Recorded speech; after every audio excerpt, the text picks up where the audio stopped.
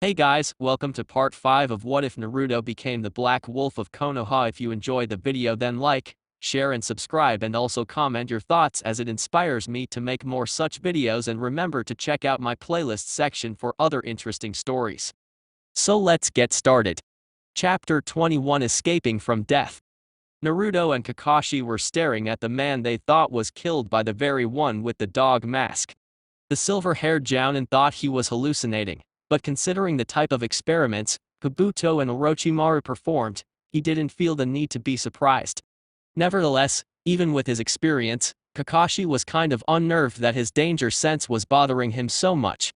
Kabuto couldn't be stronger since the day they fought, now could he? The problem was that whoever apparently brought him back from the dead would have other intentions than simply giving the man a second chance in life. It didn't help that this feeling was familiar to both Kakashi and Naruto, as they always felt it upon being close to someone under the influence of the cursed seal. Naruto for his part was watching Kabuto's unnerving and rather sick-looking smile with a frown. This was the man that caused a lot of trouble to Konoha. Even in death, the man can be a pain in the ass. Watching his partner from the sideline, he was surprised that Kakashi was using sign language to communicate with him. And since Naruto pretty much memorized the signs, he understood what Kakashi wanted to say. According to his partner, Kabuto was still unaware of Naruto's identity, hence why he was addressing exclusively to Kakashi and not both Anbus. That meant that while fighting, the blonde couldn't afford to use any skills that would alert Kabuto, so no Kage Bunshin and definitely no Rasengan. "I saw you die by own hands, Kabuto, but it seems Orochimaru had other plans for you," commented Kakashi, earning a sinister smile from the snake's second in command. "Indeed you did, Kakashi, however Orochimaru-sama was most displeased with this predicament, hence why he used his technique to bring me from the dead. That means more fun for us, since we could continue from where we stopped, and don't think it will be as easy as before, though I was amazed at the time that you managed to defeat me in such a brutal manner," smiled Kabuto before he turned to the other Anbu member in deep contemplation. Kabuto knew never to underestimate a shinobi above the rank of Jounin, mostly because the last time he did so, he was dead from a very powerful Raton attack Kakashi used. Therefore, if this other shinobi was as good, or either as experienced as the copy nin, Kabuto would have to be wary of his movements. The stance alone was already unnerving, his trained eyes could tell. It showed nothing but confidence that his skills would be able to land the killing blow. "I've managed to beat you once and I will beat you once more. You should have used this opportunity Orochimaru gave you and live longer. Now your mistake will be your downfall. Be prepared," said Kakashi, before he took out his ninjato and charged against Kabuto with impressive speed while Naruto was just watching from the sideline. Another aspect of the message was that he would participate in this battle as backup. Kabuto saw the attack coming and evaded when the time came, surprising Kakashi because he was relying on the Sharingan to predict the man's movements. The moment he passed Kabuto, Kakashi slipped a couple meters forward, before focusing chakra to his feet for propulsion. He was facing Kabuto's back because of his movement and was about to land the killing blow when Kabuto vanished from sight for 1 second, before appearing next to the copy nin, while aiming his chakra scalpels at Kakashi's chest. He would have landed the attack if he didn't have to dodge a couple of apparently elemental shurikens on the verge of slicing him in several pieces. Doing a major backflip, Kabuto then looked at Kakashi's partner and saw him holding the snake hand sign, meaning he was the one behind the attacks. He didn't have much time to ponder the situation, because Kakashi was hot on his tail 1 second later. The Jounin did some hand signs before placing his hands in front of his mouth as he exhaled. Katan Gaokakyu no Jutsu Fire Release, Grand Fireball Jutsu. The incoming fireball, although immense, was nothing Kabuto couldn't dodge, just by using his plain agility. However, as he was preparing to evade the incoming attack, he sensed a major shift in the wind, before looking with wide eyes that the incoming fireball nearly doubled in size. The man had the decency to curse his luck as he had to channel chakra to his feet in order to escape the attack. He managed to evade in the end, but not at the cost of burning his legs, because of it. Immediately healing the damage, not because of the pain, which by the way he didn't feel, Kabuto landed on the ground and once more looked at Kakashi's partner for a while. The major shift in wind was not naturally caused, but rather it was chakra orientated. This, he wasn't expecting at all. Wind users were dangerous, especially in close to middle range, so if the man was far from the battle, that only meant that he was acting as backup for Kakashi. Kakashi saw that Kabuto was focusing on Naruto and took the opportunity to land a powerful kick in the man's chest, thus sending him flying straight towards some trees. He, then, turned to Naruto and smiled at the boy. He understood the meaning behind being Kakashi's backup as he managed to save the copy nin from having his inner organs severed by Kabuto's attack. Also, the occasional power adding to Kakashi's katan techniques proved to be valuable against Kabuto. What troubled him, though, was the fact that Kabuto's different regenerative abilities. He was pretty sure that the improved fireball would turn his legs to crisp, but when he saw it, it was like the attack never happened. Usually, Kakashi would be able to see the damage being healed slowly, but now it was faster. Orochimaru's Edo Tensei, Resurrection to the Impure World technique, was reported by the Black Ops Anbu that witnessed the snake using on the Sandaime Hokage, and they very well saw that even though Sarutobi managed to blow the resurrected bodies of the Nadeim and Shadaime Hokage to smithereens, it would heal over and over, just like Kabuto. It didn't take long for Kabuto to appear in front of Kakashi as he adjusted his glasses, so they wouldn't fall off his face. Nice, Kakashi. Just what I expected from someone like you. Although that partner of yours saved your life once already and I have yet to reach my fullest capacity, smiled Kabuto, earning a snarl from Kakashi. Not much could piss him off these days. He participated in the war against Iwa and had to endure a lot of deadly situations. However, what he hated most was the opponent's unpredictability. For some reason, the man in front of him just wouldn't leave this plane of existence, and Kakashi feared that Orochimaru made some modifications to his body.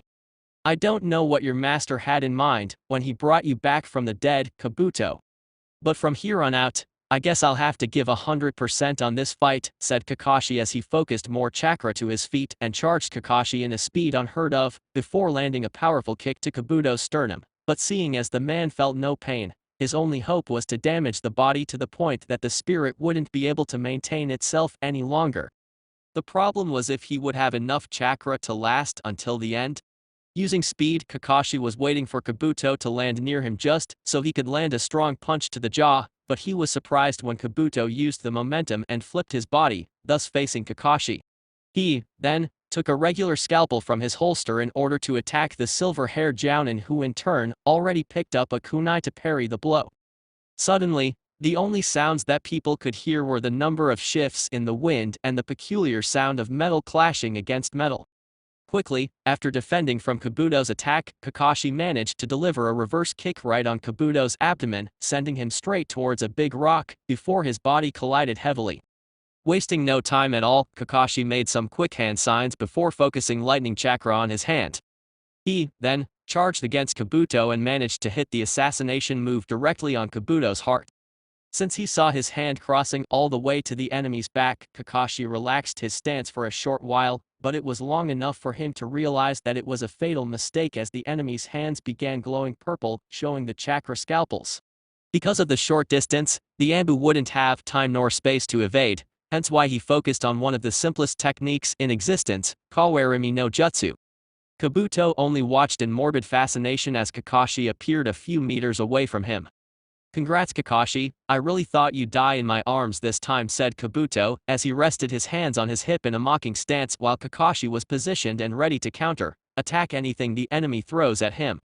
Suddenly, though, the sky became dark and immediately thousands and thousands of lightning emerged, ready to strike Kabuto at any time. Because of the Sharingan, Kakashi remembered this genjutsu and smiled at the chance Naruto was giving him. This time, he would make sure to cut off the enemy's head, while he was occupied with Naruto's technique. Kabuto for his part wondered about the sudden change in the weather, before he adjusted his eyes to the enemy. The man was surprised for a moment, because of the fact that the lightning were passing through Kakashi like they never existed in the first place, but then he realized it was an illusion and he managed to dodge just in time to avoid Kakashi's kunai from severing his head completely. After jumping back a bit, Kabuto took another look at the other Anbu, since he knew Kakashi didn't have the time nor the skills to cast a genjutsu without Kabuto realizing. That little partners of yours is getting on my nerves, Kakashi. It seems I can't deal with you alone, so what do you say I get to spice things up a bit, said Kabuto, before sudden black markings appeared all over his body, making Kakashi flinch in fear.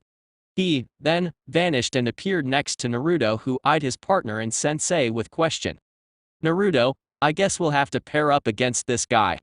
He just activated a cursed seal, so that's what Orochimaru wanted with Kabuto. Get ready, we're fighting together, stated Kakashi, earning a nod from Naruto before he unleashed his katana. For a moment there, I was beginning to think you didn't need my help, Kakashi smiled. Naruto, even though the fact that we're now facing a very powerful enemy.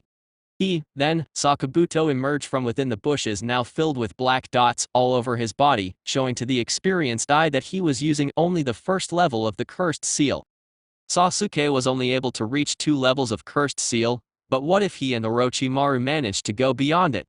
Asked Naruto, while looking at his sensei, who in turn never took his eyes off the enemy. But the fact remained that Kakashi was very troubled with Naruto's wonderings. The cursed seal in itself, it's already a powerful and deadly weapon, and with the second level of the cursed seal, a skilled shinobi would be nearly unstoppable. So, what about the third level? Kakashi considered his sanity, then trying to respond the question, he conserved his brain power to think of valuable strategies to be used against Kabuto. At the Hokage's office. The Hokage was busy going through some reports like usual. Naruto and Kakashi were still due to return from their mission, and it kind of got the blonde worried about their safety. The mission they undertook was an assassination mission, plain and simple. Get in and get out. However, it's been 2 days already and not a word from them. Assigning someone to go after them would be completely against the rules, as Anbu-level missions worked in a different way.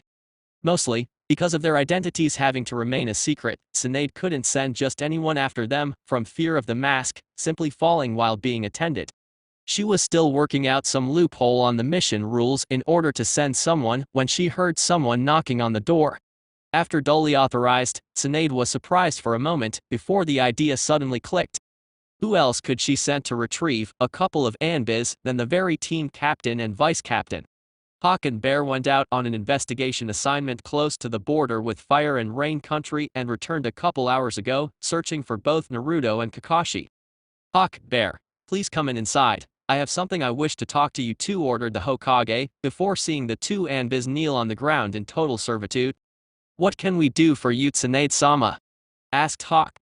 A couple days ago, I sent Black Wolf and Dog to a mission to a village near Wind Country border in order to take care of a missing nin that was terrorizing a village there.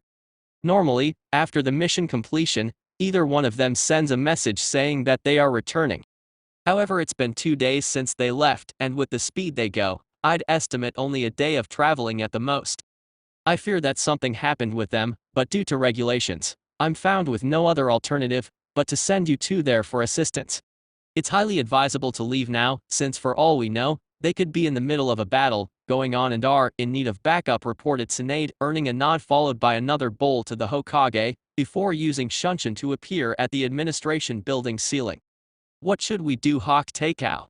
Asked Bear as he sent his best to the comrades they are about to rescue. According to the Hokage, it's normally a day of traveling in the direction of the border between Wind and Fire Country, so we must hurry and reduce this time, ordered Hawk, earning a nod from Bear as they dashed through the rooftops until the gate was visible. Once passing the gates, the Anbis used their skills to further increase their speed by channeling chakra to his feet. The exact same time, the feet lands on the treetop, thus having more propulsion towards the next incoming tree. Back with the fight. Because of the cursed seal level 1, Kabuto's speed increased tenfold, which was causing some trouble for both Kakashi and Naruto to keep up. Right now, Naruto managed to land consecutive katana attacks, landing a few cuts to Kabuto's abdomen, before Kakashi came and landed one roundhouse kick straight on the man's head, sending him flying a couple of meters, before he used his legs to force his stop. Immediately, Naruto placed his katana back at the holster and started making some hand signs for Suton Hanryu, water release, destruction current jutsu. Kabuto was suddenly engulfed by the sudden tidal wave, crashing down his head, while wondering about the fact that the man just used a Suton attack. Suddenly, he sensed a different source of chakra, but it was too late as the sudden electric current courtesy of Kakashi's attack sent 1,000 bolts to Kabuto's inner organs, damaging them quite a bit. Black Wolf, this is serious. He is only at cursed seal level 1 and he's already giving us trouble because of his healing abilities. "We'll have to step things up a bit," said Kakashi, while seeing the results of their coordinated efforts. "Wouldn't it be better to save our chakra for the further levels of the cursed seal? At level 2, he will be stronger, faster, but his mind won't be the same. He will begin to attack head-on without thinking of the consequences. I don't even want to think that he can reach a third level," reasoned Naruto, earning a nod from Kakashi, as it surely wouldn't be a nice thing if they were out of chakra and Kabuto could still use another level of the damn seal. The pair had to cut short their conversation since Kabuto just casted a strong genjutsu on them, but it didn't take long since both Anbu managed to dispel early enough for them to dodge Kabuto's chakra scalpels. Naruto, now focusing some wind chakra to his blade, did a backflip and sliced the air with as much force as he could handle. By doing this, though with the additional wind chakra for the technique propulsion, Kabuto looked on in shock to see the huge arc of wind coming right after him before cutting him in half. Kakashi would be shocked by this level of skill in Kenjutsu if the situation wasn't so dangerous. However, though, he had the decency to curse Orochimaru for this technique as he saw Kabuto's body pretty much join together. He, then, jumped where Naruto was standing and whispered his plan to the blonde. Then, the two began their respective sequence of hand seals. Katan Kyryuuden, Fire Release, Fire Dragon Projectile Jutsu. Foden Rapushao, Wind Release, Gale Wind Palm Jutsu. Immediately, the two elemental beams joined, and with it, not only the beam of fire was bigger, but also it was faster, thus hitting Kabuto dead on his chest, burning him down like a crisp, as well as sending the man straight towards a river nearby. The attack was devastating, burning a couple of trees that were closer to Kabuto's position, but once more, the man appeared on top of the river unscathed, although his body was entirely burnt. Snarling in frustration, Naruto ran towards the river, much to Kakashi's protest, and made some hand signs before stepping on the river. Suton Mizu Kamikiri, Water Release, Rising Water Cutter Jutsu. Suddenly, Naruto sent the attack at Kabuto, who barely managed to evade the attack before looking back to see a tree sliced in half because of the attack. He, then, looked towards the Anbu, who by now was already out of the water side by side with Kakashi. Kabuto frowned in respect of the blonde-haired guy. Not only he was quite efficient in futon ninjutsu and his sword, but he has skills regarding Suton attacks as well. And the jutsu repertoire was simply breathtaking. Orochimaru would sure appreciate having this fellow under his command for sure. However, he needed to kill Kakashi, and if the blonde stands in the way, he would have to be killed as well. "Well, Kakashi, I was actually hoping to get rid of you with only the first level of the cursed seal, but seeing as I can't land a hit on either of you, how about we spice things a bit?" asked Kabuto as he activated the cursed seal level 2. His skin was darker now and two horns appeared on each side of his head. Spikes also appeared on his back, like the extension of his spinal cord. His clothes were ripped to pieces. During this transformation, Naruto and Kakashi were seizing their options right now. Going head-on against Kabuto now was ludicrous, since both his speed and strength nearly doubled. However, they could perhaps maintain a certain distance from the man, thus forcing him to make a mistake if Naruto's theory about the second level of the cursed seal proved to be right. Suddenly, Kabuto exploded forwards the two Anbis, but Naruto beat him to it by holding the tiger seal for a genjutsu called Kakuenyu no Jutsu, Journey into Black Darkness Jutsu. In seconds, Kabuto's world turned to darkness and he couldn't see a damn thing. Kakashi, however, seized the opportunity and took his ninja toe to slice the man into pieces. Unfortunately, because of the second level of the cursed seal, Kabuto's body was hardened, thus the only damage Kakashi was able to inflict were a couple of bruises on Kabuto's arm. "Nice try, Kakashi. This is a very strong genjutsu. But since you can't deliver the killing blow, it's kind of useless." "Kai," whispered Kabuto before the daylight suddenly appeared, showing the two Anbis in front of him and the blonde guy holding the tiger seal. Choosing to attack him instead, Kabuto charged against Naruto, who kept waiting until the enemy reached his position before he focused chakra to his feet and legs, increasing his agility while landing wind-charged katana attacks. Naruto managed to slice one of Kabuto's arms, but as usual, the arm would just join with the body once more. Snarling in frustration, Naruto twisted his body and raised his foot up to the enemy's hand, thus landing a reverse kick on the guy's neck with force. Normally, the sound of a neck breaking meant someone was dead, but in this case, Kabuto wasn't even fazed by the attack. Picking a couple of scalpels from his holster, Kabuto threw all of them at the blonde, before smirking in satisfaction as all of them managed to hit the target.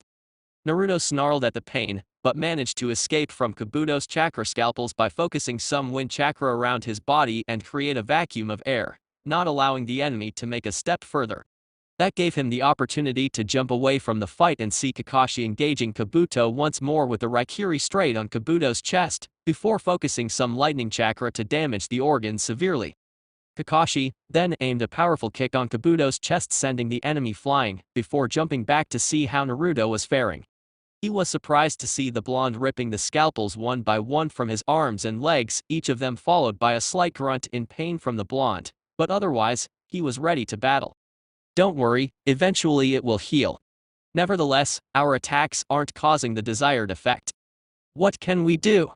Asked Naruto, earning a sigh in contemplation from Kakashi.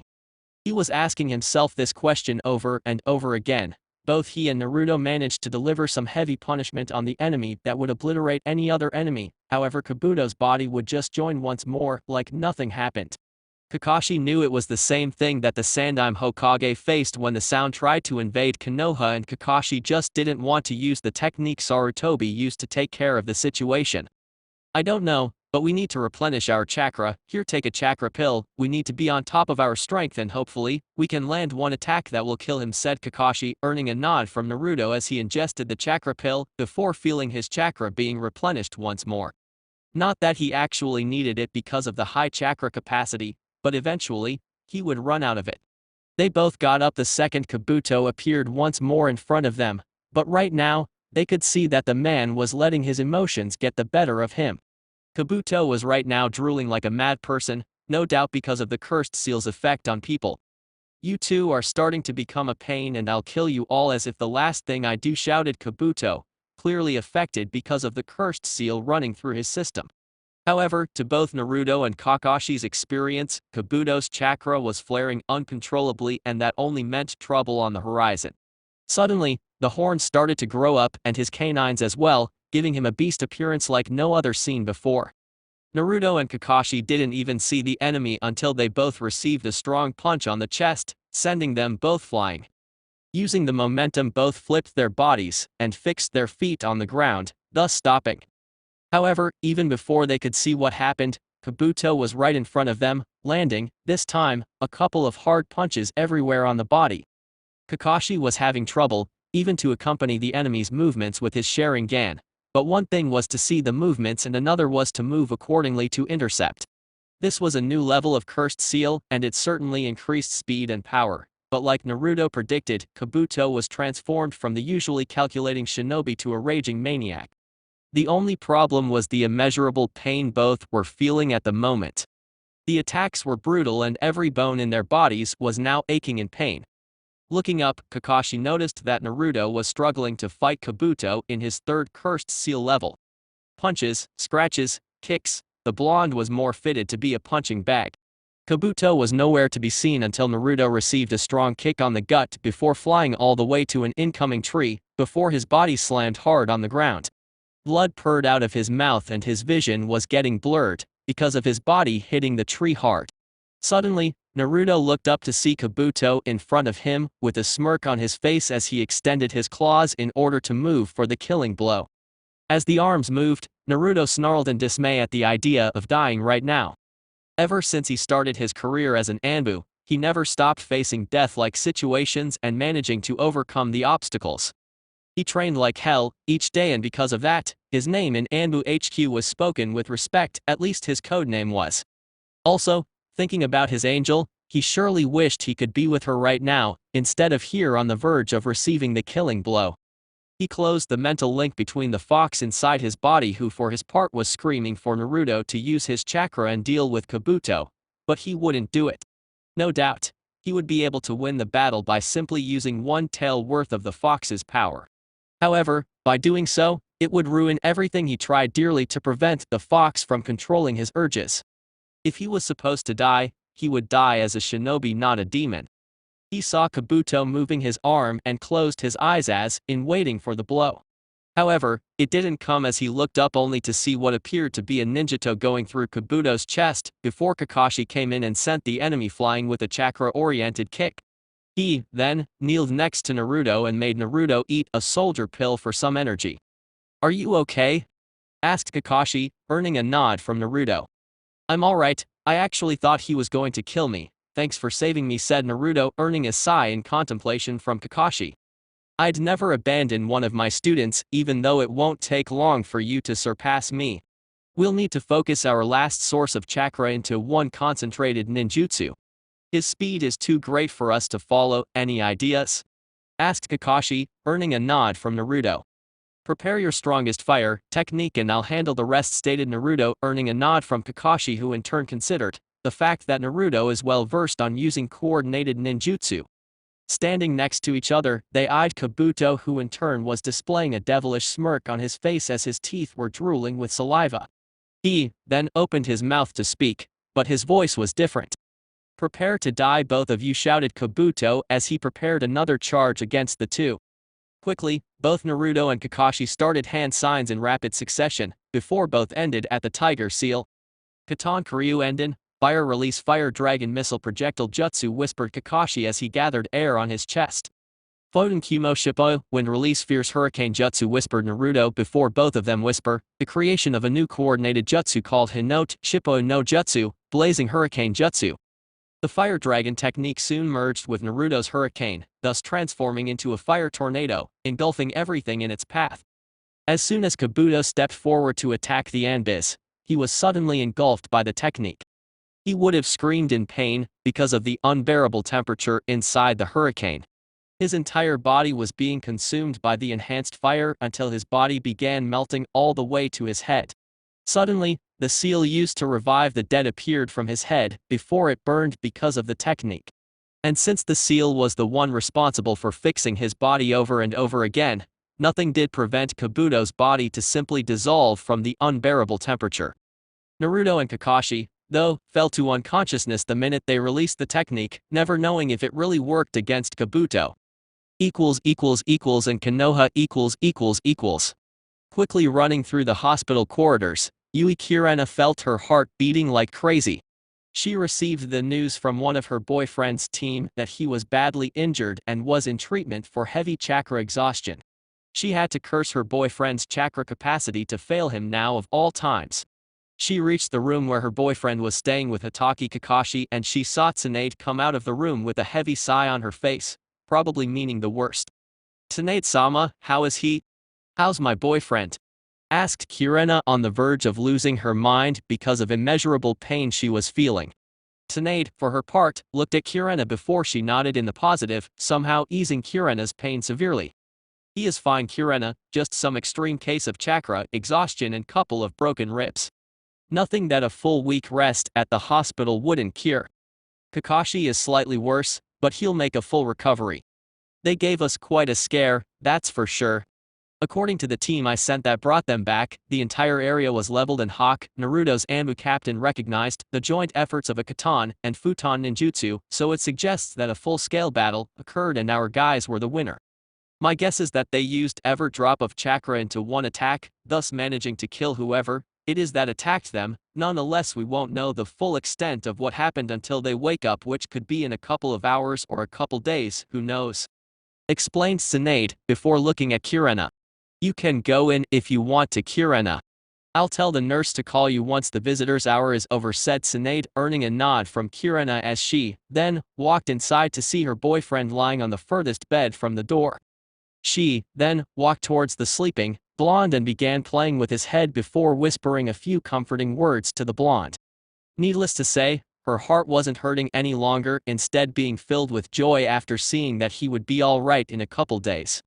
Nevertheless, she couldn't help but worry about who was the one responsible for doing this to both Naruto and Kakashi. These two were part of Konoha's elite, and for them to be in this situation meant that the attacker was Sage level or even Cage level. It didn't help trying to think about it right now, so she just waited for Naruto to wake up so that he could tell everything that happened.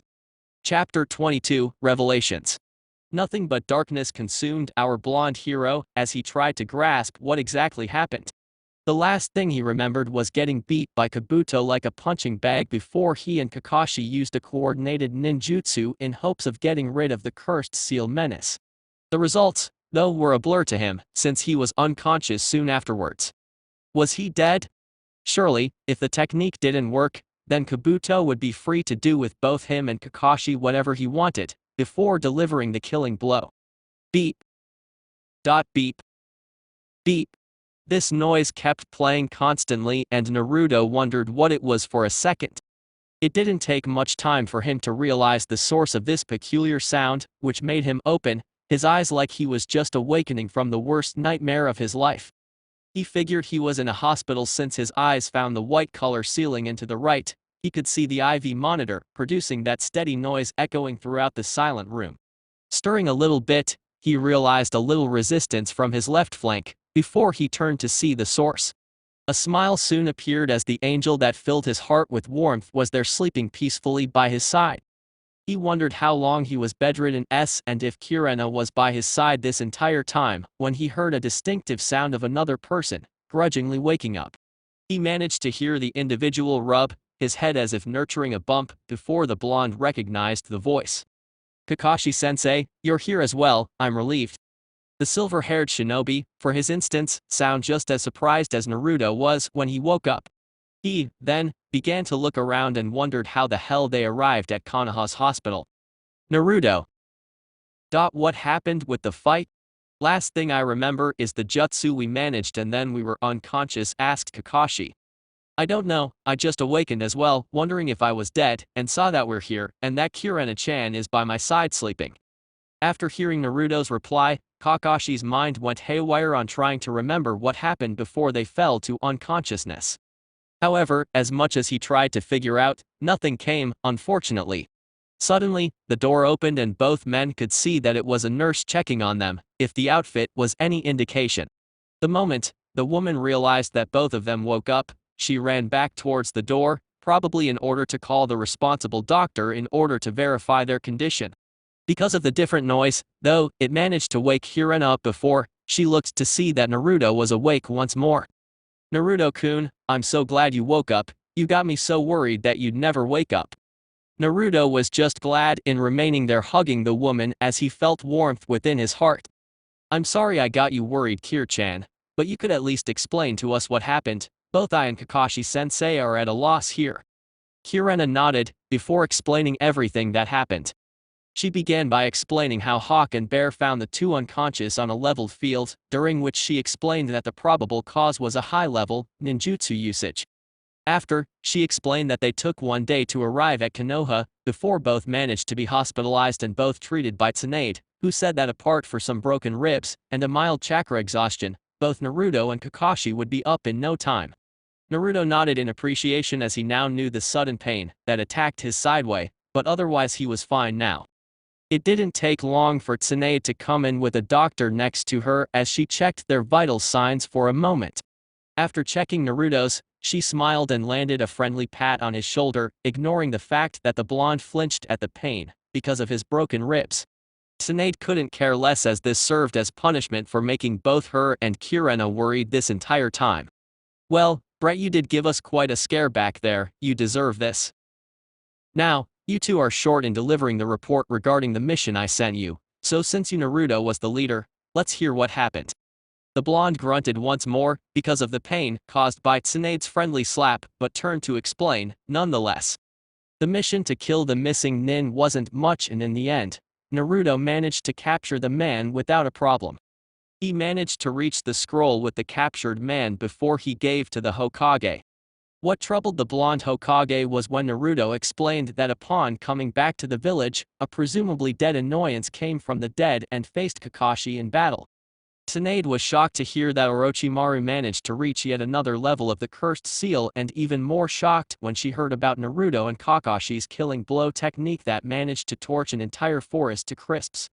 Because of the report, Tsunade explained that the mission was now labeled S-ranked because of the complication that arose. "Well, then, good job on the mission, well done. You two have the week off in order to recuperate from your wounds and be present in my office. Naruto, you have several broken ribs, but your chakra is right now stabilized. I don't know how, though, because normally chakra exhaustion takes a whole week to cure, but I guess I shouldn't be surprised."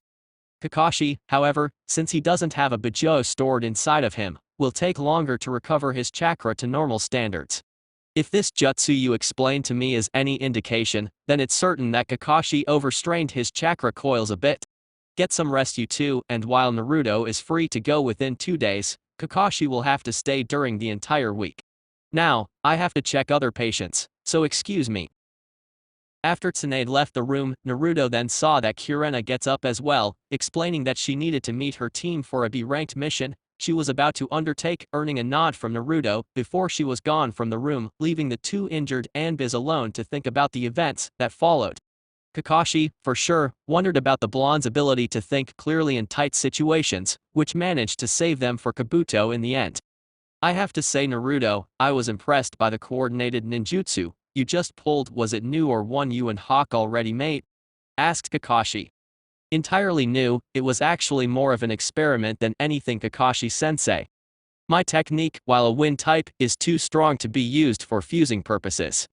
Normally, in coordinated ninjutsu, my wind technique serves only to increase the power of Hawk's fire attacks. This is the first time I used an equally potent technique to add, in the end, though it worked. However, I fear that Kabuto is just one of the dangers that the snake has in mind as of this moment.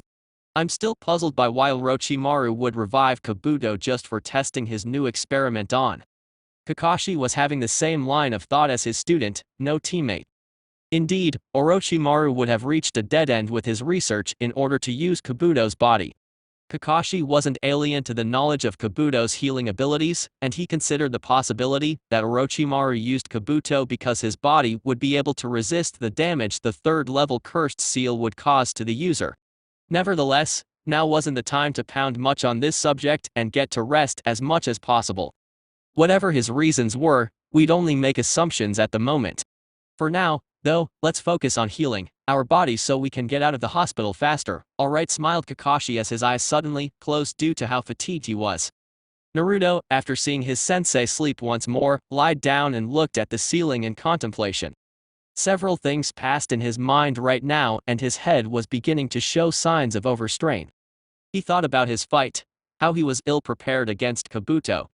He thought about how close he has been to death before Kakashi came and saved him. He remembered his angel, staying next to him until he woke up, but most of all, he remembered of his resolve in not using the fox's powers to protect himself against the enemy.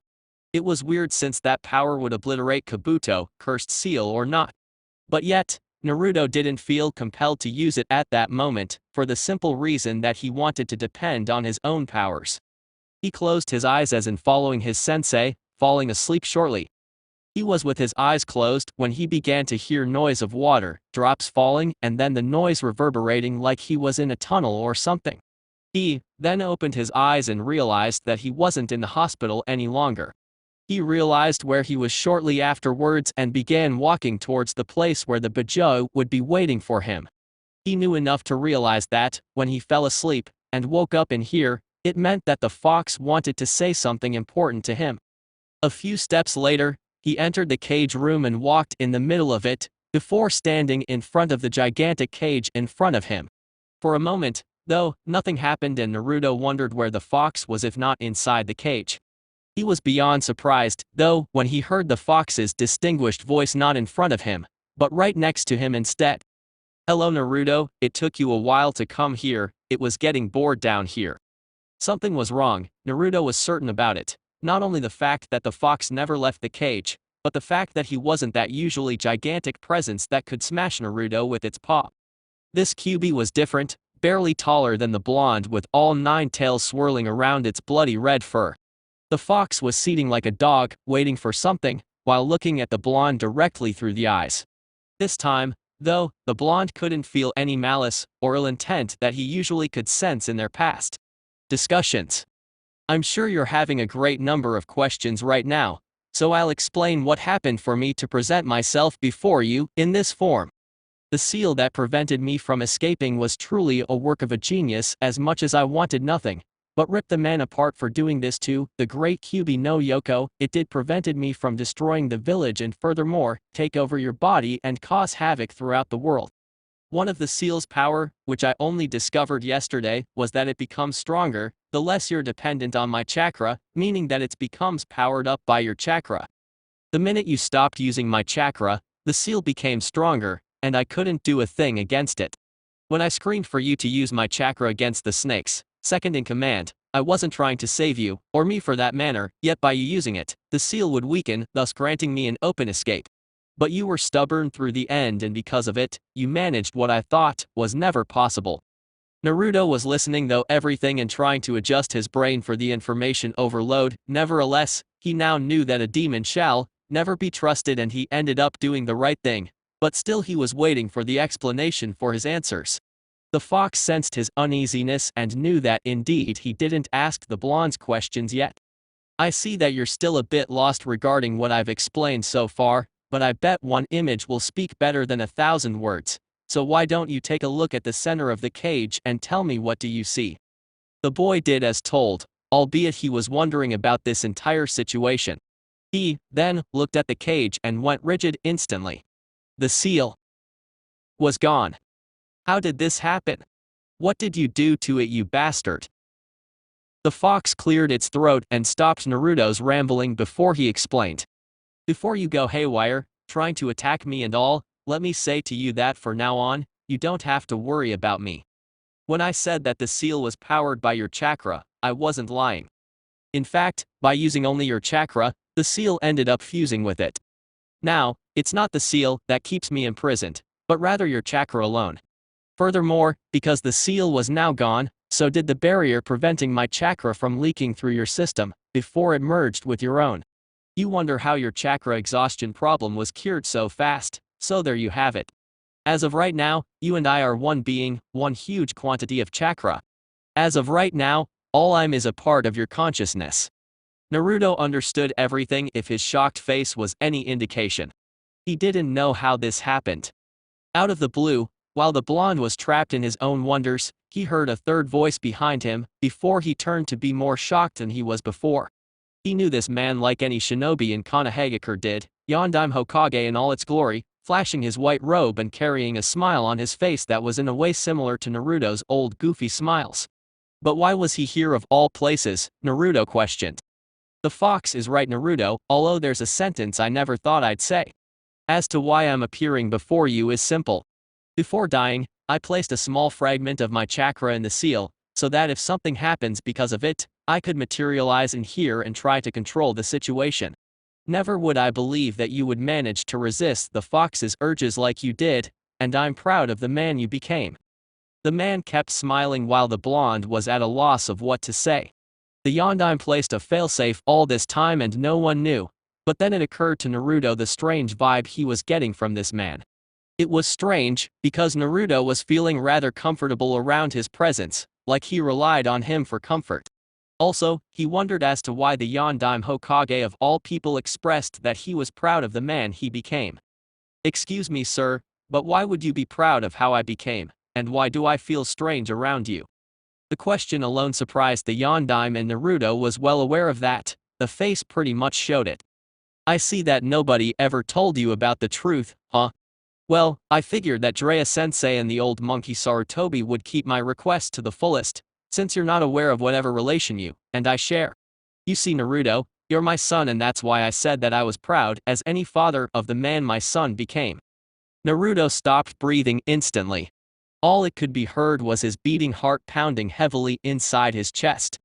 The blonde never paid much attention to whom his parents were after the Sandaime kept constantly refusing to ever tell him about it. But even if he dismissed it as non-important, the question was always there, carefully hidden for when Naruto was the age Sandaime considered adequate to hear about his father and mother. Suddenly, though, an immense ire burned within his body as he looked at the man who pretty much ruined his life and left him all alone without anyone to look out for him when he was a kid. Then, with an uncharacteristic speed, he lunged forward and landed a strong kick to Minato's stomach, before seeing as the man doubled in pain on the floor. Why did you choose your own son to beat this burden, huh? Have you any idea of the pain I went through every single day since I could remember? Naruto shouted with uncontrolled anger. Minato was on the floor, holding his stomach from his son's impressive kick, but he guessed he deserved it. He was present through his son's life, even if just watching from the seal placed in Kyuubi's seal. He knew how much hatred the boy had to endure from those who mourned the loss of their loved ones by the Kyuubi, he knew about the unbearable nightmares that plagued his son's mind every time he went to sleep, and he knew his son's hardships regarding his shinobi status from lack of proper training when he was at the academy. But at the time, he knew the reason why Naruto was his choice to bear this burden, as the pain of the kick subsided enough for him to get up and look at his son in the face. Naruto, I know that you're angry at your old man for what I made you go through, but please know that at the time, I didn't have much of a choice in the matter. While Minato explained, he was somewhat intrigued by those yellow feral eyes even though he already knew about them, but he continued nonetheless. The fox was ravaging the entire village to pieces, and I just couldn't ask for any parent to hand in their son or daughter to handle the burden, so I entrusted it to you, my son. I asked everyone to treat you as the hero that saved the village, and I know that very few people ended up treating you as one. As Minato explained with a heavy heart the reasons, Naruto's expression was relaxing somewhat. He remembered when he told Kakashi that the Yondaime chose him for this burden because he believed Naruto was capable of nurturing the demon. But Naruto was much of a human to demand explanation for growing up pretty much alone. I also asked those loyal to me to keep this information from you in hopes that my enemies wouldn't seek retribution for what I did against Iwa in the last Shinobi War. So, don't blame them for not telling you about me before. If you want to blame someone for it, then blame me for it. I admit I was pissed when I found out. All that I repressed while growing up in hopes that it would go away with time, everything was bottling up that when you told me this, my control wasn't strong enough to hold me for lunging at you, and for that I'm sorry. I ended up accepting the Kyuubi's burden and also accepted the fact that you considered me worthy of handling the fox. I'm sorry for my actions earlier, said Naruto with a solemn look on his face for his actions. His old man, though, only smiled at the blonde, and his pride was evident. If it's someone who needs to apologize for is me, Naruto. Now, I don't have much time here, since you managed to overcome my chakra with yours, but I wanted to talk to you for a moment, get to know my son. What you say? Naruto smiled. For the first time in years, he showed a genuine smile at finally meeting the man that gave birth to him. Then, father and son started chatting about Naruto's life, which included his Anbu position, his team, and certainly his new girlfriend. Minato was surprised with Naruto's companion, simply because of the fact that the woman was his age when he passed away, but he could see how much love his son had for this Kurenai person, so he didn't pressure the subject.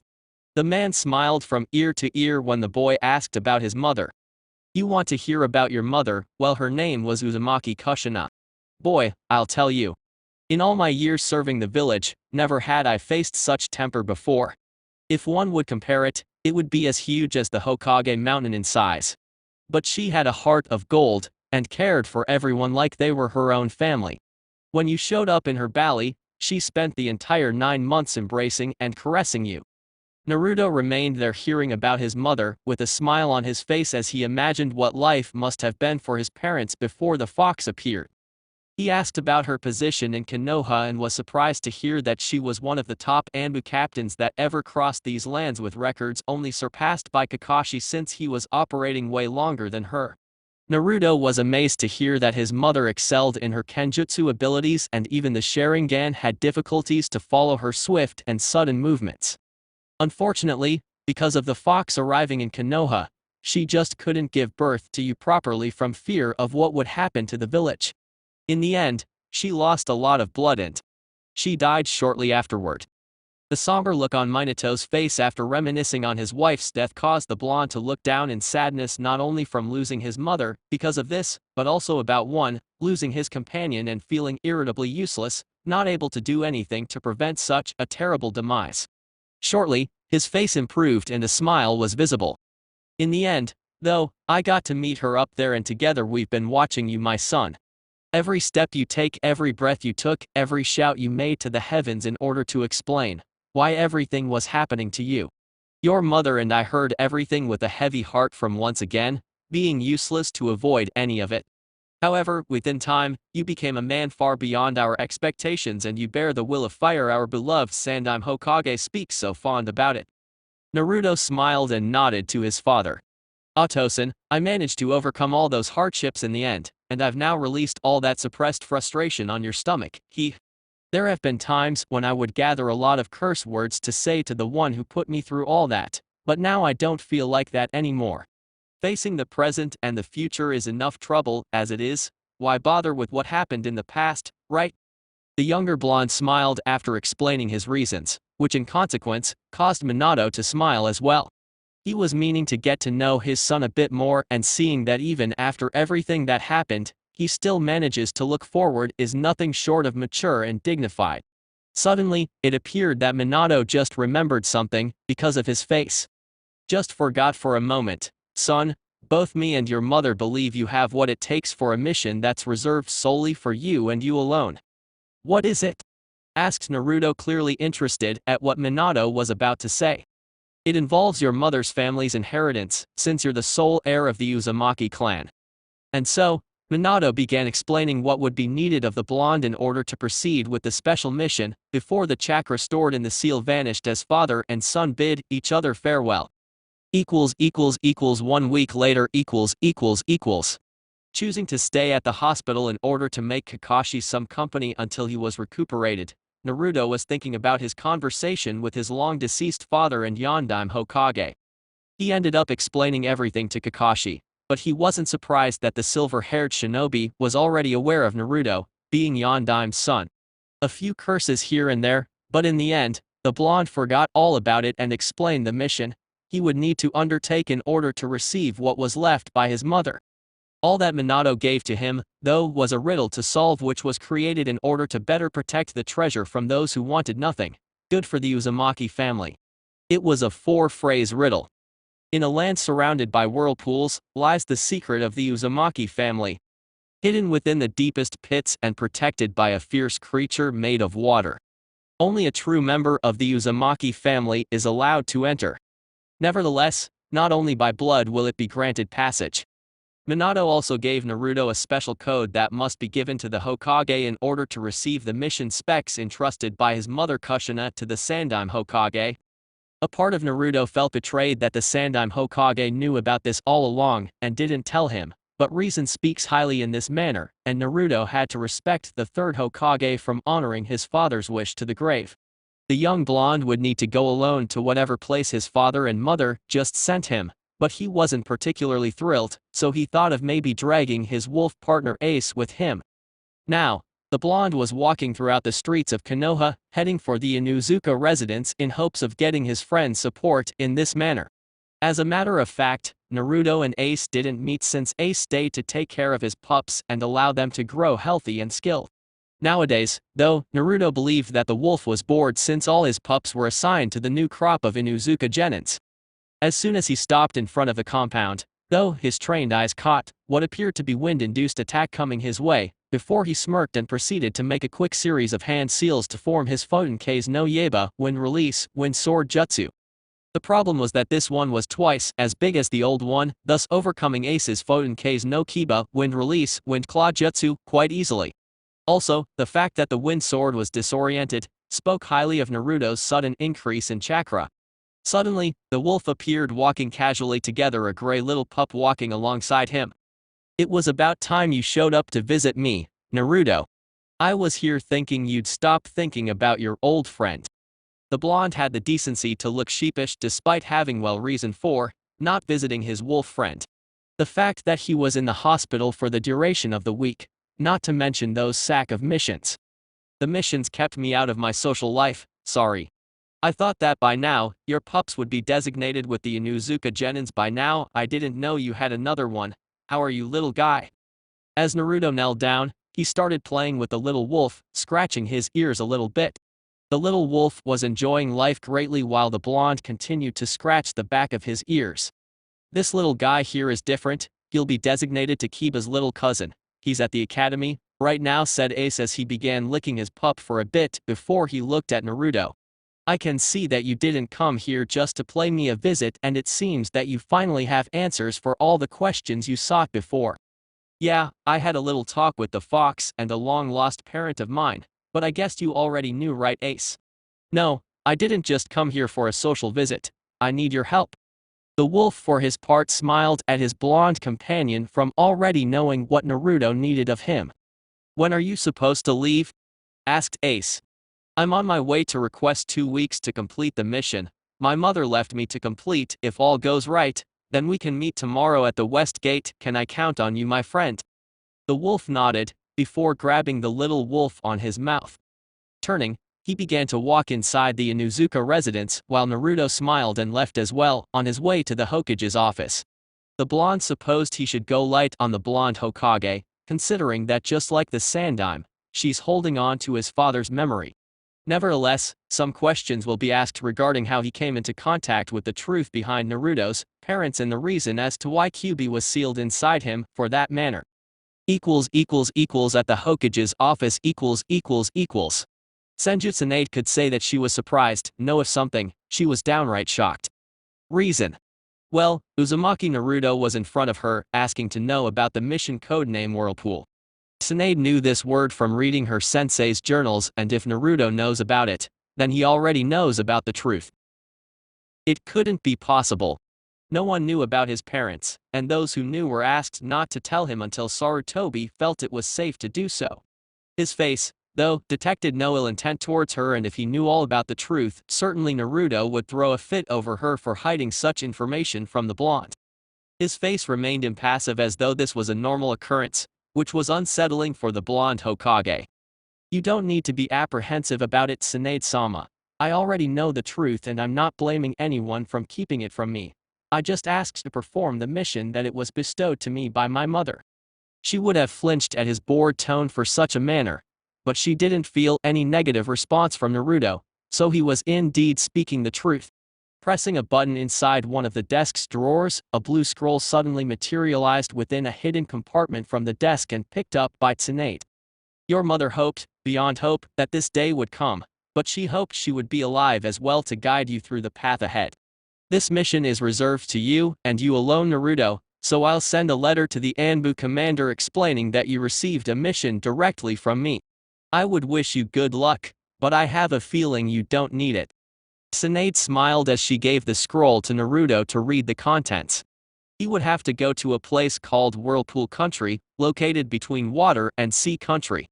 In a land surrounded by whirlpools, lies the secret of the Uzumaki family.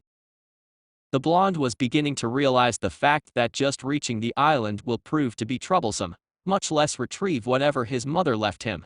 He bowed to the woman in front of him, before taking his leave at the door, but Tsunade called him. "Naruto, I want you to know that," said Tsunade. "Once more, you don't need to worry about it, Tsunade-sama. I'm not angry at anyone for upholding this information. I've already unleashed my frustrations on the person who started all this. Have a good day." Tsunade was, then, left dumbfounded while wondering what Naruto meant by unleashing on the person who started all this. Wait. Who started all this was the Yondaime. She gave up instantly in trying to understand the blonde enigma. Suddenly, two people Tsunade never thought would approach her, unless it was a question of national security at the very least. Anbu Commander Yamato and Anbu Black Ops Commander Ibiki standing in front of her, and for unknown reason, but Tsunade felt inclined to believe that this concerned the blonde that just left the premise. And what would you know? She was right. "Okay, let me get this straight, you both are here, before me requesting to promote Anbu Team 5 to the Black Ops, do explain your reasons for such and I'll consider. This particular team is responsible for many accomplishments within the Anbu ranks, and I would find strange for you, Yamato, to consider dismissing such a fine team under your charge." Tsunade knew much of the Black Ops department to know that their principal activity is running the intelligence department, as well as the village leader's protection at all times. But what intrigued her to no end was why Ibiki took an interest in a full assault squad like Team 5. Those four belonged to the front lines, not behind some desk analyzing papers. Yamato, for his part, almost felt inclined to agree with the Hokage, but his Anbu department wasn't only consisted of one team, and as such, his subordinated needed to know that, while Team 5 has shown incredible results, they are equally important to the village. "I'm well aware of their achievements, Tsunade-sama, but the Anbu organization consists of more than just Team 5. I also happen to know that this team specializes in open combat, but both Hawk and Dog have experience at the intelligence department. Bear and Black Wolf are fast learners of what it takes to operate in the shadows," said Yamato. "Also, Tsunade-sama, my organization is understaffed right now, and I believe Team 5 will be a fine addition." With Dog's Sharingan and Hawk's quick wits, certainly the team could provide some information that can save us in the future, said Ibiki. Tsunade heard both of them and began to think about it. Surely, it would be a good idea to test this team in different scenarios, and indeed Ibiki recently complained about the lack of personnel to assist him in the intelligence department. Nevertheless, she didn't like to take Team 5 away from the field since they were responsible for ridding Konoha of a great number of potentially dangerous enemies. I'll allow the promotion, but regarding this particular team, we'll have to compromise the two organizations. Surely, you Ibiki deserve a worthy platoon to lead, but Team 5's presence in the field is too valuable. As such, it will be required of them to be on the front lines when requested by the Hokage. Are we in agreement? After both nodded, Tsunade approved their joint petition and started rubbing her temples with more paperwork to solve. She just hoped Naruto wouldn't kill her for doing something like this. The boy was 1 year short on completing his required service for the Anbu forces, and 1 year at the Anbu Black Ops would serve to complete his training to become a full-fledged jounin next year. At night. As soon as the sun disappeared from view, Konoha was filled with lights all over the place. Naruto chose this moment to wander around the village for a while. People went up and down left and right, smiling, talking, presumably without a care in the world. The blonde was due to find Kurenai to talk to her about his mission to Whirlpool Country, and he was a little afraid that she would be angry at him for not wanting her to go with him to this mission. Suddenly, she heard her voice nearby and turned to see the love of his life in the dango stand talking with her once genin team, and apparently Mitarashi Anko was there as well. As he approached the place, unsurprisingly, Kiba and Akamaru picked his scent. Shino got the information from his bugs, and Hinata was already aware of his presence. The only one unaware was Kurenai, since Anko was seated, facing his direction. As he approached further, he could hear the topic of discussion as being a mission they just returned from. Kurenai, though, was surprised when someone out of the blue appeared behind her and kissed her on the left cheek. She was instantly surprised for a moment, before she recognized the set of lips that landed the kiss, and smiled before looking up to see her boyfriend smiling at her. "You must improve your senses, Kir-chan. I just sneaked past you. Hey everyone, how's going?" As Naruto greeted everyone, Kurenai smiled and pointed for Naruto to grab a chair and join them, to which Naruto nodded and sit by her side. "So what's the talk about? I hear it was a mission that failed. What happened?" Kiba snorted in dismay and kept mumbling stupid clients and stupid lies, but Kurenai filled in the blanks. "We had a B-ranked escort mission towards Marsh Country. The client lied to us saying that only bandits were after him, but apparently a whole team of Iwa shinobi was after the man. 3 of them managed to corner us, while the 4th and the 5th captured the client, thus the mission was a failure." Naruto nodded and remembered about that old drunk Tazuna doing the same thing. "Yeah, my genin team encountered something like this. It was a C-ranked mission, being labeled a ranked, simply because one of the 7 swordsmen of the mist Momoki Zabuza wanted the client's head. If it wasn't for Kakashi-sensei, then the mission would be a complete failure. Safe to say, we were lucky to leave with our heads glued to our necks. I'm just glad none of you got badly hurt, although from the smell of blood, Kiba and Hinata were badly hurt on the knees." The team would have been surprised for the blonde's assessment, but the failure of the mission happened to strike their ego. But Kurenai, Shino and Anko looked at Naruto suspiciously. Naruto could be a tough Anbu member, but his nose isn't similar to the Inuzuka's in order to sense the smell of blood and, worse, know exactly where the wound was. Nevertheless, the conversation went on and on until they left the table and Naruto went to Kurenai's house to sleep there. At Kurenai's house, Lemon, you've been warned. Straight after closing the door, Kurenai went to her room to change her mission clothes. Naruto spotted some blood stenches and wondered if the blood was hers or the enemy's. After questioning, she explained that it was the enemy's, from trapping a man in a genjutsu before cutting his jugular. Naruto was at the living room waiting for his girlfriend to get more comfortable. Within minutes, Naruto was left speechless and drooling at the sight of his gorgeous girlfriend, wearing nothing but red lingerie, without ushering him inside her room with her finger. Naruto didn't need to think twice as he got up from the couch and followed Kurenai to her room. Once she closed the door, she immediately locked it, since Anko could appear any time, before engaging in a fierce and passionate kissing with her boyfriend. Her excitement only grew when Naruto, while enveloping her on a hug, took her to the bed before falling on top of her. The room temperature was slowly rising as Kurenai asked the blonde to take his clothes off, before she began to massage his chest slowly while licking her lips in anticipation. Also, since Naruto was looking at her with a smile on his face, spoke highly of his intentions to satisfy her to the fullest, and she loved to see it. "You don't know how much I missed this, Kure-chan." Naruto, then, started to lick the woman's wonderful skin, starting with the neck as he worked with his tongue. At this time, Kurenai forgot every bad thing that happened at the mission and just relaxed while feeling the blonde's weight on top of her, as in protecting her from outside threats. When Naruto went south to her chest region, her hormones began to kick uncontrollably, ending with her total surrender to the blonde's urges. He would lick one of her tits while using his hands to massage them gently, but yet arousing. "Oh yeah, Naru-kun, you know how I love when you do this, please don't stop." The woman was in total bliss, not at all interested in knowing that Anko was already in her living room, adjusting the couch to sleep. After a few tender moments with her tits, Naruto went south once more until he reached Kurenai's sensitive area. Immediately upon feeling the blonde's tongue down there, Kurenai shivered and she could already feel her inner walls getting tighter in delight. The problem was when Naruto began the ministrations, which earned a squeal in delight, while bending her body, losing total control of her urges. She was a mess in control right now, and the only thing she managed to do was to caress his golden hair, which proved to be even more arousing as her inner walls was beginning to surrender under the pressure. Suddenly, she began to lose her breath, and all Naruto could hear were murmurs for him to continue. It wasn't long until she began to moan harder and harder, and her inner walls ended up succumbing to sheer ecstasy. Afterward, she jerked her head with force to her pillow, almost satisfied, as Naruto appeared on top of her once more, but this time he was naked with his member showing, wanting some action on his own. The woman, almost unconsciously, widened her legs as in sending an open invite for Naruto to do with her as he so pleased. The blonde smiled and then positioned his member before thrusting inside, earning a delicate moan from Kurenai.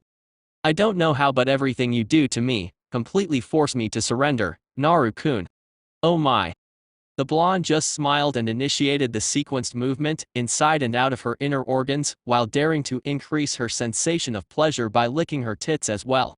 Only Naruto knew that Kurenai's tits were her sensitive spot, and the blonde was exploring every bit, much to her never-ending delight.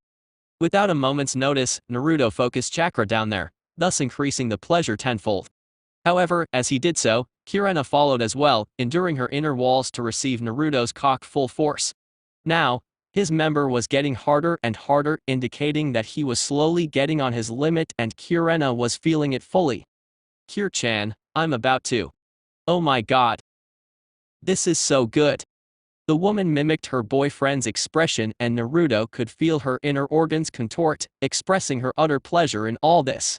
Both managed to come the same time, and since Naruto was wearing a condom, Kurenai didn't need to worry about getting pregnant as an outcome. Not that she minded, of course, because right now, she was feeling his member fully inside her, and it was a feeling like no other.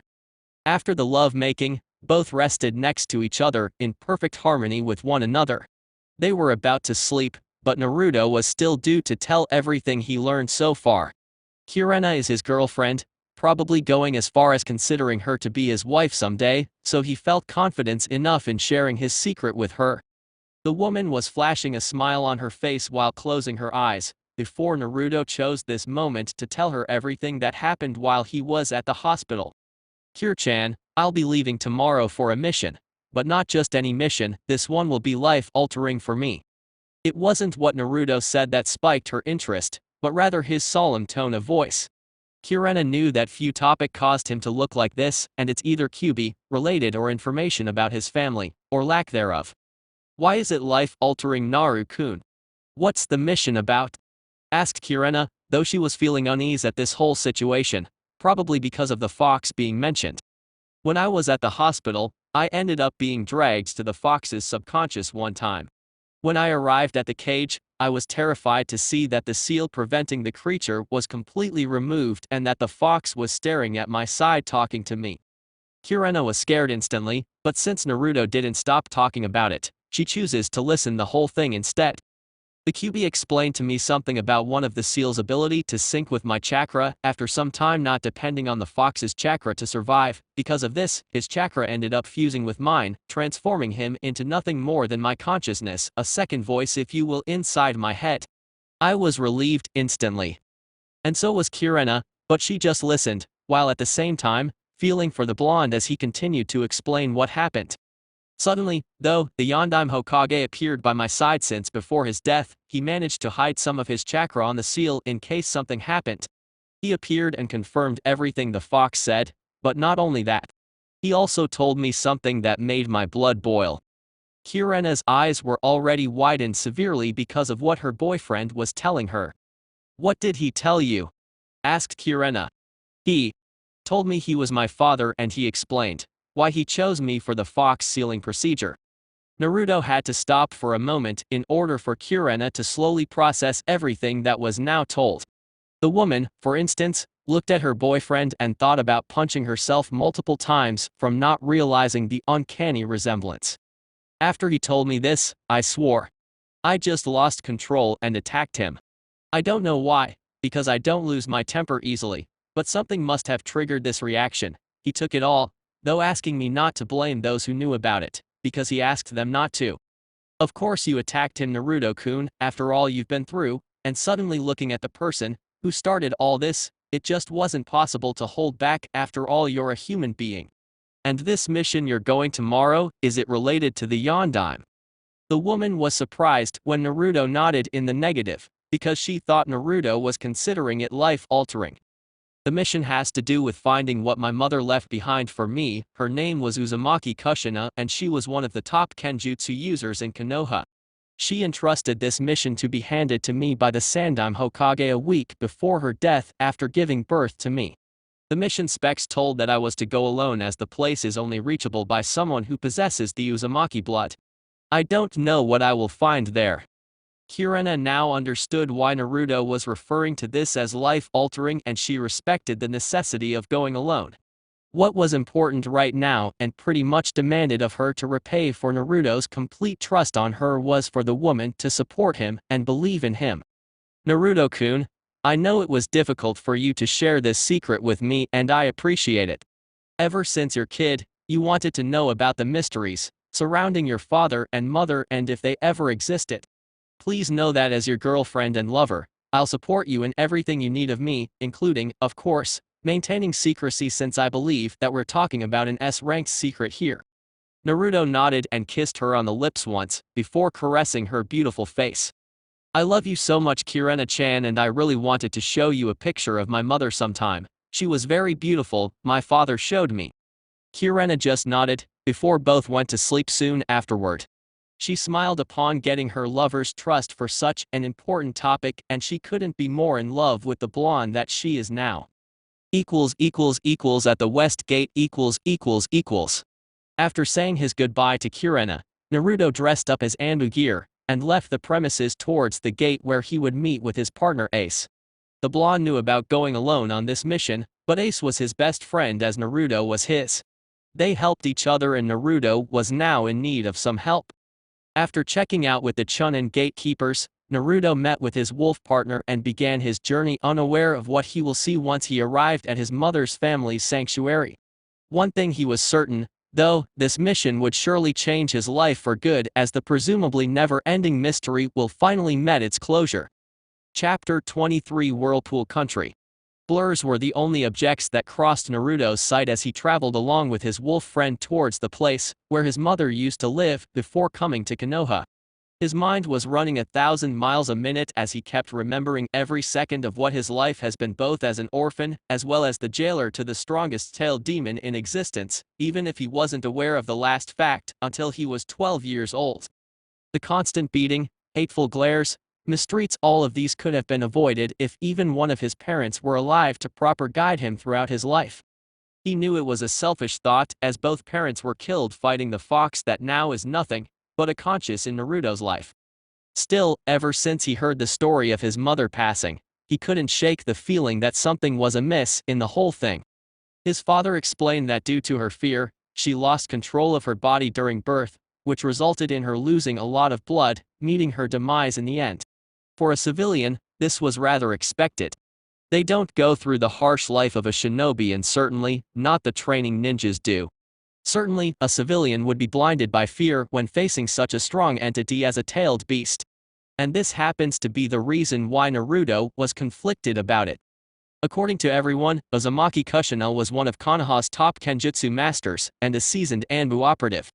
So for her to suddenly lose control like this, something was amiss in this ordeal, and Naruto couldn't shake the feeling that someone might have something to do with her demise.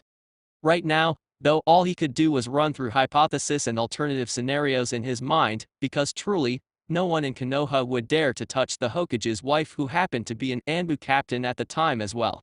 Her room would be guarded at all times by Anbu personnel ordered by the Hokage, aka his father. As an Anbu, it was hard not to hear comments here and there about a different faction, apart from the Anbu and even the Anbu Black Ops division. The Root division, as the blonde heard about, was secretly commanded by Danzao, an old war hawk who happens to hold great political leverage at the village council. Although no one managed to link Root to him, it was no doubt that he was behind the entire organization, much to Tsunede's chagrin, since nailing the man happens to be one of her big priorities as Hokage. Just as Naruto was about to think about the possibility of his mother being murdered, Ace's voice reached his ears and awoke him from his daydreaming. "Naruto, let's take a break by the sea a couple miles from here. In a few miles, our path will be surrounded by water, so we have to conserve our chakra." The blonde nodded as they dropped on the ground for some jogging, before the beach became visible. According to the mission scroll, in order to reach the Whirlpool country, Naruto would have to cross a good 10 miles on top of the ocean until they arrived at the island, which happens to be surrounded by whirlpools. Thing was that across the path indicated in the map, Naruto managed to pass undetected by some patrols from Kurogakure, since he happened to be located between water and sea country. What was strange was that the mission specs never mentioned that he would be entering in either water or sea country's territory, which means that he would need to pay even more attention to his surroundings until he reaches the ocean. In no time, man and wolf stepped on the beach as they stared at the horizon in hopes of seeing their target, but to no avail. The weather was humid and a heavy fog prevented their vision.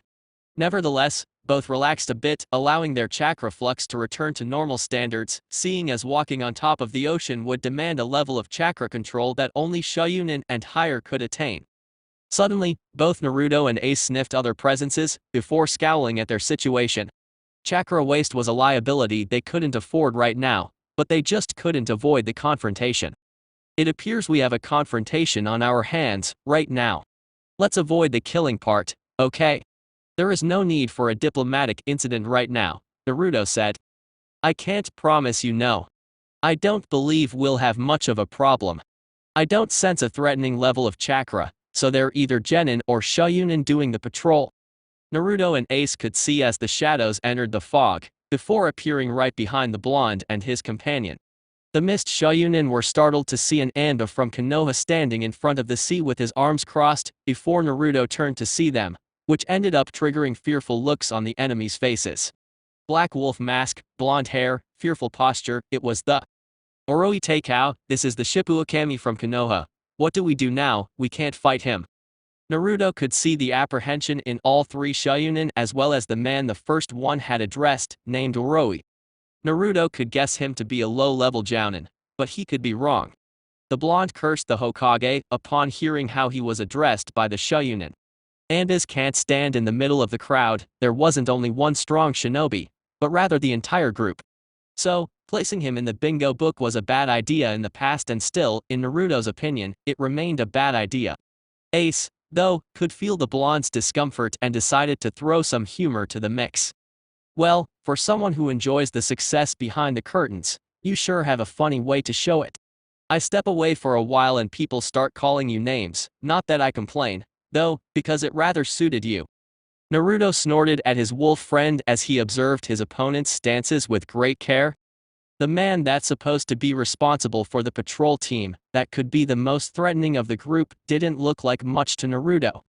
Standard Jounin attire with gray, flak jacket and kunai holster strapped on each of his thighs, and the fact that Naruto's new senses could perceive his muscles tensing every now and then showed that he was hesitant to both attack or flee, meaning that a confrontation was unavoidable.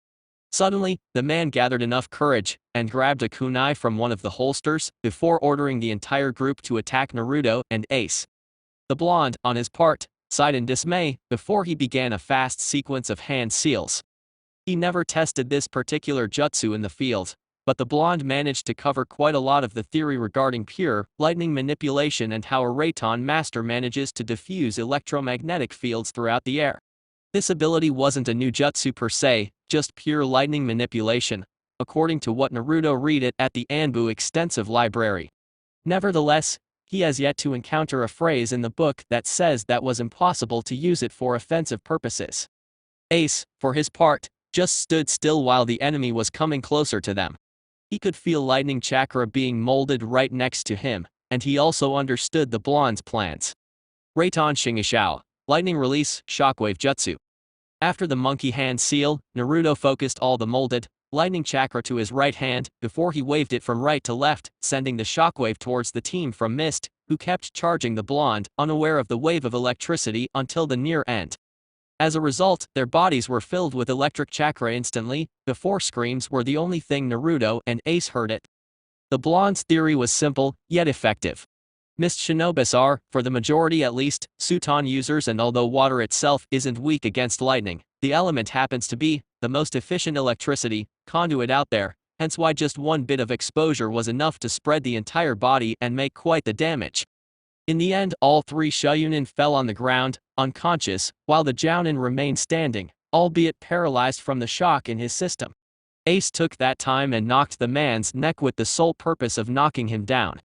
That was problem solved, in Naruto's opinion, but another one soon followed, as the team would surely report his presence inside their territory, which could cause a big headache for Konoha, not to mention the fact that he would have to explain, not only to his Anbu personnel, but to the high officials that composed the village council, what the hell was he doing here of all places. Fishing deep within his jutsu arsenal, Naruto remembered of a jutsu that every Anbu must learn for interrogation purposes.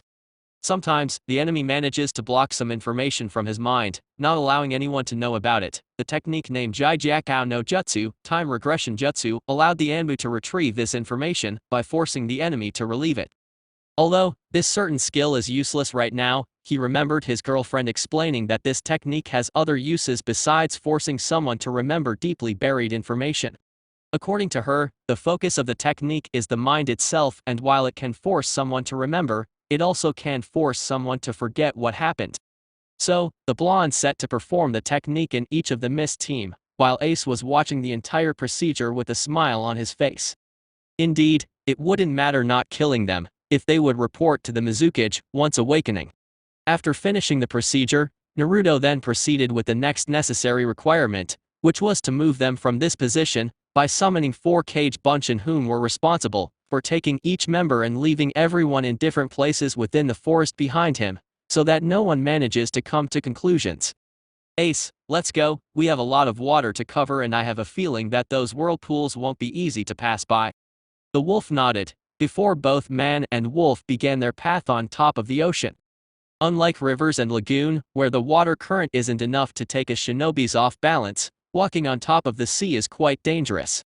The theory behind water walking is to maintain a constant flow of chakra out the soles of the feet, aiming for balance on the water surface, but on top of the sea there are a great number of variables that have to be taken into account, such as the water currents, the waves that messes with the water level, the strong winds, etc. The blonde, though, kept walking like nothing happened, which showed how much his chakra control improved over the years, even with the sudden increase of chakra capacity thanks for the fox's chakra mingling with his own. While we walk, Naruto, I'd like to talk to you about the whirlpools. While similar to water walking, you have other variable to worry about, and I suggest you pay attention, otherwise you'll be sucked in, and certainly you wouldn't want that. Ace began the conversation as Naruto paid close attention. Indeed, he would have to figure out a way to cross the whirlpools that surround the island. Now, the principle is the same. You keep an even flow of chakra out of the sole of your feet, but even by doing this, with how the water moves, it will eventually drag you to the center and you'll be royally screwed. The secret is to increase the amount of chakra, while still maintaining the level of control as you proceed on your path.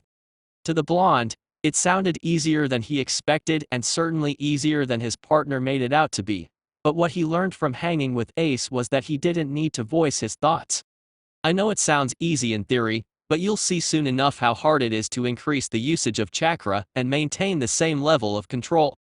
Naruto snorted at his friend, but he couldn't help but nod at the wolf's assessment. Increasing chakra and on the same time, maintaining the same level of chakra control is exhausting to say the least, and since they will be winded from the path before they arrive at the whirlpools. For now, though, all they could do was walk on the water, since everywhere he looked was water and only water. Eventually, the blonde passed through some small islands, which happened to be a blessing, since the blonde could recover from the fatigue in his chakra coils. It was one island in specific that called his attention as he heard a strange noise, followed by explosions. The specific island was wide enough for a small beach to form as Naruto stood on top of the highest peak. Looking down, he could see what appeared to be wooden-made boats, with sails strapped everywhere, and he noticed the black objects that were responsible for the noise he heard. Pirates. Naruto suddenly turned to his wolf partner in question, before he explained it further. Being located near the ocean, both water and sea country have one major enemy, and yet no one was able to get rid of those imbeciles called pirates. As you can see, both Kirigakure Shinobis and Sea Country Samurai Force are down there, trying to sink that ship, but with no avail, since those ships are reinforced with protective seals, which strengthen the wood's resilience to damage. The blonde watched as an impressive display of Suton Jutsus being thrown against the boat, but still the boat's exterior didn't suffer much damage.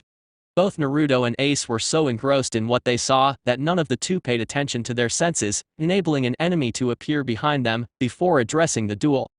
May I ask what Konoha is doing in this region, because I'm fairly sure your territory ended near Wave Country. The voice indicated it was female, but it was enough to shock the Anbu and the wolf as they jerked their neck to spot the menace behind them. It was after doing this that Naruto thought otherwise. It was a woman for sure, and very beautiful one as well. Green eyes looking at the blonde as in looking at the back of his head, with brown hair that went all the way down to her ankles. Her clothes were strange, since no one would say it was fit for battle. She wore an oversized black dress with fishnet shirt beneath it, which, in Naruto's opinion, wouldn't allow free movement. However, the blonde wasn't thinking much about the woman's fine curves in her looks, but rather the fact that yet another Kiri-nin appeared before him, and he had the feeling that this person was someone important within Kiri's ranks. I happened to be on my way to a mission of mine handed by Hokage-sama and stopped here to recover from the trip. The woman eyed the black wolf mask and immediately drew the same conclusions as the other nins that confronted him at the beach. You're Konoha no Shippuakami, aren't you? The blonde once more cursed his Hokage for the god-forsaken name, before he nodded at the woman, while at the same time studying her movements in order to understand any possible attack intent. Yes, I am. I'm sorry, but I don't know who you are. I don't keep much track of the bingo book, Naruto asked, but he now had a feeling of impending doom, but he couldn't quite place it, until now. My name is not important, but rather the position I uphold in Kirigakure as the village leader. The sudden stiff in his muscles was enough for the woman to smirk at the man's misfortune. Naruto, for his part, now seriously considered performing a U-turn and return to Konoha, but right now if he did that, she would think it was a trap and attack him, hence created the diplomatic incident. However, she beat him to it and changed the subject off the bat. You said, you're on your way to a mission, right? Naruto nodded as she continued. There aren't many lands on this part of the map. I wonder where your mission would take place. The blonde considered luring her away from his mission, but then considered that indeed in this path, there are only small islands and water. I'm heading to a place 5 miles from here, called Whirlpool Country. Naruto took the Mizukage's sudden shock as she heard of the place before, but continued talking nonetheless. We are looking, or rather I'm looking for an object that was left there for retrieval, and the Hokage sent me to do the job. Well, then you can just change your mind and head back to Konoha, because there is no way you will be able to reach that haunted place, spoke the Mizukage, earning a look of suspicion from both the blonde and Ace. Why do you say, haunted place? I'm sure you already aware of the whirlpools surrounding the entire island, But what you don't know are that once you manage to get into the island, strange things start to appear. I happen to know this because one of my subordinates managed to escape that god-forsaken island. He was sent there as a reconnaissance mission, and to this day, he still has nightmares of what he saw. I'm sure you won't take my words for granted, and since you're a strong shinobi, you could have more luck than he did. But take a word of advice from a stranger. Don't go there and return to Konoha. The blonde and Ace were staring at the gorgeous woman as they assessed their situation. True, Naruto already knew it would be tough to enter the place where his mother left his heirloom, as the riddle his father gave him kept playing in his mind with a low whisper. In a land surrounded by whirlpools lies the secret of the Uzumaki family. Hidden within the deepest pits and protected by a fierce creature made of water. Only a true member of the Uzumaki family is allowed to enter. Nevertheless, not only by blood will it be granted passage. He was already expecting the island to be well protected against those who seek Uzumaki. Kushina's most prized possession is this happens to be one of the reasons he called Ace to help him, that and the fact that Ace is his best friend, and he wouldn't trust any other with this responsibility. Right now, looking at the Mizukichi, his resolve was absolute as he addressed the woman with utmost conviction. Regardless what happens there, Mizukichi-sama, this isn't something I can back out from, Naruto said as he turned his back ready to leave the vicinity. Then, you'll be just digging your grave. It's a pity, though, such a fierce and respected shinobi, dead because of his stubbornness. You've been warned, Shippuokami, now I have some pirates lords to deal with, so good luck on your quest, and oh don't worry, your presence here will remain a secret with me. After all, there is no need to cause any further mishaps between inter-villages relationship, right? Said the woman, before she jumped off the cliff, probably to meet with her peers at the beach. Naruto and Ace soon started their path on top of the ocean as they passed through a great deal of islands before they looked forward. There, a considerably large island with a volcano in the middle stood at the horizon, and both the blonde and Ace could already see the water precipitation a few miles ahead, meaning the whirlpools are getting closer as they walked. In no time at all, Naruto and Ace stopped still a few meters apart from the deadly water traps that lay in front of them now. Each whirlpool was easily 50 meters in diameter, as a lone tree log that dared reach the island beach was immediately pushed to the center of the whirlpool before it sank, showing Naruto what lay ahead of him if the whirlpool walking exercise fails. Unlike any other chakra control exercise, the blonde feared that once he stepped inside one of these gigantic water hurricanes, he would have only one chance to escape out of this alive. Ace, for his part, smirked when he saw Naruto's hesitation. Indeed, this is not a walk in the park. You can't pass the whirlpools by trial and error, because one single flaw could send you 100 feet below water and you drown without even realizing it. Remember what I taught you, Naruto. You always have to maintain the chakra control as you increase your chakra. Don't ever let go, or else you'll meet that tree log's fate. The blonde nodded while taking short consecutive breaths. He needed all the concentration he could get in order to pass the whirlpools alive. Then, he opened his eyes and set his right foot on the first and larger rims of the water typhoon, before its force started acting full force in driving him towards the center. However, the blonde was prepared for this as he used chakra to stop being controlled while walking step by step on top of the whirlpool. A few steps afterwards, the blonde was feeling the strain of maintaining this level of chakra control as sweat started to fall down his face from the concentration. He felt his urges to simply stop the flow of chakra, but he just couldn't do that from fear of dying right here, so he continued with the objective of perseverance in his mind. The hardest part was already over as Naruto approached the closest area to the whirlpool's center, before he started to walk away from it. Now, just as he was about to lose control of the entire thing, his left foot managed to get out of the whirlpool, enabling him to relax his chakra coils as he now just needed to maintain a small amount of chakra to stay on top of the water. It was finished. At least the first part there is. The blonde looked back to see that Ace was still due to cross the whirlpool as well, before the wolf started its path. Upon seeing the ease in which Ace managed to pass through the whirlpool, Naruto somehow wanted to get at the damn furball for his improved chakra control. The blonde could easily get killed at each step he took, but seeing Ace was like he was having an easier time than simply walking on water. As if reading Naruto's thoughts, Ace stepped out of the last rim of the whirlpool, showing a full grin on his face as he looked to his blonde friend, who happens to be glaring daggers at the wolf for doing this so easily. You know, I'm pretty sure you know what I'm thinking right now, so spare me with the whole "I'm better than you" crap, okay? You had more practice than I did. Naruto snarled at his rival of a friend, much to the wolf's enjoyment, since this happens to be the first time since their Anbu days that they found something to compete about. Truth was that Ace won most of the time, but those few times when Naruto won, he made sure to enjoy when he could, not this time though.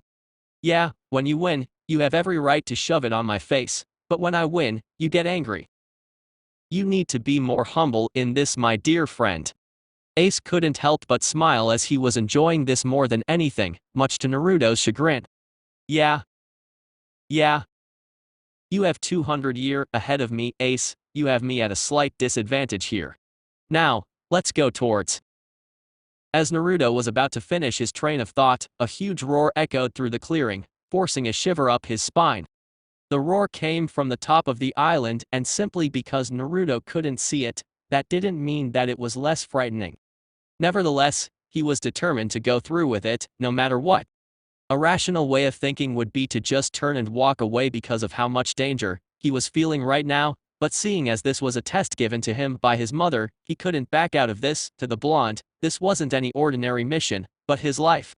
Sure, he had his girlfriend Kurenai, his friends Kakashi, Ace, Hawk, Bear, Shikamaru, Shino, but right now, all he could care about was knowing about his mother, and nothing that the creature throw at him will deter his path. Ace looked at Naruto's resolve and smiled, showing his full set of deadly sharp teeth. He knew that Naruto was scared of what's to come. Hell, that roar managed to rock even his steady resolve, but he also knew that family to Naruto was something sacred in his mind, especially given the fact that he never had any to begin with.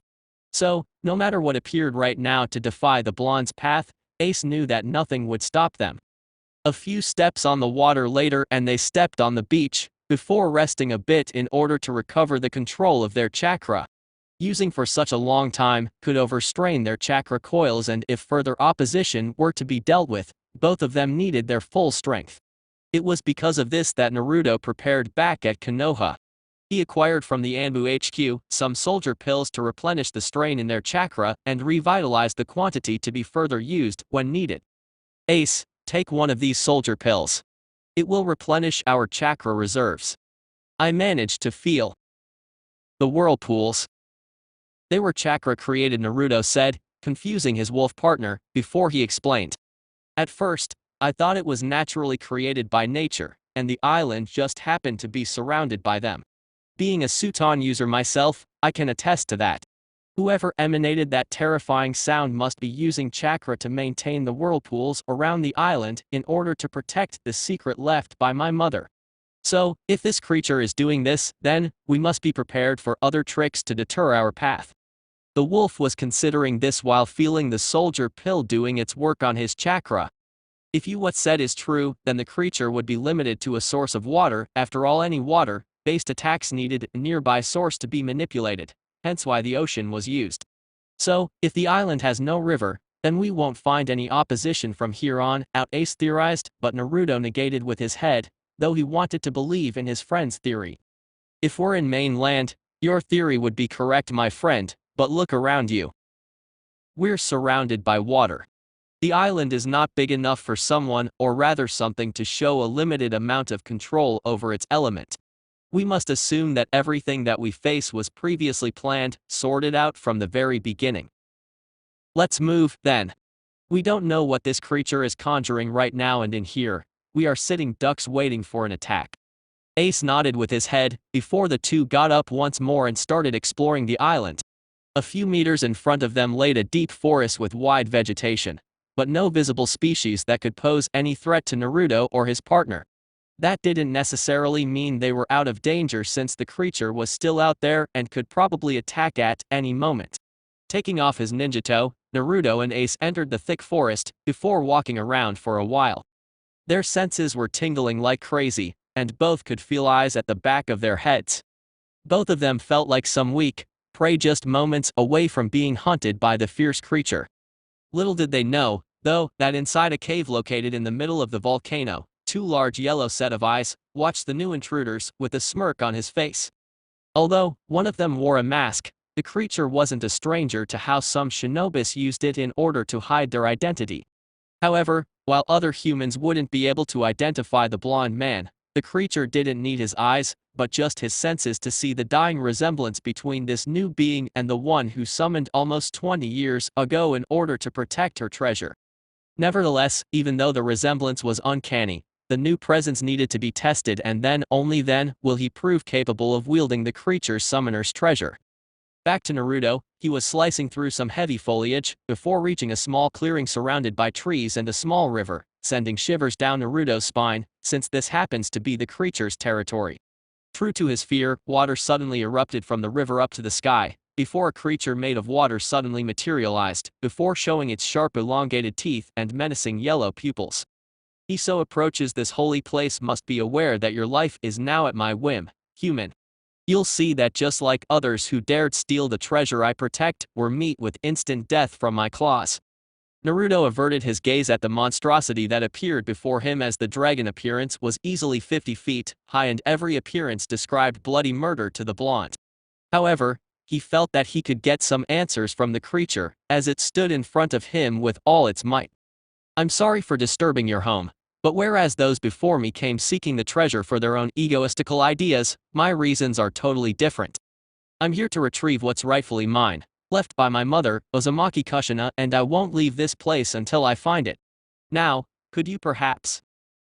Naruto was about to ask something, but was instantly silenced as the monster found in his right mind to roar at the blonde and his wolf partner once more, only this time the distance were mere inches away, obliging Naruto to feel the killing intent dead on. Silence, human. You're in no position of asking questions, nor am I in any mood to answer them. While the killing intent was enough to parry Kyuubi's in his prime, Naruto didn't feel frightened, probably from being accustomed to such feelings by the fox, but he could feel that the creature's eyes were seizing him up from head to toe, which meant that its intentions were not to get rid of him, but rather test him to see his resolve. Indeed, you do possess Uzumaki Kushina's chakra, but that alone won't take you very far in this island. The Uzumaki clan was never one for names and blood inheritance. All of them were mighty warriors who didn't back off from anything or anyone. What describes an Uzumaki? It's not the blood that's pulsing through your veins, but rather your resolve and display of willpower to face the enemy without fear. I can see great strength in you, however I have yet to see your skills. So, in order for me to give you Kushina's heirloom, you'll have to prove yourself worthy. The blonde kept listening what the creature was saying, and he considered a few things. He was sure that the creature before him was the one mentioned on the scroll. It knew, just by looking at him, that he was his mother's offspring, and also, as listed on the scroll, blood alone wouldn't get him very far, meaning that he was about to pass through a test of valor in order to determine him worthy of carrying whatever his mother left for him. That didn't matter to him, though, as constant challenges were what made his experience at Anbu, and he never once backed away from a challenge, no matter what. On mainland . After dealing with the pirates, the Mizukage and her peers appeared at the beach. Naruto encountered the Shoyunin team. They were to take another route towards Kirigakure, but one of the sensor-type ninja in her group detected a strange usage of Reitan chakra at the beach, so they sought to investigate if Kumo shinobi were inside their territory. What they saw, though, startled them, as they could see a great number of footsteps on the beach that would lead towards the forest in front of them. It only took an order from the Mizukage, before the ninjas under her command followed the footsteps' direction, before they managed to find the Shoyunin team unconscious. It took a little bit of examining before they realized that someone tampered with their minds, seeing as none of them remembered what happened prior to their scouting missions beginning. Upon hearing this, the Mizukage frowned while considering the possible attacker.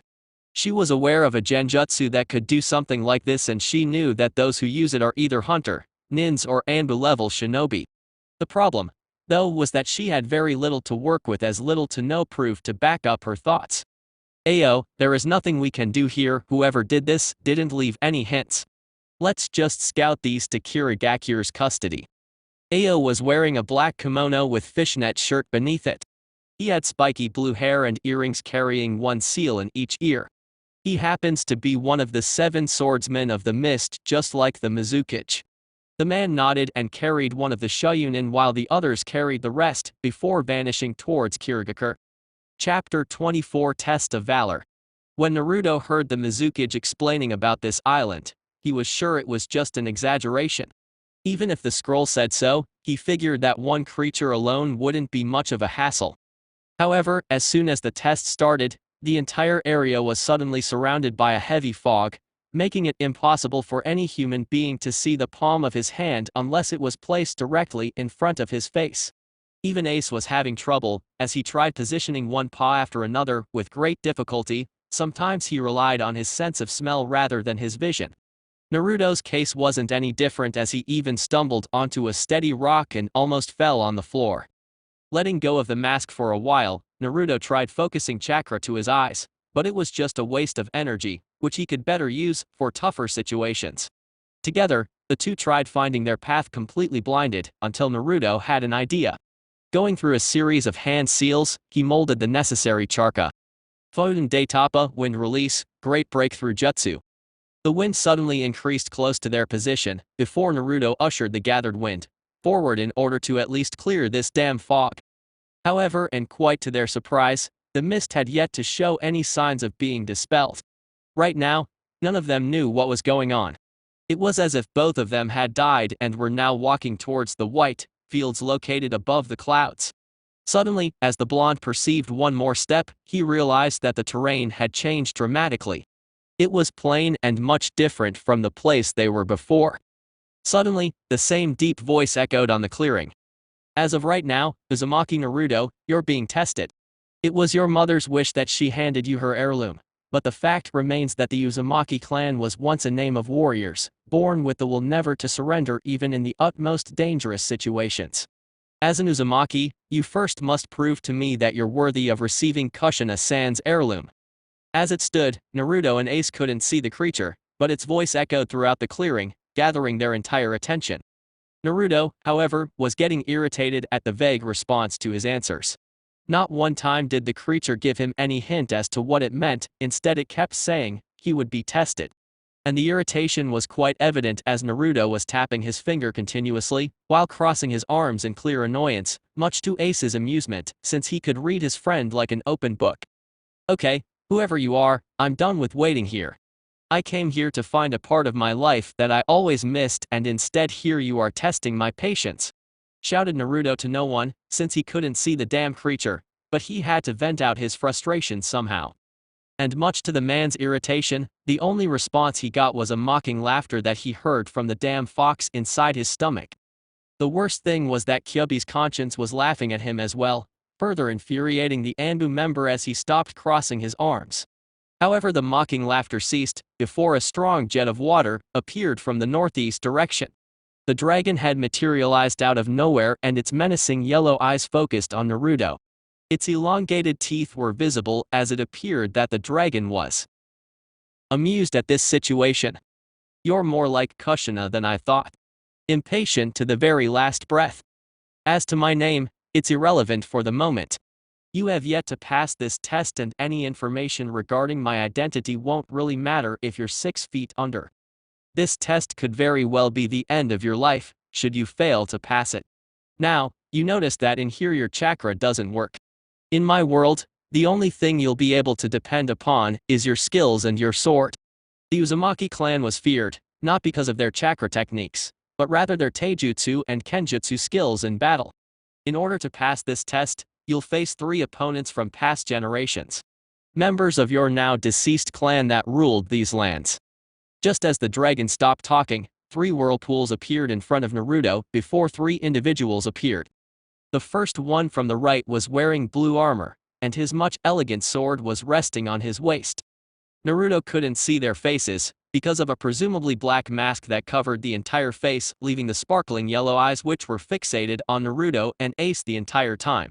The one in the middle had a green armor, and instead of 1, 2 swords rested on his waist, but one was a clear katana while other was a small tanto, nothing very threatening to the blonde as he now assessed the last one. That one was different from the other 2.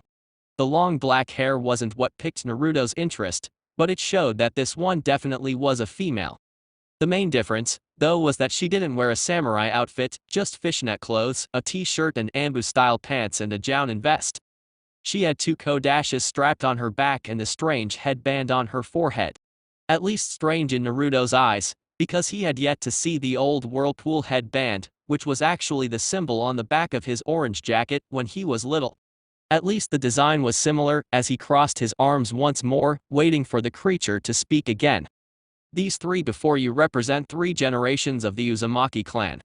Uzumaki Tenka, founder of the clan that initiated its rule amongst these waters. Uzumaki Tsurugi, Tenka's grandchild and creator of the two-sword style of fighting. Last but not least, Uzumaki Sango, first leader of the Whirlpool country in the ninja era. You'll engage them in battle and defeat them or perish under their swords. Naruto understood perfectly and studied his opponents. These 3 were his ancestors, he realized. This was the first interaction with his family he had ever had, even if one was trying to kill the other. Looking a bit more closely, Naruto realized who he had to watch out for. Uzumaki Sango was a ninja and apart from the other 2, had a different approach in battle. Samurais and ninjas were very similar and only one who knew both of them could spot the differences. Samurais prefer strength where ninjas go for speed and efficiency. The katana is a strong sword, and is hard to parry, but its maneuver capabilities are inefficient when compared to a ninja's kodashi. Plus, a ninja sometimes revert to other forms of attack like poison, illusions and element control. However, in this plane, Naruto couldn't use his techniques to their desired effects, meaning he can't depend on his chakra. However, Naruto was considering the possibility that Sango could use her chakra to its utmost potential. In other words, Naruto was screwed, and that much he knew. He was just hoping that the creature would send only one at a time, but when the 3 enemies drew their swords at the same time, he knew that was too much to ask for. Their movements were similar, yet as Naruto predicted, Sango was way more agile, hence why she arrived first to deliver a solid swipe from one of the kodashi. However, Naruto couldn't just use his sword from fear of the other 4 enemy swords impaling him while he was busy. So, he dodged the attack by rolling on the ground and assuming a taijutsu position in the meantime. Quickly assessing their capabilities was the Anbu style of thinking, and he'd learned it very well. Attacking Sango first with a sequence of punches, Naruto was surprised she blocked them all with her wrists. The blonde didn't have time to assess her mental wrist plates before Tenka appeared with a strong vertical assault from behind, forcing Naruto to perform some backflips to avoid the strike. Looking to the right, he saw Tsurugi coming in fast. Naruto let the attack reach a short distance to his face before he flipped his body with extreme efficiency and landed a reverse kick to Tsurugi's stomach. He hoped the man would fly a safe distance, but Tsurugi managed to flip his body in mid-air before landing on the ground and taking his tanto at the same time before attacking Naruto with both swords. The blonde was having trouble dodging the attacks. They were both fast and precise. If Naruto had to gauge them, their skills relied on aiming for vital points on the body. Dodging one swipe from Tsurugi's katana, Naruto jumped high into the air as Senka attacked him with a horizontal slash. At the same time, Sango threw a barrage of senbons at the blonde. Feeling the necessity of using his sword, Naruto grabbed it fast and parried Senka's attack before landing a kick on his face. The senbons were hard to dodge given his lack of movements in mid-air, but none of them managed to find its mark. When the blonde reached the ground, he saw his 3 opponents closing in on him as if trying to corner the Anbu member. Joining his hands in a familiar hand seal, Naruto summoned 3 cage bunshins to attack them, but soon after being casted, they vanished, quite to Naruto's disappointment. Crap, chakra can't be used for techniques. I have to think of something else to use against these 3. Thought Naruto as he dodged Sango's incoming kick from hitting his chest. However, when he saw the woman making hand seals, he cursed his lack of chakra as a sudden lake appeared out of nowhere. A strong jet of water rose up in the air and the blonde realized a water attack was on his way.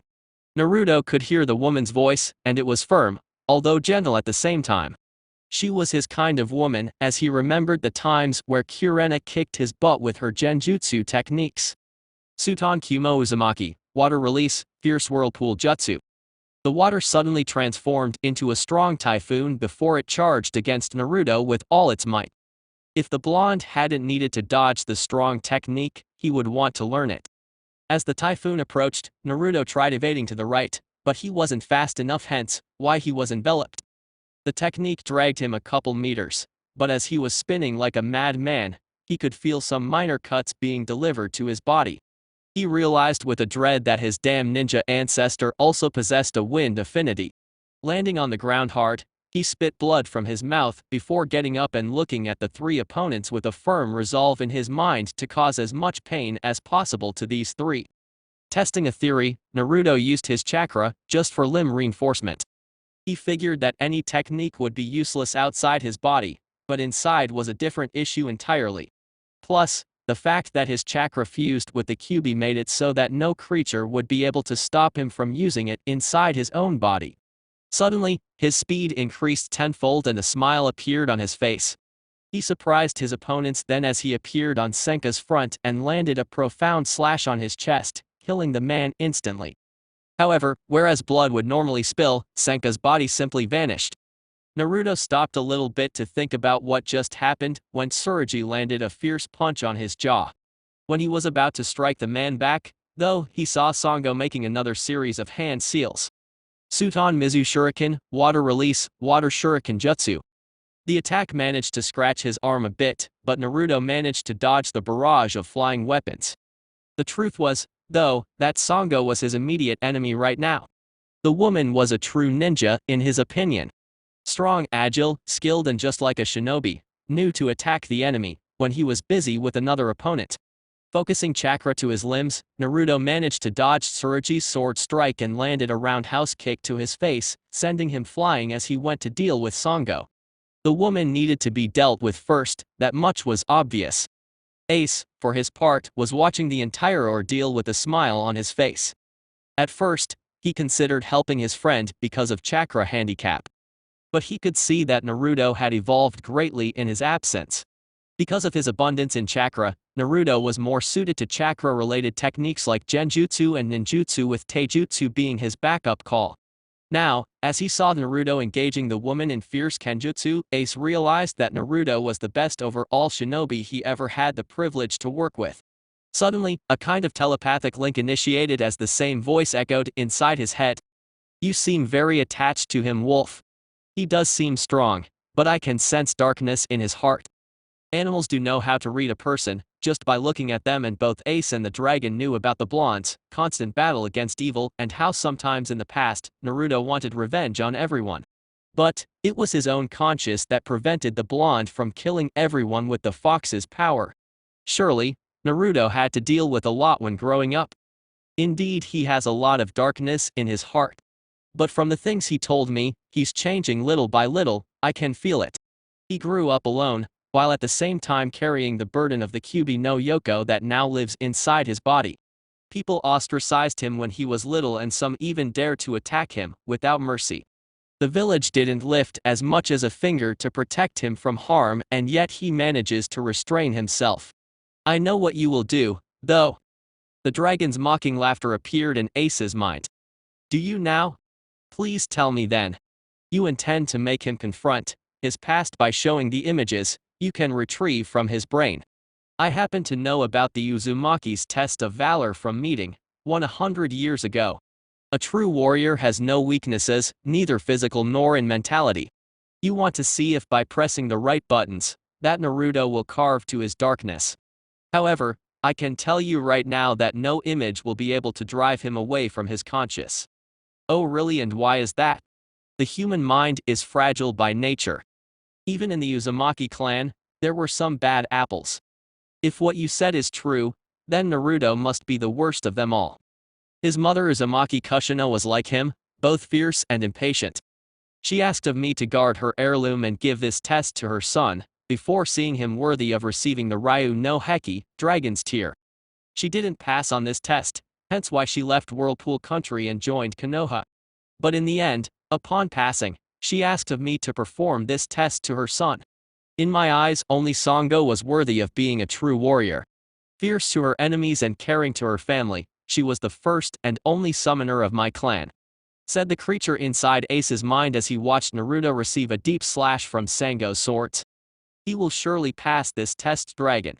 And am I to assume that Naruto will be the next summoner of the Dragon Clan? For a wolf, you're quite perceptive. Indeed he will be, granted he passed the test of course.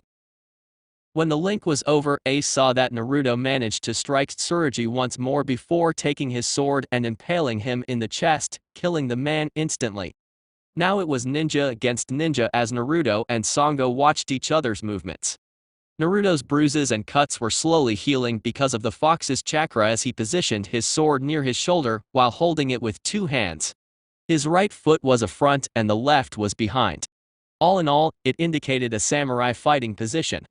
Forcing chakra to his feet, he charged at Sango aiming a strong and precise swipe from his katana, but the woman dodged.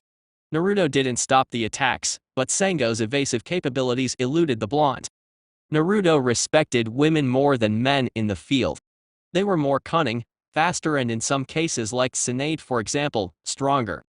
Hence why he was enjoying this fight immensely. Fighting against his ancestors was something else in his opinion as he understood his clan's history better than most. Both Senga and Tsurugi were respected adversaries. Just by observing their skills, Naruto understood the lives led by them in the past, a life of honor and commitment to justice. Naruto now saw himself being compared to his ancestors as he always tried to do the right things, despite his life's mishaps and turbulent times. He remembered how many times he loathed the villagers for how they looked at him. How they wanted him dead like his existence was a curse that needed to be exterminated. Even the times where Kyuubi would send images of humans, killing others for petty reasons, he still held his ground controlling his urges to create a bloodbath in Konoha. Now, as he had the chance to fight against Senka and Tsurugi, he was feeling the sense of honor and pride that every member of the Uzumaki clan must have felt. As Sango attacked Naruto, the blonde positioned his sword to parry her twin kodashes. She twisted her body and tried to land a powerful kick to his face, but Naruto was prepared to defend by grabbing her foot with his hand. Giving it a light push, Naruto tried to take away her balance, but Sango just skidded a bit before her feet adjusted to the ground. Quickly, she started a long sequence of hand seals as Naruto realized it was similar to a very strong water technique he knew, but some seals were different and he feared the worst. Foun Kazuriuden no Jutsu, Wind Release, Wind Dragon Projectile Jutsu. With the gathered wind, Naruto suddenly gasped at the image of a dragon, taking shape as it roared towards the blonde with great speed. Until now, Naruto wasn't even aware of the possibility of molding wind chakra to different shapes and form. But his ancestor proved him wrong, by doing a technique not even Suna knew existed. Either that or they declared it a kenjutsu, in Naruto's opinion. Focusing chakra to his limbs, Naruto started running away from the fierce creature that bit by bit was reaching his position. Looking behind, Naruto realized with a snarl that the dragon would soon strike him and he knew the damn technique would hurt a lot. Suddenly, turning to meet the dragon, Naruto focused as much chakra as he could on his sword to parry the attack before the dragon opened his mouth to eat him whole. The impact was enough to drag Naruto a couple meters back, but because of the quantity of chakra being used, both for the sword and his legs, he stood his ground. His muscles, though, were starting to ache, and he knew he couldn't stand the force of the technique for much longer. Therefore, he decided on a rather suicidal attempt by focusing as much chakra as he could muster to stop the dragon's advancement. Because of the energy gathered, it became too volatile, causing a big explosion that sent Naruto flying until he hit what appeared to be the end of this goddamn place. More blood was spilled from his mouth as a couple ribs were broken. He got up and saw Sango approaching his position fast, carrying both swords. He knew she was about to aim for the kill. Focusing wind chakra on his sword, he saw the sword glowing white as he parried the two swords by positioning it in between the woman's kodashi. Snarling a bit, Naruto used brute force to overcome the woman's surge before landing a fierce kick on her chest which sent her flying. The blonde took this opportunity and charged at the flying woman, before landing a fierce, vertical slash going from her head to her legs, slicing her in two. As her body vanished, Naruto landed on the ground panting in exhaustion and pain all over his body. His body couldn't move much, but it found some energy to flip and let the gravity run its course as he fell on the ground facing the sky. He was having difficulty breathing, because of the broken ribs and the fact that his lungs were filled with blood. Granted that his chakra was working on healing him, but unlike before, it was taking much longer. If Naruto were to be honest, he'd never felt this tired and he could easily use a little break. Of course, there was a possibility that this damn test wasn't yet over. Suddenly, the dragon's voice echoed once more and it was clear, he was impressed with Naruto's performance. Indeed, you have your clan's strength and ability, young Uzumaki. But what remains now is to see whether or not you possess the necessary mentality of a warrior. That, little one, will be your second and last test to see if you are worthy of receiving Kushina's heirloom," said the creature as Naruto grunted a bit before kneeling on the ground. He was trying to get up, but failing miserably. He was content with taking a seat for a moment. However, Naruto took his moment to ponder on the second part of test. What could it possibly mean to test someone's mentality, he wondered. Surely, every shinobi he knew was either a lunatic or, as his friend Anko said, pure nuts. Well, Anko for one was a maniac, addicted to torturing others. Kakashi was fixed on reading porn in front of others, and Naruto focused very hard not to picture the type of things his sensei liked to do with a female partner. A few Anbu members were more sadist than even Orochimaru. Surely, this creature wouldn't consider him like the others, so why the need to test his mentality? As Ace arrived near Naruto, he looked at the blonde and started laughing at the blonde's train of thought. "I don't think you understand exactly what you're going to be tested in. It's not your mind per se, but how your mind and heart work in stressed situations," said Ace as Naruto nodded dumbly. Surely, it would be comical if Naruto was right. Suddenly, as the blonde lifted his body, the sudden appearance of the water dragon surprised the blonde. The creature opened its mouth and before he realized it, nothing but blackness consumed his sight as he fell on the ground. When he opened his eyes, Naruto was shocked to see the very village he grew up. In fact, he was at his apartment's porch as he looked at the village receiving the first rays of sunlight. Looking around a bit, Naruto suddenly gasped upon seeing the Hokage monument. He saw the Shodime's face next to his brother the Nadame Hokage. He also saw the Sandime's face next to his successor Yondaime. But where was Tsunade's face? Naruto had yet to realize that whereas the last time he stood a good 1 feet taller than the porch height, now he barely passed the grid. What the hell was happening here? The only thing he remembered was the water creature enveloping him with its mouth, and he was unconscious, the next minute only to awaken at Konoha, presumably 5 years in the past, seeing that Tsunade's head wasn't even placed on the Hokage monument. Reaching back to his apartment, he stopped in front of a mirror and took a moment to witness his height.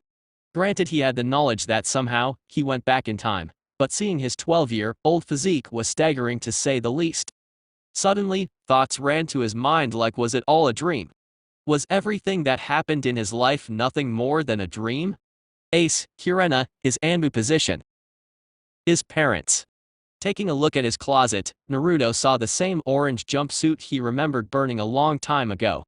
Putting it on, Naruto saw his old headband resting on the kitchen table and strapped on his forehead, before once more taking a look in the mirror. He didn't like what he saw. He didn't like it at all. In his right mind, having to face the constant stares over and over again was pure torture, and worst of all was that he would be facing them all over again. He didn't know what happened, nor did he know if anything he remembered was even real. Looking at the clock on his wall, he started thinking about what really happened and what was about to happen, seeing that his mind was screwed up real bad. As he left his apartment, he started walking at the empty streets of Konoha. And quite to his sadness, he could feel them once again. There were a few dozen people roaming throughout the streets and, not surprisingly, everyone shot glares of hatred towards him. However, this time he wasn't wearing the Anbu mask, meaning he was once more exposed to the world. Everyone knew Uzumaki Naruto, the loud idiot knucklehead, who wore bright orange clothes, and shouted to the heavens that he would take the Hokage's hat in no time at all. Suddenly, a little girl holding a teddy bear appeared in front of Naruto as she looked at his eyes for a moment. The blonde tried smiling at her, but the girl suddenly pointed to his face, screaming the word demon repeated times as if Naruto had done something to make her life a living hell. As he tried to calm the girl, Naruto sensed someone charging against him before he dodged the incoming kick. He saw his attacker skidding a few meters on the ground before turning to face him. To the blonde's shock, it was his old school sensei, Uruka, and he was looking at Naruto the same way as the others did. The blonde looked at his sensei and wondered what the hell was going on here. He didn't know why he was back, but he sure knew that Uruka didn't look at him like this, at least in front of him. "You'll pay, demon," Uruka said. "You'll pay for every life you took, including what you did to this little girl." Before Naruto could even reason with his sensei, Uruka charged at Naruto with a kunai in his right hand. The blonde managed to evade the attack, even though he kept wondering why Uruka was behaving like this. As far as he knew, they got along fine when Naruto was a genin. The crowd suddenly formed as Uruka charged the little genin with the same kunai attack over and over again. Naruto, however, just kept dodging with ease.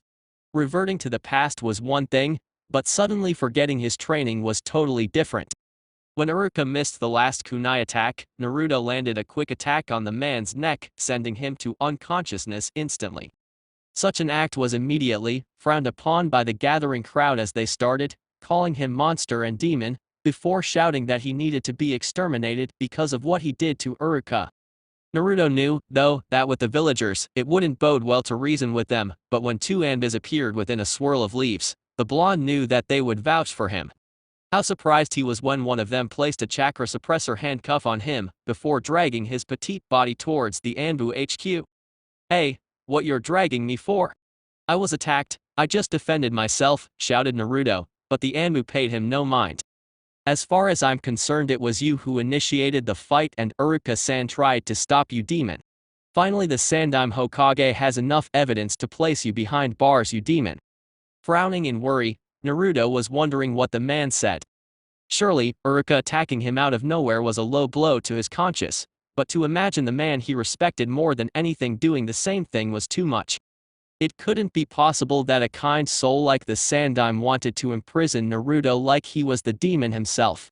Upon getting inside the Anbu HQ, Naruto was hearing the constant screams of thrills by the other Anbu members as he was being taken to the prison yard. Some of them the blonde recognized from training together and even spending some time with. As the cage cells opened, Naruto's body was thrown with force towards the wall, before his back collided. The blonde felt an excruciating pain on his already broken ribs. But how could his ribs hurt, even if what happened in Whirlpool Country never existed?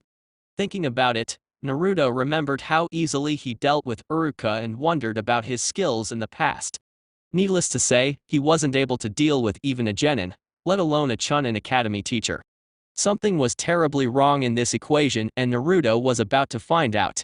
Genjutsu just wasn't possible, because he would know it even before being cast. No, it was something else.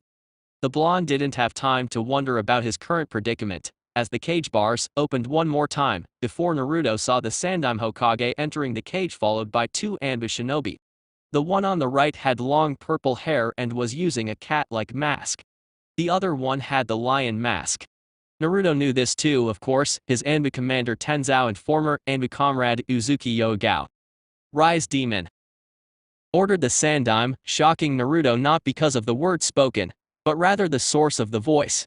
The Sandaime Hokage was for a long period of time the only one who believed that Naruto and Kyuubi were two separate beings, and thus, the kind old man did everything he could to guarantee Naruto's safety. Needless to say, those words hurt more than anything else in Naruto's opinion. Naruto complied with the order without question as he closed his eyes in contemplation. Quite different from this timeline, Naruto is a rather collected individual, hence why he was simply awaiting his orders from the Hokage, like any Anbu is supposed to. After all, he did the binding oath and nothing, or no one would convince him otherwise. Sandaime's face, though, was different than Naruto recalled. Hiruzen now was looking at him as if he was looking at a deadly enemy, full of killing intent and also desire to cleanse the village from the almighty Kyuubi no Yoko. According to the reports, you assaulted Chunin shinobi, Umino Uruka, with no reason whatsoever. The man even tried to stop you from committing a deadly mistake, but you didn't hear him, did you? But I don't blame you, Naruto," said Sarutobi as Naruto lifted his head and watched a somewhat neutral face staring at him, before it transformed once more. "I blame myself from ever believing you could be a shinobi. It was my mistake to let you graduate, and for what happened now, it was my mistake to even let you live when everyone voted otherwise." Naruto, somehow, knew this wasn't real, but the emotional pain he was feeling right now was immense. He owed his life to the old Sandaime, and to hear these words from him was devastating. He wouldn't budge, though. Whatever he did in the past must have triggered this feeling from everyone. What if he deserved to be called a demon? For your crimes committed, you'll be sentenced to the death penalty, Naruto. I just pray that Kami gets lenient on you, because I sure won't. Nico, proceed with the necessary arrangements. With that, the Hokage left the jail cell with both his hands behind his back. He stopped once more and took a look at Naruto from afar. They looked at each other, and Naruto resumed a look of apathy, as if he accepted his current fate. If this was what the Hokage commanded, then it shall happen. Both Anbu shinobi grabbed Naruto by the arms and dragged him to a secret chamber he knew perfectly about. It was reserved for the death penalties, as the prisoner takes position in front of an Anbu before he or she gets decapitated as a criminal. Just as Naruto was positioned in front of Nico, she unsheathed her kodashi and fell into striking position. The rule states that it has to be a clean cut, a quick death in order to avoid pain as much as possible. A sudden window opened inside the dark room, and Naruto could see the Sandaime looking at him with a sick smile on his face. In his eyes, he would be ridding Konoha from the evil there is Kyuubi no Yoko. Lifting his head to look at the Anbu, Naruto wasn't scared. His heartbeat was as normal as it could have been as he saw Yogao approaching his position while positioning her sword for the strike. For Naruto, the mere seconds for Yogao to reach his position felt like minutes. Suddenly, a strong voice echoed inside his mind. "What are you doing, boy? Do you not wish to live? Do you not wish to be acknowledged by everyone?" Kyuubi's voice reached his subconscious, and Naruto just closed his eyes in retrospective. Sure, he wanted to live, sure he wanted nothing more than acknowledgement in his life. Kyuubi must have heard his train of thought, considering he was smiling from ear to ear. "Then use my chakra, boy. Use it and kill everyone that ever dared confront us. Kill everyone that even dares looking at us the wrong way. No one could stand up to us when you use my chakra." Kyuubi was already laughing in anticipation at the high possibility of Naruto asking his chakra and annihilate the entire village. However, the creature seemed to forget his resolve. "No," Naruto said loud enough for both Kyuubi and the shinobis present to hear. "I made an oath to never go against the Hokage's orders, and also I made an oath never to carve to your urges, you damn furball."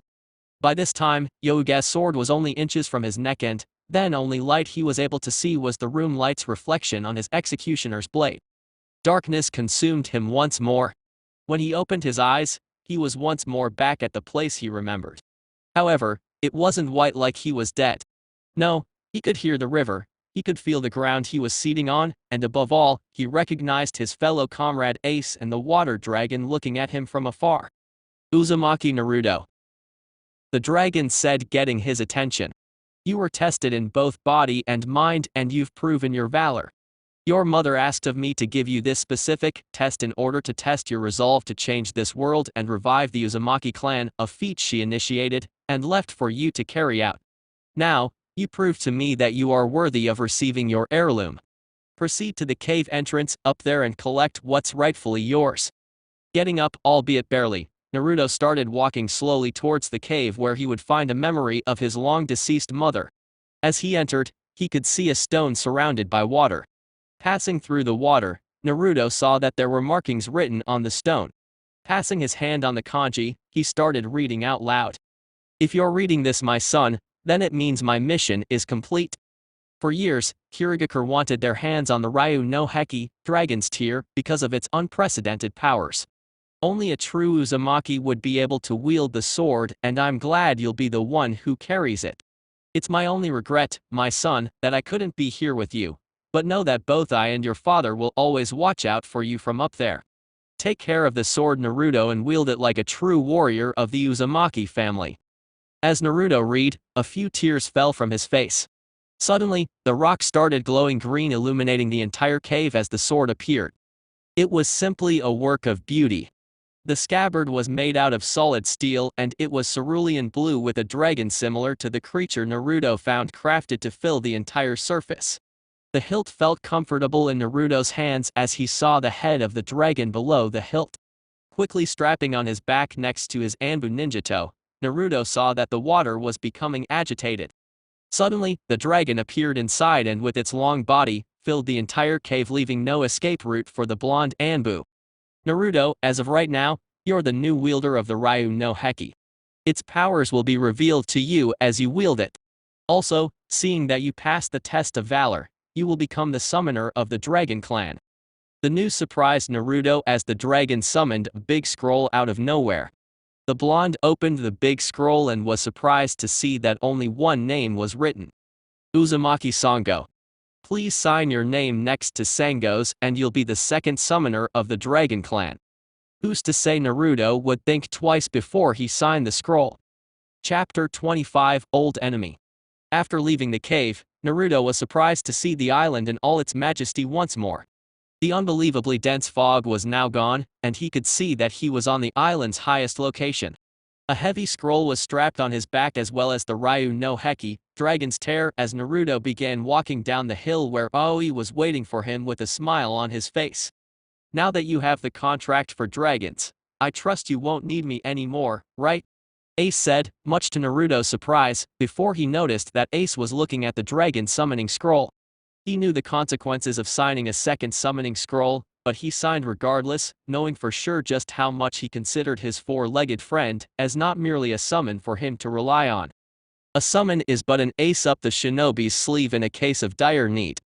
You are my friend and partner, the closest one I ever had in my life. I want to fight alongside you all the time, not just when I can't beat my opponent. The smile never left the wolf's face as he already knew Naruto's answer. But while he could read one's thoughts, it didn't mean he didn't want to hear the blonde verbalizing it every once in a while. Getting up, the wolf started descending the mountain a bit, while Naruto was following with his eyes, wondering if perhaps his friend was hurt by him signing another contract. However, that thought proved meaningless as Ace turned to face his Anbu companion. Let's go, Naruto, don't worry about the scroll thing. Besides, it would be quite selfish of me to deny you what's rightfully left to you by your mother. Now, Konoha is quite a long trip from here, so we better hurry and finish the ocean trip before nightfall. With that, the wolf started running towards the bottom of the mountain with the blonde in tow. It didn't take long for the two to reach the island beach and they started running on top of the ocean towards Water Country's islands, where they would proceed to Fire Country and finally Konoha. Along the way, Naruto and the wolf partner discussed many things, mainly about the Ryu no Heki strapped on his back and its supposed abilities. According to the dragon, the weapon's powers would be revealed as soon as Naruto wielded it, but other than that, the sword was just like any other he wielded before, except with dragon-crafted symbols. Ace pledged ignorance to this specific weapon's abilities as the two now reached the same island. They stopped before completing the journey towards Whirlpool Country. Focusing chakra to their limbs, Ace and Naruto started running on top of the water in order to reach seashore before noon. Time wasn't of the essence to them, but in a few hours it would be dark, and both Naruto and Ace wanted to arrive in Water Country before sunset. While running and paying attention to the sun's reflection on the water, Naruto pondered about the recent turn of events. Apparently, both his parents managed to decide his fate even before he was born. The QB sealing actually had two reasons, and saving Konoha was one of them. The other was for Naruto to use the fox's power for Konoha's benefit. Now, his mother planned this little adventure in Whirlpool Country in detail, so that when he was ready, he would receive her heirloom. A month ago, he didn't even know who his parents were and now, he was trying to meet their expectations. It surprised Naruto how far ahead they managed to plan this. What if no one could control the QB and it escaped once more? What if Naruto's body wasn't fit to house the demon? Naruto learned in the Anbu forces that even the tiniest detail could cause a catastrophe if left unchecked. If so, then Minato Namikaze was a genius. How was he able to know that after all this time, the seal holding the fox would still be effective? As far as Naruto knew, any kind of emotional distress on his part would cause the Kyuubi's chakra to leak uncontrollably and take control of his mind for a while. He still remembered the time when he thought Haku had killed Sasuke. The desire for blood. No, the desire to kill was so strong, he pretty much craved for it. It was only because of his strong will that he didn't do anything. He would certainly regret immensely. Certainly, his father wasn't counting on Naruto's strong will to surpass the demon's urge. "Hey Blondie, could you please stop with the whining? I'm trying to sleep over here," Kyuubi screamed, much to Naruto's annoyance. Now just a part of his conscience, the fox sometimes complained about Naruto's wanderings. It somewhat pissed Naruto off. It felt like a breach of his privacy. However, he supposed that like all Jinchuriki, the demon's voice and presence would never leave his head. "I didn't know you even needed sleep, furball. After all, you are but a part of my conscience. I was just wondering how much my life was planned. Okay, just leave me to my thoughts," Naruto thought, before continuing on with his thoughts. However, the fox saw this as an opportunity to start a conversation. "It's nice to have a nap every once in a while, kid. About your parent thing, I wouldn't pound her too much. Namikaze Minato may have been a human, but his knowledge in seals far extended his experience. You think that you were responsible for keeping me from controlling your thoughts? Well, you're 100% wrong."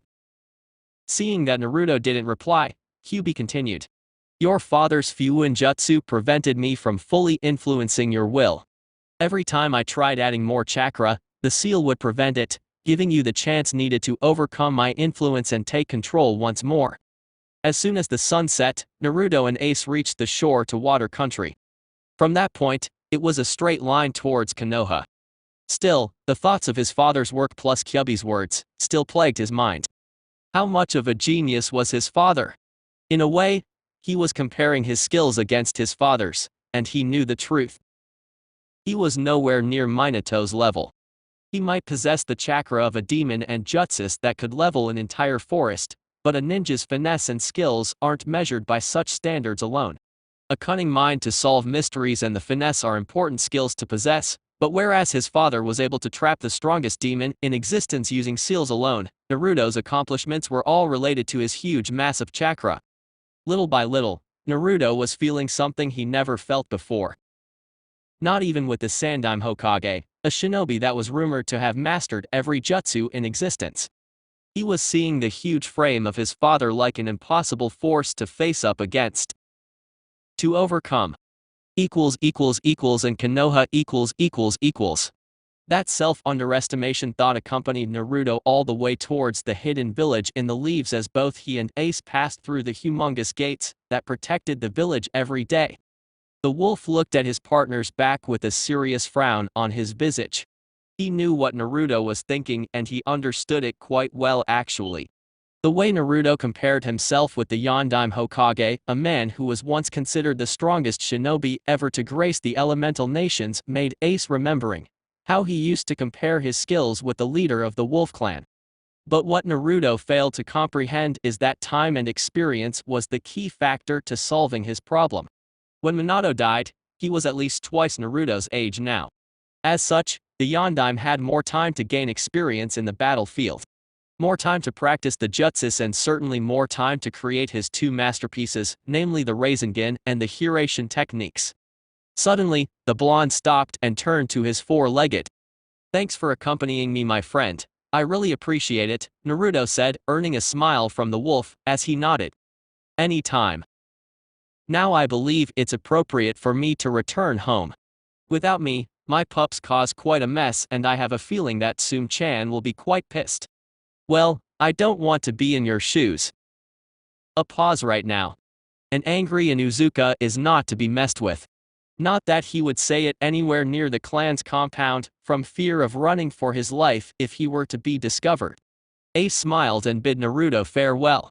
However, just as the blonde was about to jump to nearest building rooftop, Ace added a last comment. "You know, Yondaime may have been the best shinobi ever to grace these lands, but whereas he couldn't complete his technique, you did. Think about that." With that, a small tornado enveloped Ace and he was gone, leaving Naruto staring at the place his friend was before he vanished. Certainly, Naruto wasn't expecting to keep his thoughts a surprise from someone who could hear thoughts. Still, his friend had a point. The Rasengan was, after all, an incomplete technique and whereas his dad wasn't able to finish it, Naruto managed to, by adding the wind nature to the spiraling ball technique. The inferiority complex was still present, though.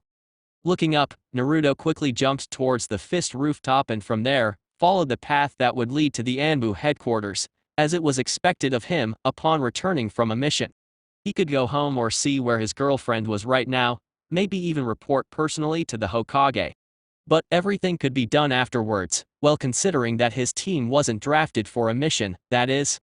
At the Anbu HQ . As soon as he handled the written report, the blonde was about to leave, confident that no mission would be assigned for his Anbu team. He was still due to see any of his partners in crime, and this spiked his confidence that he would be able to go home and take some much-deserved rest. As he passed by a specific blackboard, he decided to stop and take a look at the ones who were drafted for missions throughout the night. With his finger, he followed the chart and saw the team responsible for tonight's mission.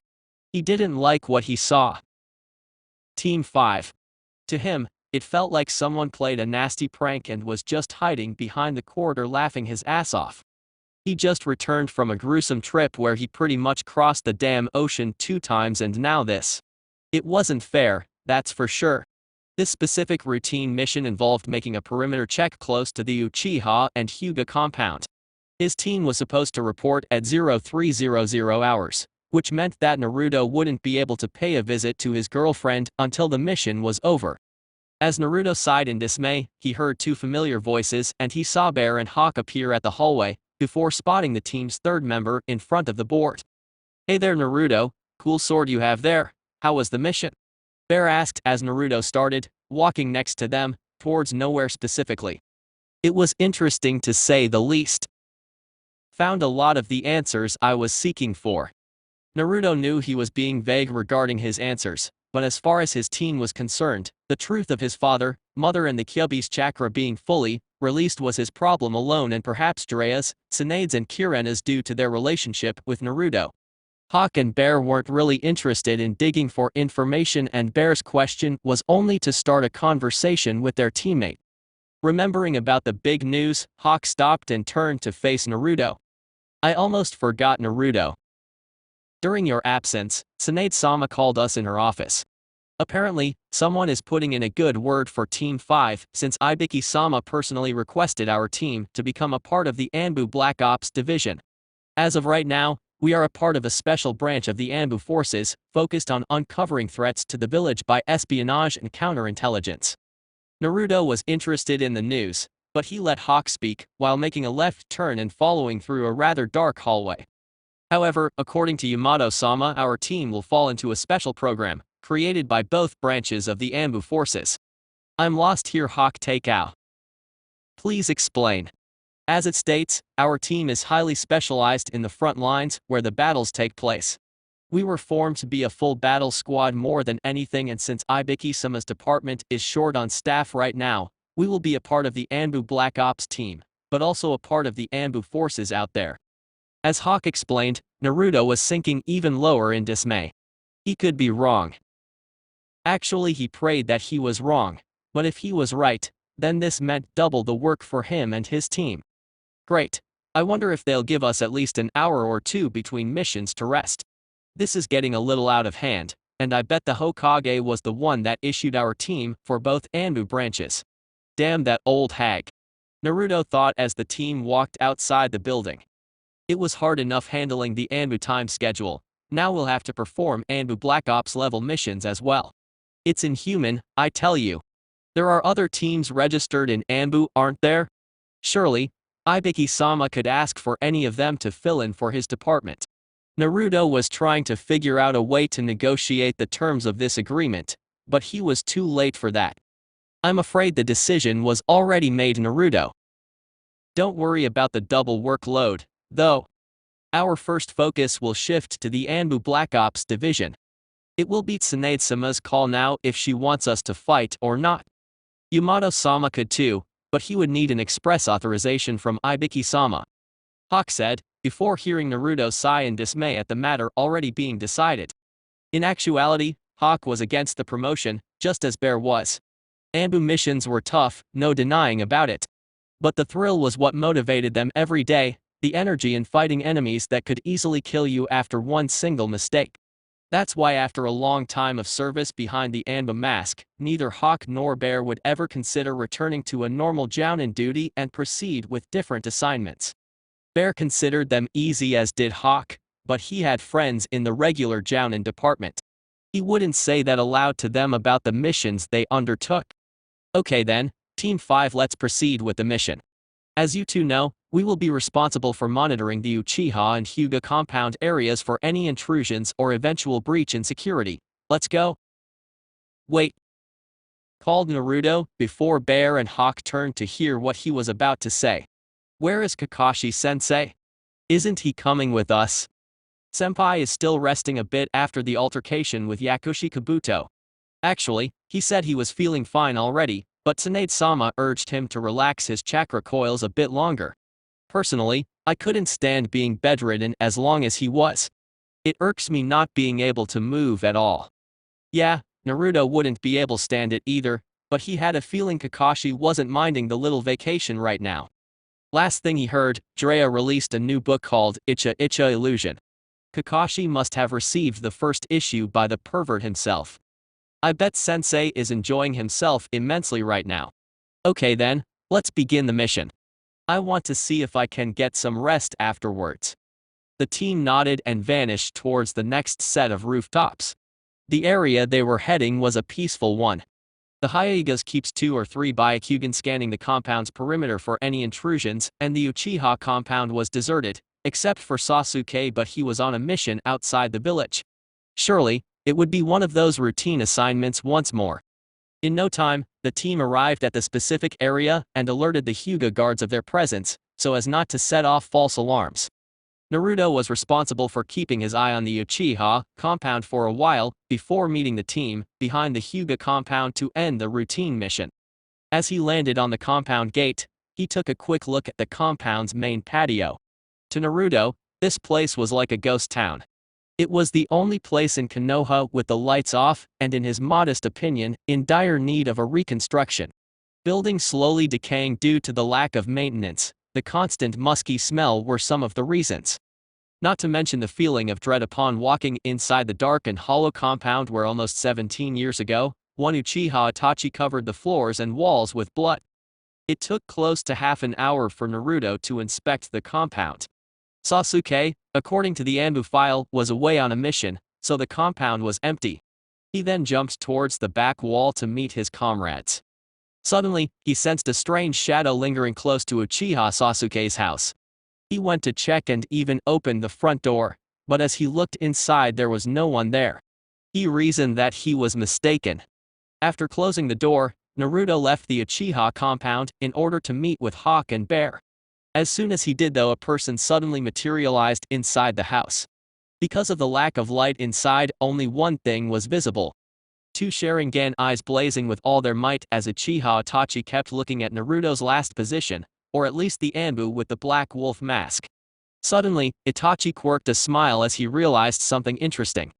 I always suspected it was you, Naruto-kun. I want to see how strong you've become since last time. With Naruto . Unaware of Itachi's presence inside the Uchiha compound, Naruto followed his team to the Anbu HQ before delivering the report. He was in desperate need of a shower and a bed. His feet were dragging him towards the place as he started climbing the few set of stairs.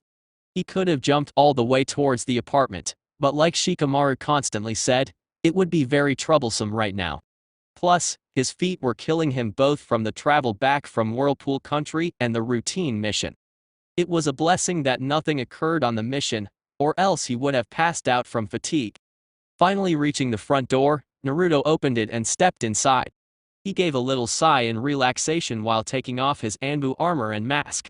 Stepping inside his room, Naruto suddenly had the urge to smile at the sight he had of his bed. Kurenai was sleeping so peacefully under his sheets that he considered just letting her sleep and take a quick shower. It didn't take too long before he got into bed next to his girlfriend. He positioned himself inches from her body before gently placing his arms around her head. He knew that she, even asleep, would want her favorite pillow, so he just waited a couple of seconds. Much to Naruto's joy, Kurenai inclined her head towards Naruto's chest with a smile on her face as she emerged slightly from a blissful sleep. He then took some time caressing her soft hair, which was something she enjoyed as well. It was his method of not waking her, but telling that he was home. In a short while, Naruto closed his eyes and fell asleep as well, never noticing his girlfriend's whisper. "I'm glad you returned safe, Naruto." The next day. Opening his eyes, he saw the first rays of sunlight invading his room. However, the normal weight on his chest was gone, and he wondered if Kurenai had gone to a mission. He suddenly heard a noise in the kitchen and smiled. No doubt, Kurenai was fixing breakfast for them. Once up, he left the room and found the woman of his dreams wearing a red apron filled with white flowers. While certainly amusing, it was also arousing to the blonde. Slowly, he reached her, before enveloping her belly in a soft hug. The woman couldn't continue what she was doing, so she let go of the kitchen utensils and caressed Naruto's arms while turning her head to see the face of her beloved boyfriend, looking at her with those deep ocean eyes. It always mesmerized her just to look at them. "Good morning, Kure-chan," Naruto greeted, before giving her one hell of a good morning kiss. "Good morning, Naruto-kun.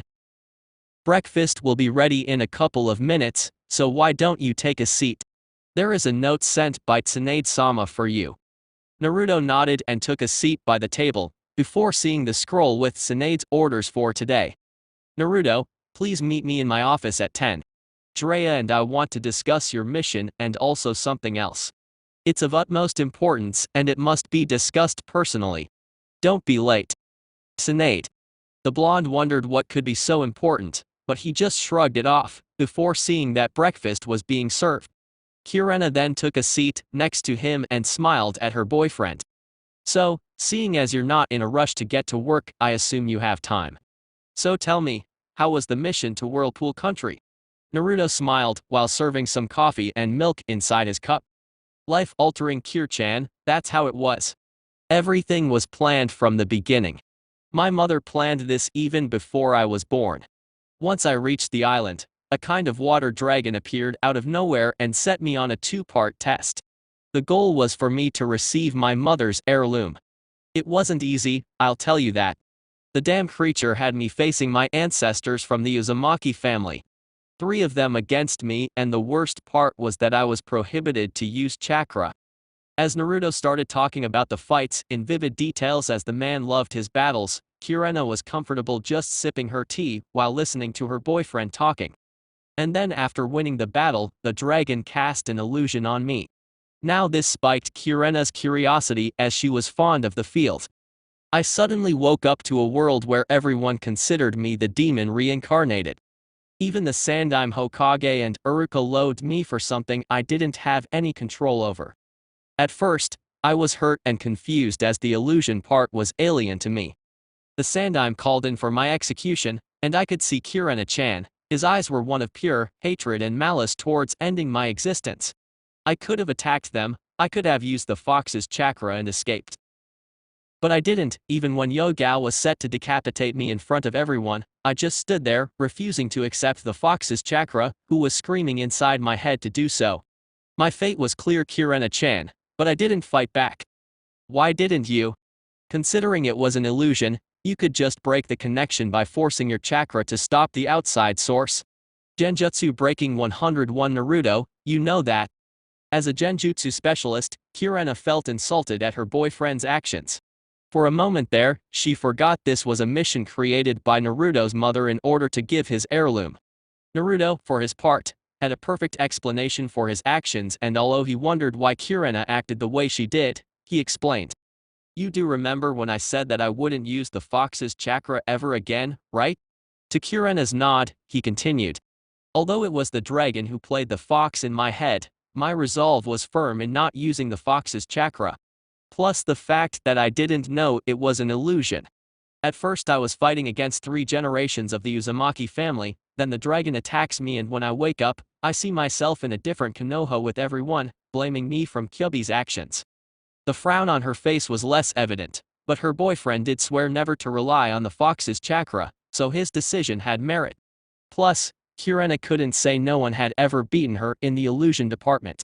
She considered herself one of the best in the field, but Uchiha Itachi wasn't of this world with that Sharingan of his. Sorry about lashing out at you, Naruto, it's just that I always expect you to act as I do when it comes to the genjutsu department. Now, what happened later? Naruto looked at her for a while, before continuing on, although he was aware of Kurena's expectations of his genjutsu skills. Though they are boyfriend and girlfriend, Kurena acted more as a sensei to Naruto during his illusion training. After Yo-Gao decapitated me, the world went blank once more and I passed the test. According to the dragon, I passed because I didn't succumb to darkness, even in such a dire situation.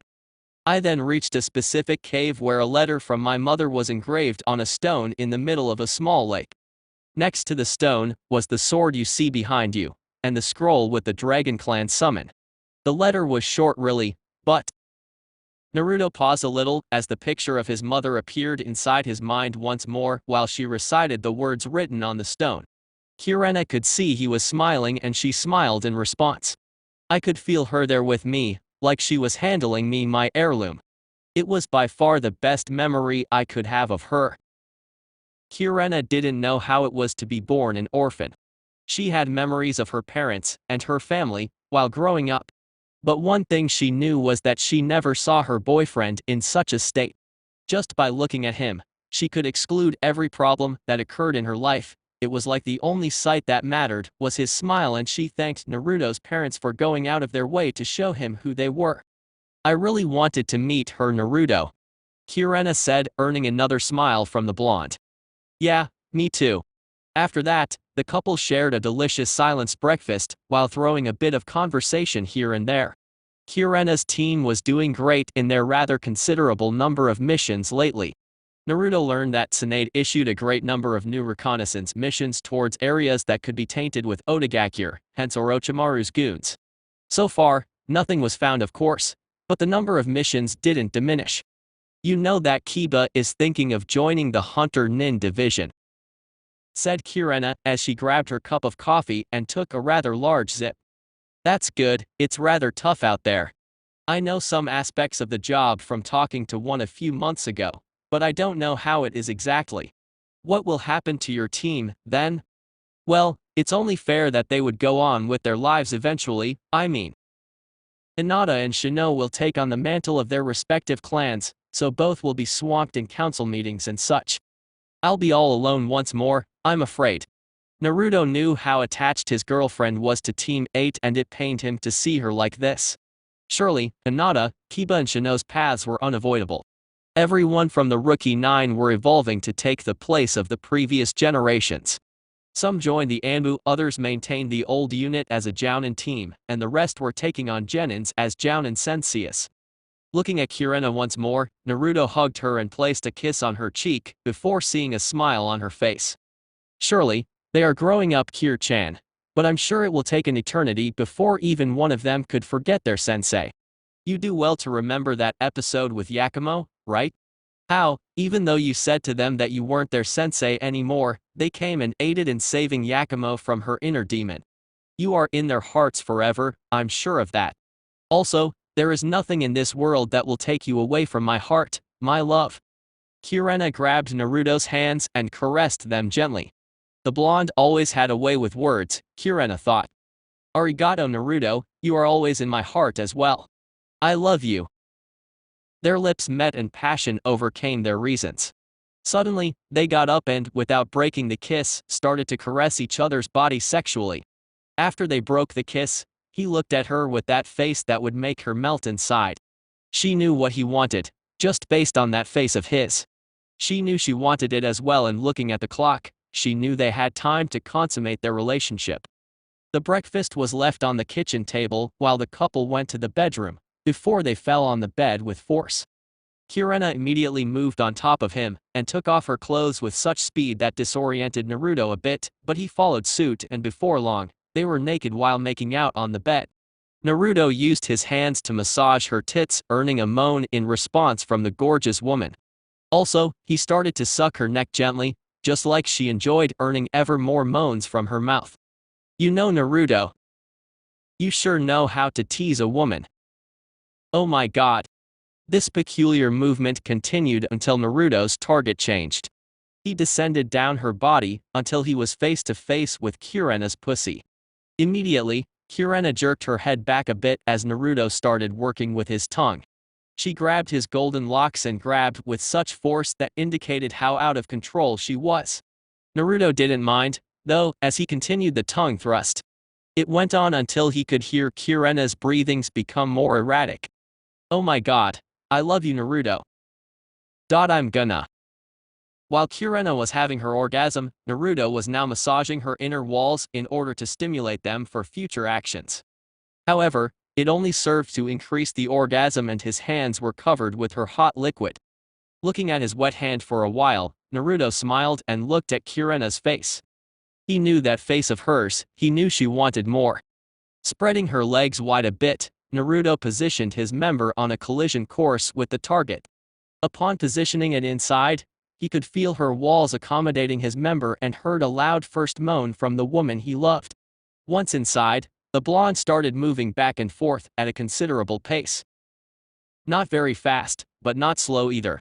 Kurena was feeling every inch of her inner walls expanding and it felt wonderful to feel her boyfriend like this.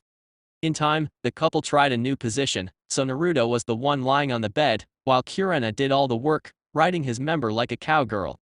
It was fantastic in his opinion.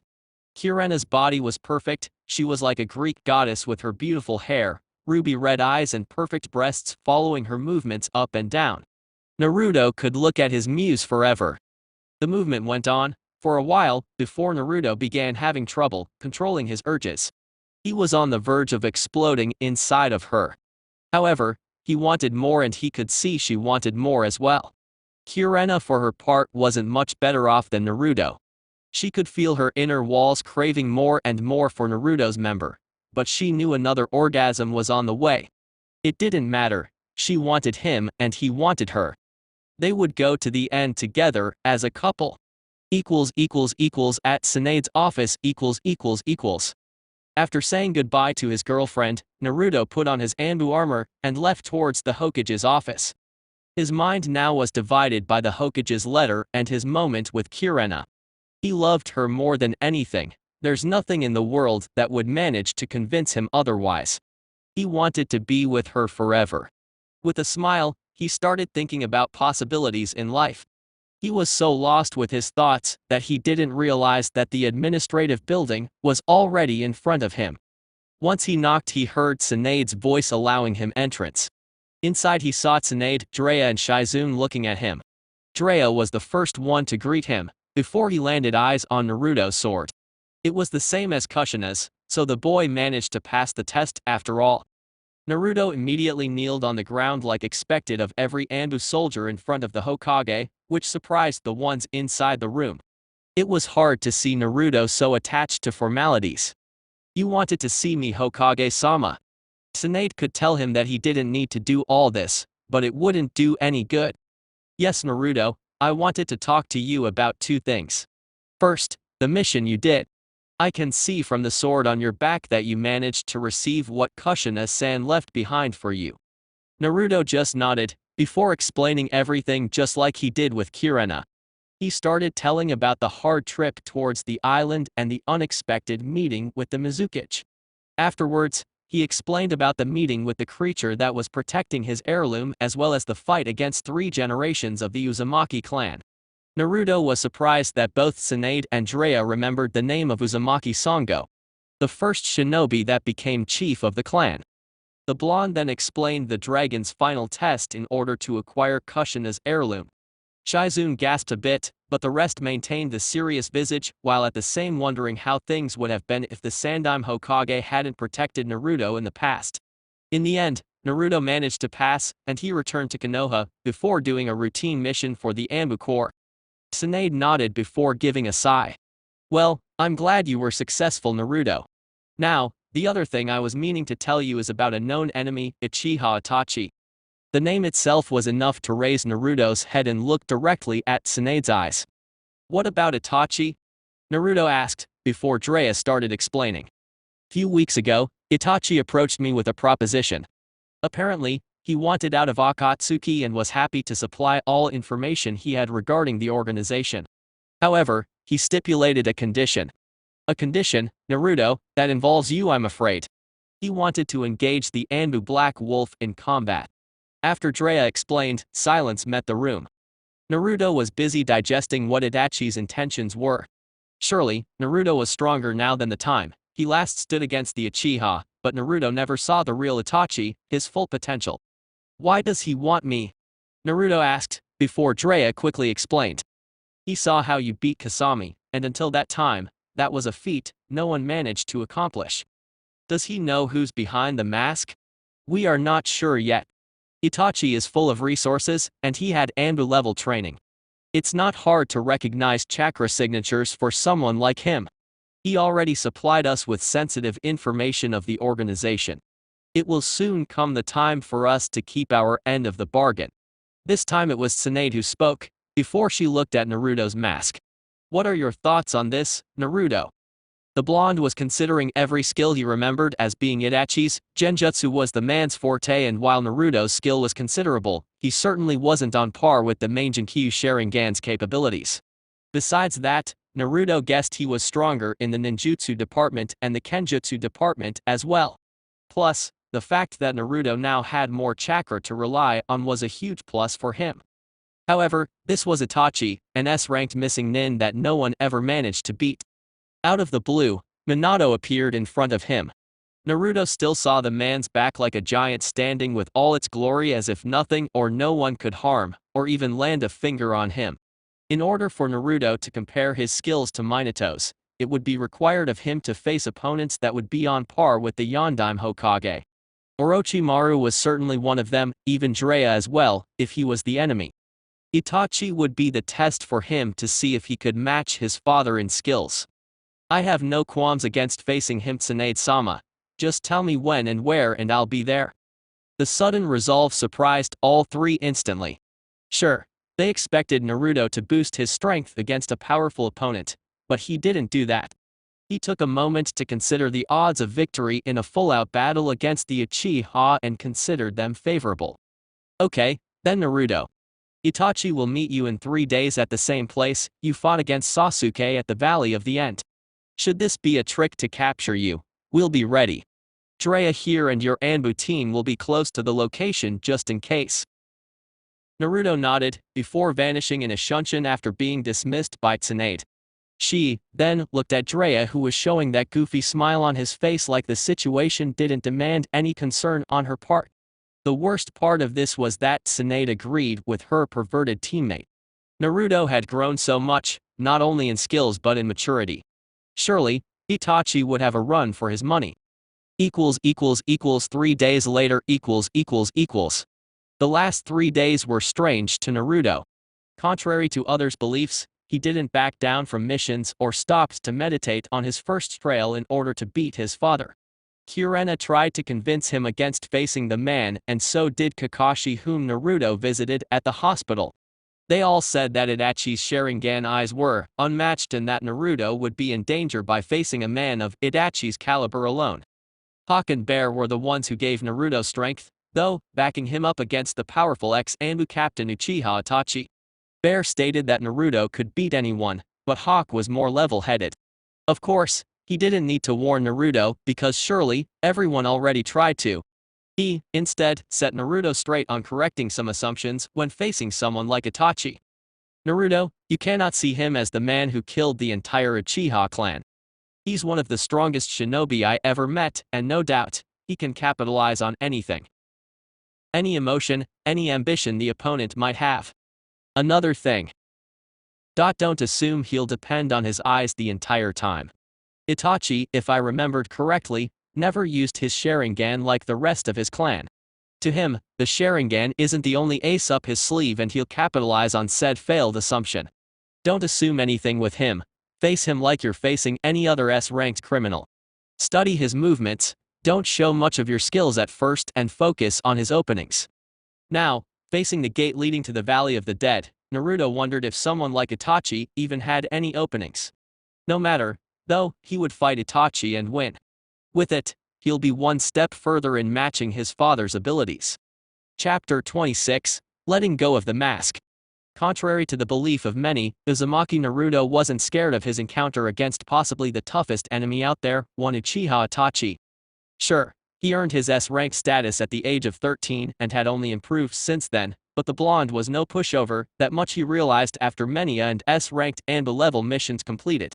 Right now, he was approximately an hour away from the Valley of the End as he walked peacefully through the foliage that surrounded Konoha. He wasn't in any rush to confront Sasuke's older brother. Thinking of the young Uchiha, Naruto couldn't help but wonder about the sudden change of heart.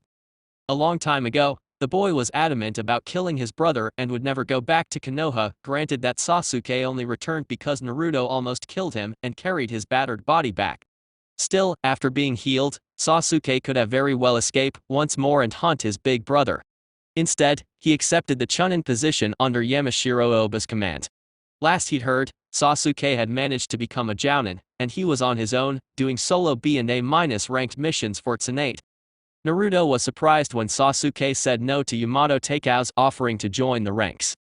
The idea of hiding behind a mask doesn't sound appealing to me, so I'll decline. That was the excuse Sasuke gave at the time. Though to Naruto, it was the aspect of the mask that convinced him at the time. Uchiha Sasuke's situation was different than his, that was for sure. Sure, Sasuke betrayed Konoha and joined Orochimaru, one of Konoha's most vile enemies, but Naruto had the QB inside of him. Well, considering the amount of damage and carnage caused by the fox, just its mention would be enough to cause tough men to stir and others to flee scared for their lives. Sasuke didn't need a mask, Naruto did. Or so he thought. Today, every time Naruto looked at himself in the mirror, he saw the mask. The noise of waterfall reached his ears and Naruto realized that he was only a few minutes away from the location. As he walked, the dense forest was slowly opening up to a clearing and Naruto could see the gigantic waterfall in front of him and the statues of Uchiha Madara and the Shodan Hokage Senju Hashirama. Whether it was coincidence or not, every time Naruto faced an Uchiha was here at the Valley of the End. I was wondering if you'd even come. The familiar voice alerted Naruto to Itachi's presence standing close to the river margin while staring at the waterfall in front of him. It was somewhat unnerving to see the older Uchiha without the Akatsuki black robes with red clouds. He remembered Jiraiya saying to him that Itachi went rogue on them. Now he looked more like a mercenary than either a shinobi of Konoha or a proud member of the powerful organization. My apologies for not arriving sooner. I was busy contemplating about this entire ordeal. Who would believe that Uchiha Itachi of all people would want to fight little old me? Itachi turned and saw the appearance of his enemy. Anbu-level missions tend to create confidence in shinobi, he realized. The Anbu was crossing his arms like this entire event was beneath his time. The older Uchiha saw a bit of himself once wearing the Weasel Anbu mask and performing tough S-ranked missions, both as a regular Anbu and as captain of a squad for Konoha without even blinking. Anyone who could defeat the strongest member of the Kiri no Shinobigata Nanshu, 7 Swordsmen of the Mist, is worthy of attention. If my desire is to test my skills, then my opponent should be at least my equal if not better than me. However, up to now, it's been hard to find such an opponent, I'm afraid. One word that Naruto couldn't find better to describe an Uchiha was arrogance. Sasuke had it in spades, but the blonde always wondered who was responsible for him having such a superiority complex. Are you saying you were better than Hoshigaki Kasami, then? I at least was humble enough to admit that I had help in defeating him, but apparently the Uka's arrogance knows no bound zero. Now, I see why Sasuke behaves like he's stronger than Kami himself. He picked it up from his big brother. Tell me something, Uchiha Itachi. If your desire is to ask why I committed such a vile act, considering it was my family and all, then you could stop wasting my time, said Itachi. As an Anbu shinobi, you have access to all of the village's classified information. Everything that both the regular Anbu did in order to secure peace amongst the villagers is filed and open to any Anbu who wishes to dig up the past. Naruto, though, snorted once more at the Uka's arrogance in thinking that the blonde wanted to know the real reason behind the Uchiha massacre. Itachi was right. Naruto did have access to the report of that night. How Itachi was labeled a traitor to the village, even though he did nothing more than rid Konoha of a potential civil war threatened by the Uchiha clan if things didn't go their way. How the Sandaime Hokage, despite wanting to push more dialogue between the parties, went along with the Uchiha slaughter. No, Naruto didn't want to know about Itachi's reasons for killing his entire family. The blonde didn't care about that at all. You should consider letting people talk first instead of interrupting. Indeed, I know what happened that night and I have no desire whatsoever to inquire your reasons. Quite frankly, when the Uchiha massacre happened, I was but a kid in the academy trying very hard to listen to all the lectures of history and chakra introduction. What I want to know is quite simple, and yet it's been bugging me since I read the file of the Uchiha massacre. This time, Itachi didn't interrupt Naruto as he continued talking. Why, despite doing probably the most dangerous missions of all time in favor of the village, did you consider joining an organization such as Akatsuki? Why even flee Konoha at all, knowing that you could create a hidden alias inside the Anbu forces? You went rogue for reasons I just can't fathom. Naruto asked, before silence reached the area. The wind suddenly peaked up and the noise of the waterfall seemed to increase. Itachi's pose, though, revealed nothing. He was trained this way after all. However, inside, he was in turmoil. To this point, he was considered a traitor for his vile actions against his own family. However, no one ever considered him a traitor because he abandoned the village of Konoha. Indeed, fleeing from the village wasn't a good idea, and he knew that much. A truly intriguing question that until this point, no one ever bothered to look at the situation from this specific point of view. However, the answer in Itachi's mind was evident. It's surprising to see someone wanting to know my reasons for what I did back then, instead of just crucifying me. However, it's more surprising when you come here and make little of what happened. You want to know why, despite never betraying the village's trust, I choose to flee instead of hiding inside the village. The answer is quite simple. I was the scapegoat used by the village. They used me to deal with a bloodthirsty clan once and for all. It's easier to blame an S-ranked criminal than openly say that the Hokage itself ordered the execution. Less political damage for them compared to other villages, and they managed to kill the Uchiha clan. However, I'm not here saying I was forced into this situation. I willingly accept it. Now, saying that I should have remained inside the village walls would be the same as stating that the destiny of my family was to vanish. The Uchiha were responsible for founding the village. We were worshipped beyond necessity. If someone killed the Uchiha clan, then it would be expected that he or she would be considered a vile criminal and chaste. Naruto nodded as he knew all of this. Despite wondering why Itachi was so open about this matter with him, he knew that the Sandaime Hokage just couldn't allow such an atrocity to be considered for the good of the village. Sarutobi Hiruzen was considered the most powerful ninja of his time, but he was equally recognized for his kindness and desire to protect everyone that stood inside the village's huge walls. Nonetheless, Itachi was still due to respond to all of Naruto's questions. You still haven't answered the question, Itachi. Okay, fleeing was your choice, but joining Akatsuki still remains a mystery to me. It eludes me why you'd even think of joining an organization whose sole intention was to collect the power of the tailed beasts. Naruto spoke, with his arms crossed as if he hoped to get a real reason out of the ex-Anbu captain. The most mysterious individual Naruto ever met. He could see Itachi's lips curving into a smile at the question, which kind of unnerved him a bit. Your desire is to understand why I chose to join the most powerful criminal organization ever to roam these lands if all I did in my life was follow the Hokage's command. Itachi's eyes were closed as he spoke, but Naruto knew to watch out when they opened. And true to his wonders, as soon as Itachi opened his eyes, Naruto could see the terrible visage of the Mangekyou Sharingan staring at him. It didn't take 2 seconds before the sky color turned to blood red and Naruto was captured in a genjutsu.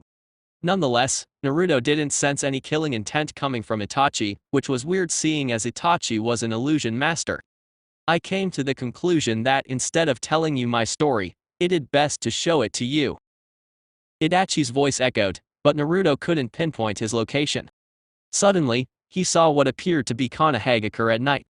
He could spot a single Anbu shinobi, holding a bloodied ninjato as he started to jump towards the tree nearby, towards one of the big gates that protected Konoha. Naruto could see how skilled Itachi was in order to avoid the Jounin patrols located near the gates before he was out of the village. It didn't take long before Itachi stopped in front of two thick trees. The Uchiha clan is no more, Itachi said to no one at first.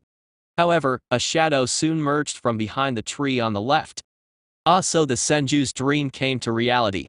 That fool Hashirama always talked of peace, but inside I always knew he would be glad to get rid of our kind. The shadow spoke, before the moonlight helped dim the situation a bit, showing an orange mask with a spiraling design. Naruto had no idea who the man was, but all indications pointed that he had something to do with the Uchiha massacre. And why would he say our kind? Was he an Uchiha as well? I did your bidding, Madara. Now, you must uphold your end of the bargain. His laughter soon followed and Naruto wondered what the bargain was. You have my word that no ill will befalls that pathetic village. For now, you must uphold the rest of our bargain. Meet my associate at the border of Amigakure and Fire Country. He'll give you instructions regarding your next assignment, the shadow said, before vanishing from sight. Itachi, then, took his time in going to Amigakure. He turned towards the village's direction. Remorse for what he did to his family. Itachi didn't know. He wasn't against the notion of protecting the village against his family, but having to kill his family was something no one has ever done before. No matter now, Itachi reasoned. There was no turning back. The Sandaime Hokage did warn him of the consequences behind going through with this S-ranked assignment. He was now considered a criminal for his actions against the Uchiha clan and as such, people would start to fear him for it. There was no sense in going back now. Narrowing his eyes at the path ahead, Itachi closed his eyes for 1 minute and took deep breaths in order to get accustomed to his new life. The last scene that Naruto saw was Itachi running towards Amigakure before Itachi appeared in front of him. The pair was in silence for a while, but Naruto couldn't take it anymore. He now saw why Itachi did what he did. At first, he suspected that the man that appeared in front of him was an Uchiha, but as soon as Itachi said his name, Naruto flinched. Uchiha Madara. The Uchiha Madara, co-founder of the village, he swore to protect the man who was presumed dead after the fight against the Sandaime Hokage Senju Hashirama. You joined Akatsuki so to save Konoha from Madara, didn't you? Naruto said and Itachi nodded, though it was a rather obvious conclusion. That was only half of the bargain that we agreed upon actually. The other half was to leave Sasuke alone in exchange for me joining his organization Akatsuki. Suddenly, the sky turned back to normal and the opponents were facing each other once more in front of the Valley of the End. You may be wondering why I showed you the truth of what happened, Itachi asked while seeing Naruto's eyes through the mask. You could say that I sympathize with you. In our line of work, we are constantly subjected to pain and life-altering decisions. I know that given the right circumstances, if you were in my shoes, you would do the same thing, as I trust your desire to protect the village of Konohagakure and its citizens. You talk like you know who I am behind the mask, Itachi. But true, I would do the same thing. What Naruto said came as an insult to the once Anbu captain Uchiha Itachi, but at least Naruto had the decency to divert the situation a bit. You might as well take off your mask now, Naruto-kun. There is no need in fighting with it, once your identity is revealed to the enemy. Itachi said, pretty much expecting that Naruto would freak out or snarl at being discovered. But, instead the blonde just laughed. For Itachi it was a strange situation indeed. There in front of him was the very kid who he considered a waste of time in the past. Naruto immediately removed the mask from his face and looked at it for a while in contemplation. This was perhaps the first time he ever took it off in the midst of combat. I was hoping to ask you another question, Itachi, if I may. I know for a fact that just like me, you enjoyed wearing the Anbu mask, right? You saw reason in hiding behind it.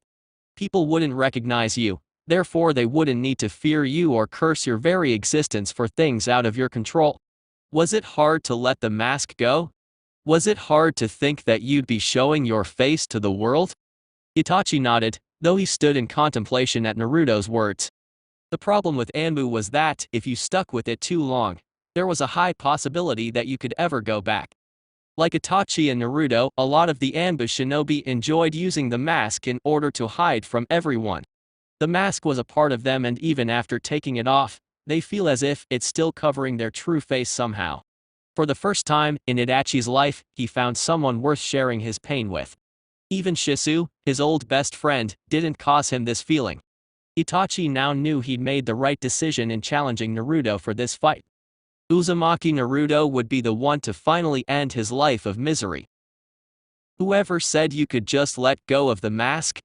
Your face may be visible without it, but the mask is never truly off, isn't it? Itachi concluded, earning a nod from Naruto. Very true. Okay, now that the pleasantries are over, why don't we get down to business? Uchiha Itachi? Let's just see who the best shinobi is. At Konoha . Tsunade was busy in her office doing the usual paperwork. However, her mind was obviously elsewhere. This exact moment, Naruto could be in danger against Uchiha Itachi, but he was an Anbu now, one of the strongest, because of the QB inside of him. She knew that the boy would manage to hold his own against Itachi. However, her conscience was tormenting her. In a motherly sense, she was worried about him.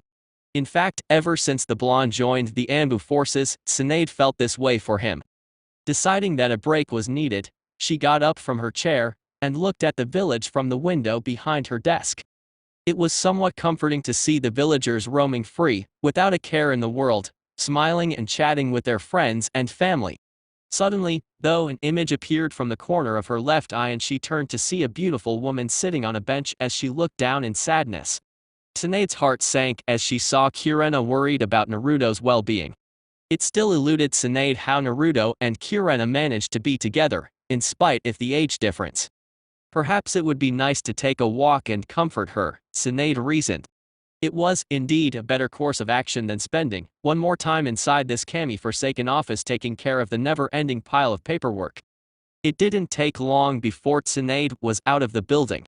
Slowly, she walked towards Kurenai's location while at the same time waving at the villagers with a fake smile on her face. Tsunade wasn't such a friendly person as everyone thought. However, as Hokage, she took an oath to protect them with her life. As she walked, she could see her personal Anbu team following her every move from the shadows. That's a sight I never believed I would see coming from you, Kurenai-san, Tsunade said, surprising the downed Kunoichi as she looked at the Hokage. Hokage-sama. I'm sorry, Nah, no need to be sorry. It's not every day our blonde knucklehead goes to fight a S-ranked criminal. Tsunade said as she took a seat next to the brunette Jounin. Wait. No, that's not accurate. He picks a fight with one every day, it seems. The joke attempt actually was helpful as Kurenai let out a small laugh at the memory of her boyfriend's adventures against A2 ranked shinobi. Orochimaru, Kasami, Itachi. And surprisingly, no one ever managed to defeat him. However, this time was different. There was no one to help him. Naruto was alone, this time, against a man who could use genjutsu with greater expertise than she ever thought possible. Naruto isn't the best opponent against Uchiha Itachi. His genjutsu prowess surpass even the Kurama clan, and Naruto has only now acquired the title of genjutsu master. Tsunade could see that the woman was thinking professionally in order to avoid thinking of Naruto like her boyfriend. Tsunade smiled at that, seeing as she did the same thing back at the ninja war time. At the time, her boyfriend Dan was sent to a great many missions that her sensei judged almost impossible to return alive. And surprisingly enough, Dan managed to return to her alive. The one time when he didn't. She broke into tears over her indestructible boyfriend's death at the hands of a group of Iwagakure ninjas. I know what you're doing, Kurenai. You're trying to think like Naruto is just a fellow shinobi. Tsunade said, surprising Kurenai as she looked at the Hokage and how the woman's eyes lost its color all of a sudden. The genjutsu mistress wasn't a stranger to the Sanin's history, mostly because Naruto happened to share it with her on one occasion. Tsunade lost both her little brother and her lover because of the war. In truth, she was really scared of thinking of Naruto like her boyfriend. That would mean that the love of her life was fighting against one of toughest criminal out there. You know, genjutsu isn't Naruto's best skill. When it comes to taijutsu, kenjutsu and ninjutsu, Naruto's skills have no equal. Plus, he has the fox's power at his disposal, Kurenai. You know all this, right? Itachi may possess the evolved version of the Sharingan, but that's not enough to beat Naruto. Remember that even before he joined the Anbu, he was able to beat Itachi's little brother Sasuke with the cursed seal level 2. Besides, simply giving up is not his forte, believe me, I know. Kurenai nodded, before lifting her head and smiling at the blonde Hokage. Thank you Tsunade-sama, I appreciate it. I should have more faith that my boyfriend will win the battle and return to M. Kurenai said, before she started feeling dizzy out of a sudden. Tsunade noticed immediately and grabbed the falling kunoichi. Quickly feeling her forehead, Tsunade was shocked. Kurenai was having a strong fever. Anbu. The Hokage shouted, before two operative appeared in front of them. Please take Kurenai here to the hospital and reach Shizune. Tell her that I need her at the hospital. Quickly and effectively, the Anbu proceeded as ordered. The Hokage was following right behind the Anbu with the Howl Mask who was carrying Kurenai on his back. On the way, though, she was getting worried over Kurenai's condition. Tsunade knew the file of pretty much every one of her shinobi, and she knew that the woman in front of her never presented such symptoms. She wondered if the sudden increase in temperature was because of her boyfriend's fight. However, Kurenai was known for keeping her cool in tougher situations before. The Hokage couldn't know for sure without the proper testing. Nevertheless, her instincts always proved to be correct. A part of her smiled at the possible outcome, however another part of her feared that if worse came to happen, Naruto would possibly lose the greatest joy of his life and Kurenai would be alone. Brat, you better return to her safe and sound or else I'll drag you back from heaven and beat the crap out of you. With Naruto . After the pleasantries were exchanged, Naruto and Itachi just settled to watch each other and possibly study, even the slightest change in behavior. Uchiha Itachi was at a disadvantage in this fight. Being with Akatsuki granted him tons of information regarding the Jinchuriki skills and weaknesses. Zetsu took great care in taking care of this part. However, the man in front of him wasn't the Uzumaki Naruto that he had intel on. This man was different. Naruto, however, knew Itachi's skills and quite possibly his weakness. The blonde took his time in order to avoid making the fatal mistake of attacking first. He knew that with Itachi being your opponent, extreme caution was advised. The man's prowess in the illusion department was, simply to say, uncanny. He could very well trap Naruto inside a genjutsu, before the blonde realized his chakra was even tampered. All of a sudden, Naruto felt the unusual feeling inside his body and cursed his sloppiness. Quickly overcoming the minor genjutsu, Naruto was surprised to see Itachi just mere inches in front of him with a kunai near his jugular. Quickly evading the attack, Naruto focused on avoiding eye contact so that Itachi couldn't read his movements. The blonde Anbu quickly blocked Itachi's punch with his right arm, before aiming a powerful upper knee to Itachi's stomach. Itachi, though, blocked with both hands, but Naruto was not done and, seeing that Itachi's hands were occupied, managed to land a powerful punch to Itachi's face. The elder Uchiha was surprised at the speed while taking his distance from Naruto. Summoning two windmill shuriken from within the tattoo on his wrists, Itachi threw them at Naruto who at first only saw one. He soon managed to see the second one from the shadow on the ground. Bending his body, he was able to pass in between the shuriken. However, Itachi was capitalizing on that and simply pulled the strings attached to the shurikens, instantly trapping Naruto, who wasn't able to escape when the shuriken returned. His body was sliced in two. However, Itachi had his Sharingan activated just in time to see that the blonde managed to escape by replacing his body with a tree log. Sensing heavy usage of chakra to his right, Itachi turned to see the blonde on the last hand seal, before the wind around the two increased. Funkei's no Yeba, wind release, wind sword technique. Even though the Uchiha had his Sharingan active, it was tough to dodge the rapidly approaching technique. Itachi managed to evade the technique, but he was surprised when a large number of shurikens flew at him, piercing every inch of his chest and arms. His look of surprise didn't faze Naruto as he already suspected Itachi's movement. Itachi was suddenly replaced with a bunch of crows and Naruto knew once more that he was trapped inside a genjutsu. Only this time, it wasn't a minor illusion. The problem with genjutsu was that in order to dispel it, you need to overcome the invading chakra with your own. Itachi was aware of Naruto's insane chakra capacity, therefore he managed to add layers to the genjutsus. Naruto managed to dispel the first layer, but he wasn't counting on the possibility of more than one layer of genjutsu in the midst of the battlefield. Such a thing takes time and great focus to elaborate. Suddenly, Naruto was seeing his legs catching on fire. He could feel his leg burning as Itachi was tampering with his mind. Not able to dispel the technique in time, Naruto did the next best thing to do in order to escape. Grabbing a kunai, he sliced his arm a bit enough for a shallow cut. The illusion was immediately dispelled. Seeing this, Itachi quickly started a sequence of hand seals, before gathering as much air as he could inside his lungs. Katan Gaokakyu no Jutsu, Fire Release, Great Fireball Technique. The immense projectile caught the blonde by surprise as he focused some chakra to his legs, before jumping towards the river. He could feel the deadly technique approaching fast. Focusing on a single hand seal and with a simple water manipulation, the blonde managed to create a small barrier in front of him, stopping Itachi's technique. Because of it, a great deal of white smoke was created between the two, allowing Naruto to use the same medicine on Itachi.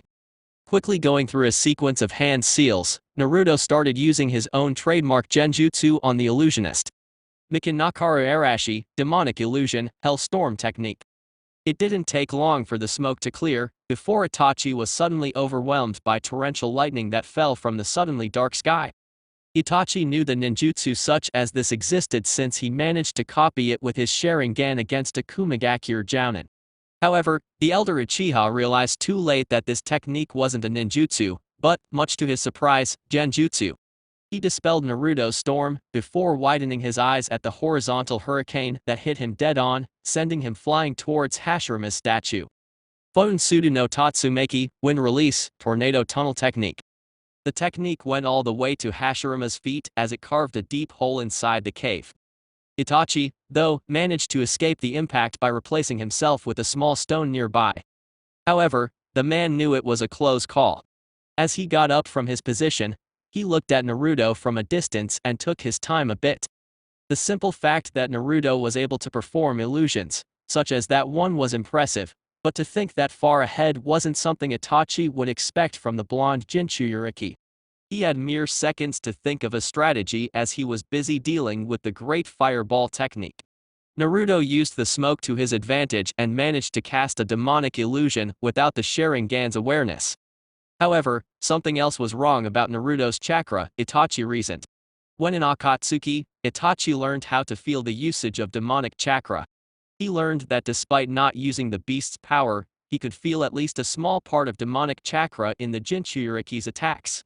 He couldn't feel any trace of the fox's chakra in Naruto's attack. The Anbu just stood, waiting for Itachi to come. And as expected, the elder Uchiha got up from the debris, presumably unscathed, and started walking calmly on the water towards Naruto's direction. Naruto knew, though, that his attack caused significant damage on Itachi. That specific attack, besides sending the enemy flying, manages to deliver heavy cuts on the opponent's skin. However, whatever damage was inflicted on Itachi, Naruto knew it wasn't nearly enough to give him the victory in this fight. Itachi was still due to activating his Mangenkyu Sharingan, and once he did, Naruto would have to find some strategy to use against his two deadly techniques. As soon as Itachi stood within striking distance of Naruto, instead of charging at the Anbu, start doing hand signs for a ninjutsu, activate his Mangenkyu, he opted to talk. I see you managed to cover a lot of bases after our last encounter, Naruto-kun. I do wonder something, though. Why couldn't I sense any lingering demonic chakra in you? Despite the situation at hand, Naruto smiled at the fact that Itachi discovered his little secret. Also, the echoing laughter that appeared in Naruto's mind showed that the fox was amused as well at the question. However, that doesn't mean Naruto had to give him the true version of what happened. The blonde wouldn't even think in letting Itachi know that his status as Jinchuriki was long gone by now. Let's just say, Itachi, that I practiced a lot in controlling the fox's chakra up to the point of being able to set it aside for usage if the need arises. Naruto lied, but his eyes portrayed nothing of the sort. Not that the fox is any happy about it, let me tell you. It wanted so bad to control my urges. Right now, I can hear him hitting the bars of his cage, urging me to rip you apart, using his foul chakra. It's just amusing to hear his screams. Don't you think? Instead of waiting for a response, Naruto focused a bit of water manipulation and caused a minor jet of water to charge at Itachi, thus taking his focus away from the real attack. Itachi managed to dodge the jet of water, but not the sudden punch on his gut. The power behind the punch took a bit of air from Itachi's lungs, but he was able to move aside from the following kick to his face, thanks to his Sharingan. Doing a few backflips, while performing hidden hand seals, Itachi finished with the Tiger Seal just as Naruto was charging at him, which proved to be quite a mistake. Katan Kiryu Enden, Fire Release, Dragon Fire Missile Projectile Technique. Naruto was surprised with the speed behind the jutsu and he cursed his lack of judgment in charging head-on. The fire dragon practically opened his mouth to engulf Naruto whole. The blonde had only one choice to get out of this situation, and he wasn't going to think twice about it. Itachi saw the attack engulfing Naruto whole. Because of Naruto's wind nature, fire attacks cause much more damage on his body. He knew that such an attack wouldn't be enough, but at least it would hinder his opponent for the killing blow. After the attack was finished, Itachi could see, with some surprise, that Naruto was convulsing on top of the water. His body was entirely burnt. Perhaps, he underestimated the Jinchuriki. Sudan Suiryuden no Jutsu, Water Release, Water Dragon Projectile Technique. The sudden surge of chakra alerted Itachi, allowing him time to avoid the massive dragon technique. He jumped high enough to avoid it as he watched the dragon charge at the huge waterfall. Itachi landed on the water, before he faced Naruto once more. This would be the second time Naruto managed to deceive him. Itachi was truly impressed with the blonde so far. However, the time for pleasantries was now over. It was time to get serious. Mangenkyu Sharingan. Naruto sensed it immediately as he looked at Itachi's now changed eyes. Suddenly, his opponent crossed their distance faster than Naruto could even see, before Itachi landed a fierce kick on Naruto's stomach, sending him flying. At the same time, Itachi activated his Amaterasu technique, sending torrents of black fire in Naruto's direction. The blonde, for his part, looked at the incoming attack and knew he had to do something and fast. Those black flames wouldn't stop coming until Itachi said so. However, Naruto could at least stall their advance long enough for him to get out of the flames' path. Suton Dai Sujinhiki, Water Release, Great Water Barrier Technique. As soon as he managed to land on the water, a huge wave appeared in front of him, stalling the black fire a bit. Naruto could see the fire actually winning the battle against Naruto's barrier, but he wasn't going to stick around, waiting for the black flames to burn him and send him to hell. He quickly jumped to the Madara's head as he looked at the precipice of fire created by Uchiha Itachi. However, the Uchiha was nowhere in sight, which frightened Naruto a bit. Because of the Mangenkyu Sharingan, Itachi's speed pretty much doubled, making it almost impossible for Naruto's trained eyes to follow. Suddenly, Itachi appeared on the Hashirama statue, looking at Naruto with apparent boredom, which kind of infuriated the Anbu. Focusing chakra to his legs, Naruto threw smoke bombs in order to hide his path. As soon as the smoking bombs went off, just inches from Itachi's position, Naruto vanished from his position and reached the Hashirama statue. Immediately, he went behind Itachi, but was surprised to see that he hadn't moved from his position at all. What was weirder was that he was facing the Madara's statue like he was facing his enemy. Something was off. As soon as Naruto tried to move, though, he felt something hold his arms and legs, binding him in place. What the hell was going on? Itachi, then, turned from his usual position, just when the sky turned from the already darker shade of blue to the blood red from the first genjutsu Itachi used in order to show Naruto his story. Looking around, the Anbu realized he was tied to a cross and instead of one Itachi, several appeared holding katanas. I confess you surprised me, Naruto, with your skills as a shinobi. However, this is where your life will end. This is my world and I control every aspect of it. That's why you'll be tortured for 72 hours. Trust me, Naruto-kun, even Kakashi-senpai wasn't able to withstand this type of torture. With that said, all the Itachis started thrusting their swords into Naruto's flesh, followed by a deafening scream of pain by the Anbu. The blonde was being punctured like hell and, even though he knew it an illusion, the pain was just too great to even focus. The blonde was having trouble thinking clearly as each second, he was pierced by Itachi's swords relentlessly. The pain was unbelievable and the fact that he had to withstand for 72 hours was unbelievable. 70 hours, 59 minutes and 59 seconds to go. Naruto-kun. If the blonde had enough air inside his lungs, he would have screamed further in pain, but right now all he could do was flinch as 50 or more swords kept impaling his flesh. Naruto lost count of how much time passed since the illusion started. One thing he knew was that if he didn't stop this, his mind would shatter. Itachi, for his part, was admiring Naruto as each second passed inside his illusion. Kakashi's mind perished in little over 10 seconds of torture, and Naruto was going for 2 entire minutes already, and he could hold on for more. However, something was off about his technique. He could feel someone tampering with his control, but who could it be? With the level of torture Naruto was undergoing, he couldn't possibly focus on something other than withstanding the pain. This is truly an admirable technique, Uchiha. But I'm afraid I can't let it continue. The strong voice filled Itachi's illusion as the Itachi stopped piercing the blonde, who for his part, began panting from the excruciating pain. Nevertheless, his breath was slowly returning as he managed to speak, albeit barely. I never thought I'd be so happy to hear your voice, furball. QB. Itachi asked as the sudden red eyes appeared behind Naruto, as if he was his protector. This was perhaps the first time Itachi encountered the beast face to face. Its menacing eyes looked even more terrifying than Madara's eternal Mangenkyu Sharingan eyes. Immediately, Itachi remembered the tales of some of his Anbu co-workers about the QB event on that fateful event that pretty much changed Konoha's history. He was told of how with just its majestic roar, made the majority of the village scared shitless.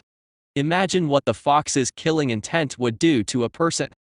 Itachi now knew he was treading a dangerous course in maintaining the technique. Under Akatsuki, he was trained to defeat the jailers, not the actual demon.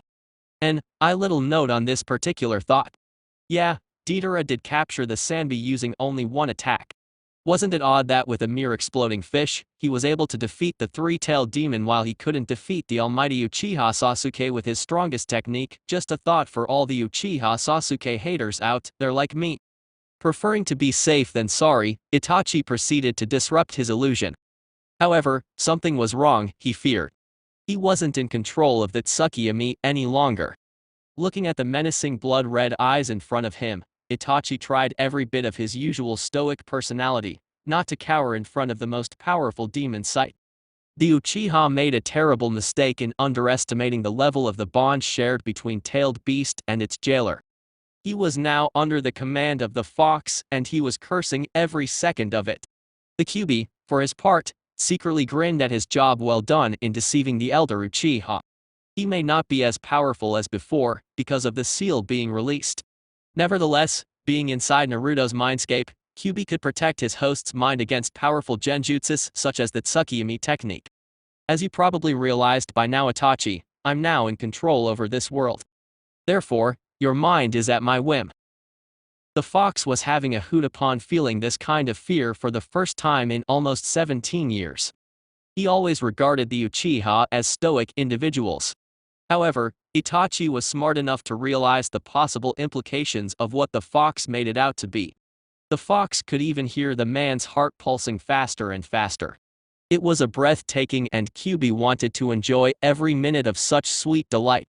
However, he couldn't allow more time to pass by and he still needed to save his pathetic host from this genjutsu. Quickly relinquishing the technique with a frightening warning, Itachi and Naruto now stood outside once more, both panting for breath. Itachi's eyes were burning like hell and blood was pouring out of them. The confrontation with the fox weighed heavily on his disease and he realized with a curse that he could no longer use any Mangenkyu-related techniques, or else he would lose his eyes for good. Holding his bleeding eyes, he found that at least he managed to maintain the evolved Sharingan active, which meant he had the advantage in speed and in predicting Naruto's movements. He hoped it was enough to defeat the blonde Jinchuriki. Naruto, for his part, wondered what the hell happened, and how the fox had managed to trick Itachi into believing that it had any sort of control over the illusion.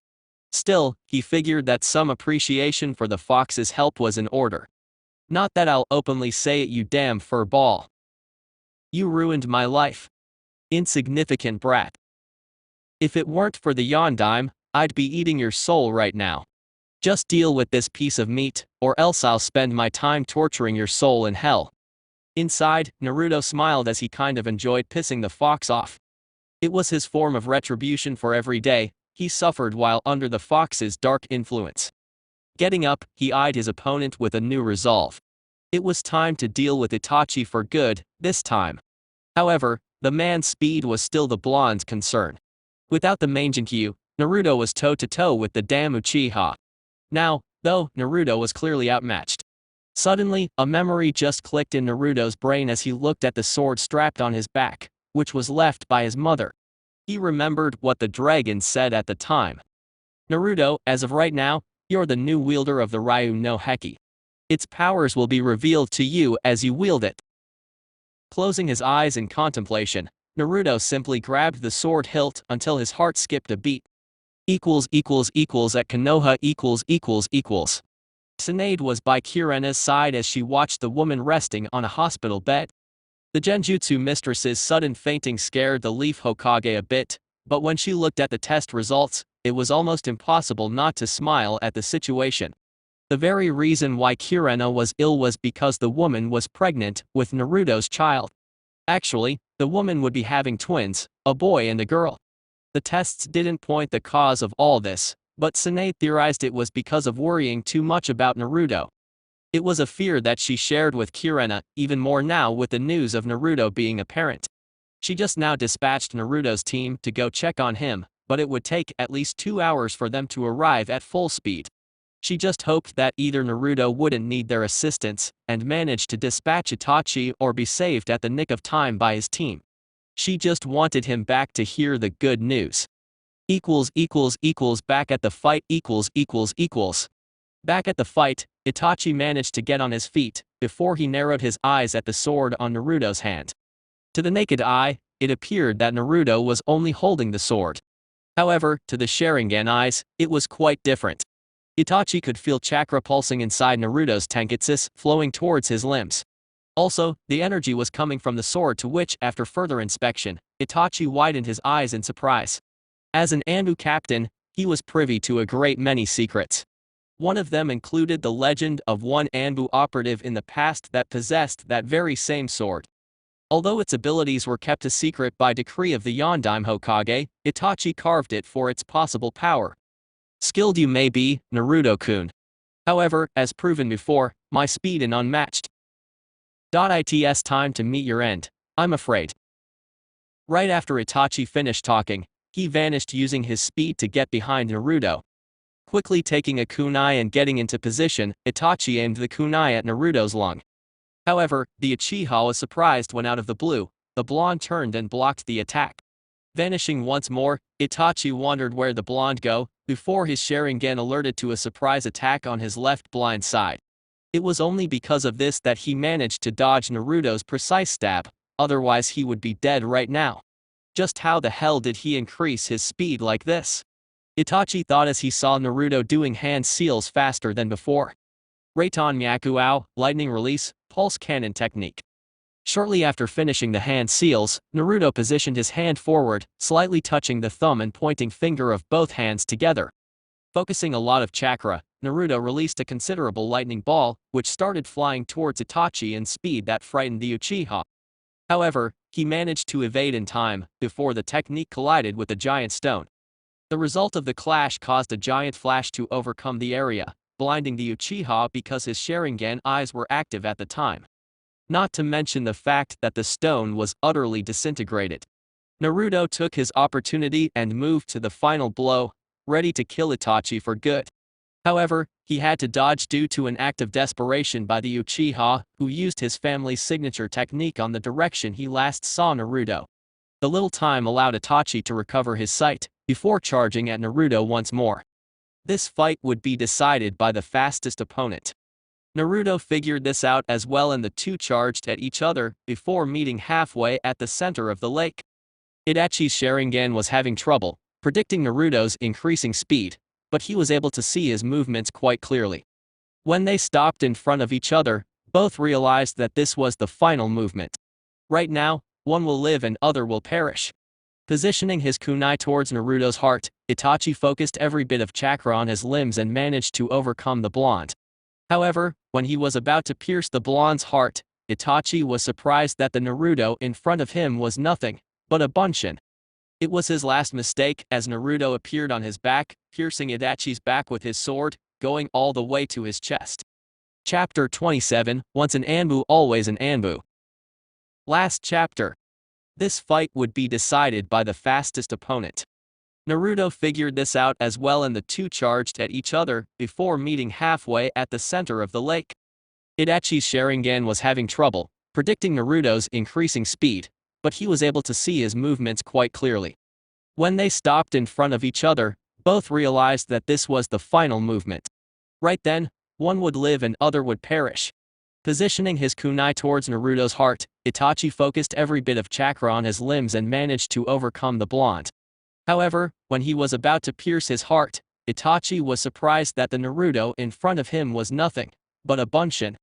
It was his last mistake as Naruto appeared on his back, piercing Itachi's back with his sword, going all the way to his chest. Now, Itachi's eyes soon lost color for an instant as his entire body convulsed because of Naruto's sword piercing his most vital organs. In less than a minute, every day of his life flashed in front of him, as he remembered everything he did up to this point. The way he was raised by his family, his first mission as a shinobi, his first kill. All the way to his days at the Akatsuki organization, and how he managed to defeat powerful enemies like they were nothing. Uchiha Itachi was always considered a prodigy, a genius by his peers back in Konoha. However, that managed to inflate the man's ego up to the point where he considered himself invulnerable. The disease caused by the Mangenkyu Sharingan was the only thing he knew could kill him. This was his thought until now, as he looked down at Naruto's sword piercing his lungs. It was kind of ironic how he would meet his death, considering the situations he has been through in his life. He managed to kill the Uchiha clan almost by himself. He was able to go against S-ranked ninjas while in Anbu. He was one of the most ruthless members of the Akatsuki organization. And yet, a single sword managed to end his life. It was kind of a humble feeling prior to his death as Naruto pulled the sword out, before blood started licking away from the death wound. Itachi was slowly sinking, but Naruto grabbed his body. Akatsuki's intel didn't do you justice, Naruto-kun. You've grown powerful and skilled in all of the ninja arts. I chose my rival well in the end. Naruto was silent, though, just focused on Itachi's words as they would be his last. I always hoped that Sasuke would be my executioner, so that I could reveal some truths to him about my actions. He deserves to know the truth. Itachi stopped talking as he coughed a lot of blood on Naruto's Anbu vest. His death was already imminent. Naruto saw Itachi's hand going inside a hidden pocket on his pants before he pulled a small scroll. Coughing once more, his sight was now just a blur as he looked at the clouds passing by. Please give this to Sasuke. I know it won't be enough for him to forgive me, but at least he'll know the truth. Immediately, Naruto took it before placing it inside one of his kunai holders. By this time, Itachi was almost closing his eyes as he already saw a different plane of reality. In front of him wasn't Naruto, and he wasn't at the Valley of the End. What surprised him the most, for a moment, was that in front of him was a small house, located in the middle of a leafy field. Was this heaven or hell? He couldn't figure it out. Black Wolf! Shouted Kakashi before Naruto's team landed next to him, but not once did he take his eyes away from the dying Uchiha. I have only one request for you, Naruto-kun. I know how my brother feels. I know his thoughts. With the truth soon to be unveiled, he'll want revenge. For what I did was for the village's welfare. Please don't let him. Naruto and his Anbu team knew what Itachi was talking about, since they were privy to Konoha's darkest secrets.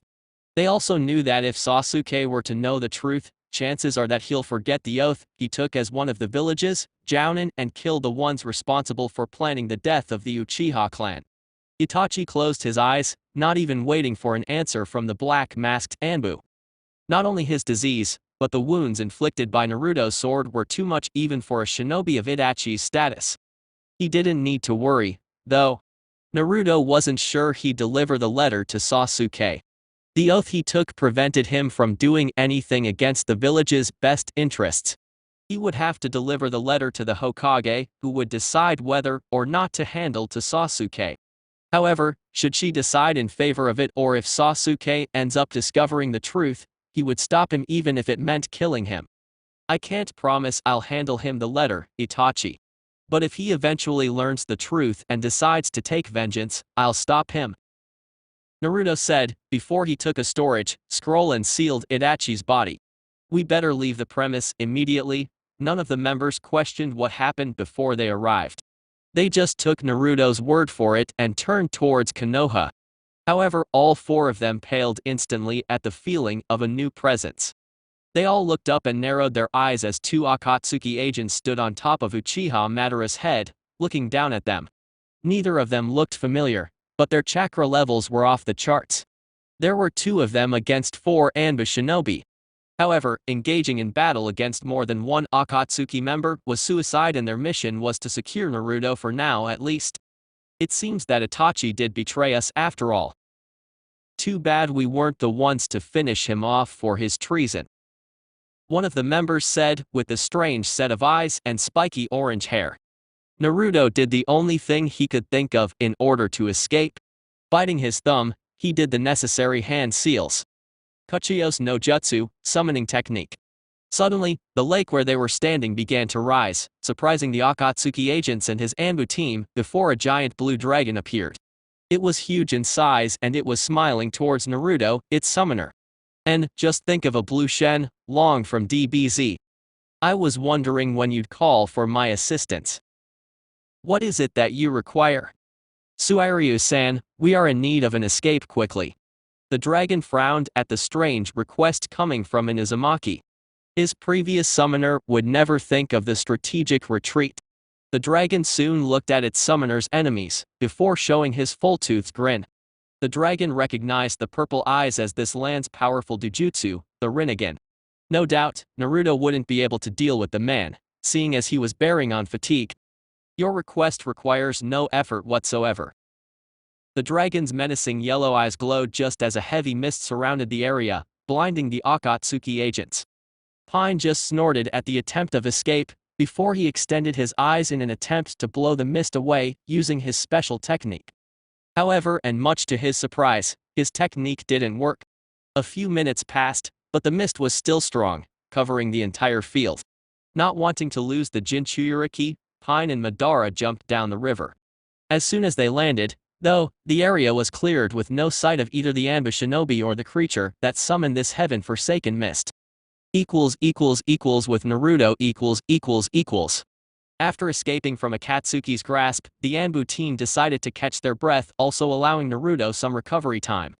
Prevailing against Uchiha Itachi was almost impossible, let alone not suffering both physical and mental fatigue. Kakashi could only ponder if Itachi used the same genjutsu on Naruto. The feeling of being pierced by multiple swords over and over again traumatized him somewhat.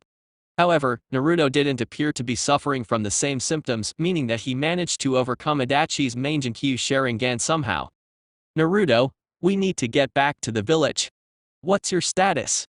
Hawk asked as he laid his right hand on Naruto's shoulder. Hawk's answer, though, came from seeing his partner's state. The blonde could barely stand, let alone run to the hidden village in the leaves. My head is hurting like a bitch, my body is aching all over the place and I can barely stand. Besides that, I'm okay. Unfortunately, that's no excuse. But I could really use some incentive, like perhaps a soldier bill. His tone was humorous, but the situation wasn't. Bear supplied Naruto with a special blend of his own making. Before he saw the blonde's body trembling at the sudden surge of energy flowing through his tenketsu. It wasn't enough to fill a chakra powerhouse like Naruto, but it was enough for him to travel towards Konoha at the desirable pace. Naruto did, however, curse Bear from not warning him about taking his special pills instead of the regular soldier ones, which caused a snort from the big Anbu at the lack of gratitude, seeing as said pill was his last and he had to make more. The blonde smiled and apologized for the kind, gigantic man and partner. I'm sorry, Bear, it's just that my body is really aching right now. I'll help you make new ones. When we reach the village, Naruto smiled, which got a nod from Bear. After that, the team vanished towards the trees as they managed to reach the forests that surrounded the hidden village in the leaves. With each step taken, though, Naruto could feel his muscles suffering from the fatigue. However, he just couldn't waste time crying in pain right now. As soon as he reached Konoha, he would be hospitalized and taken care of. Kakashi, for his chance, looked back at Naruto and smiled at his ex-student's high tolerance for pain. The pill he took from Bear worked differently than the regular ones. Instead of supplying the ninja with a good portion of chakra, it gave strength to the body and limbs. Problem was that Naruto's muscles were already strained from the fight against Itachi, so the pill only managed to increase the pain, allowing a few more minutes of endurance. Nevertheless, their worries were put to rest as the village's gate was visible. And the Hokage's office . After dealing with Kurena's pregnancy for a while, Tsunade was back at her office. The amount of paperwork had accumulated since this morning, and the woman wondered if Shizune was nuts, or just a workaholic. The sudden feeling of chakra invading the room alerted the Hokage, before Naruto's Anbu team shunshined inside, much to the woman's joy, upon seeing the blonde alive. However, seeing that he was being carried by Kakashi, she immediately went by his side as the team placed him on the ground for immediate treatment. After Kakashi gave her the report on his status, Shizune joined in and assisted Tsunade in treating Naruto's injuries. The blonde woman struggled to concentrate as she heard the report from Kakashi. She wondered how Naruto even managed to survive against Itachi's supreme genjutsu technique, but her thoughts drifted aside for now. No doubt, she would receive Naruto's report on the fight later on. Her focus was on healing his body and mind to at least normal levels, so that he could have some proper rest afterwards. She shot a glare at the bear-masked Anbu after he told her that Naruto ingested one of his secret pills.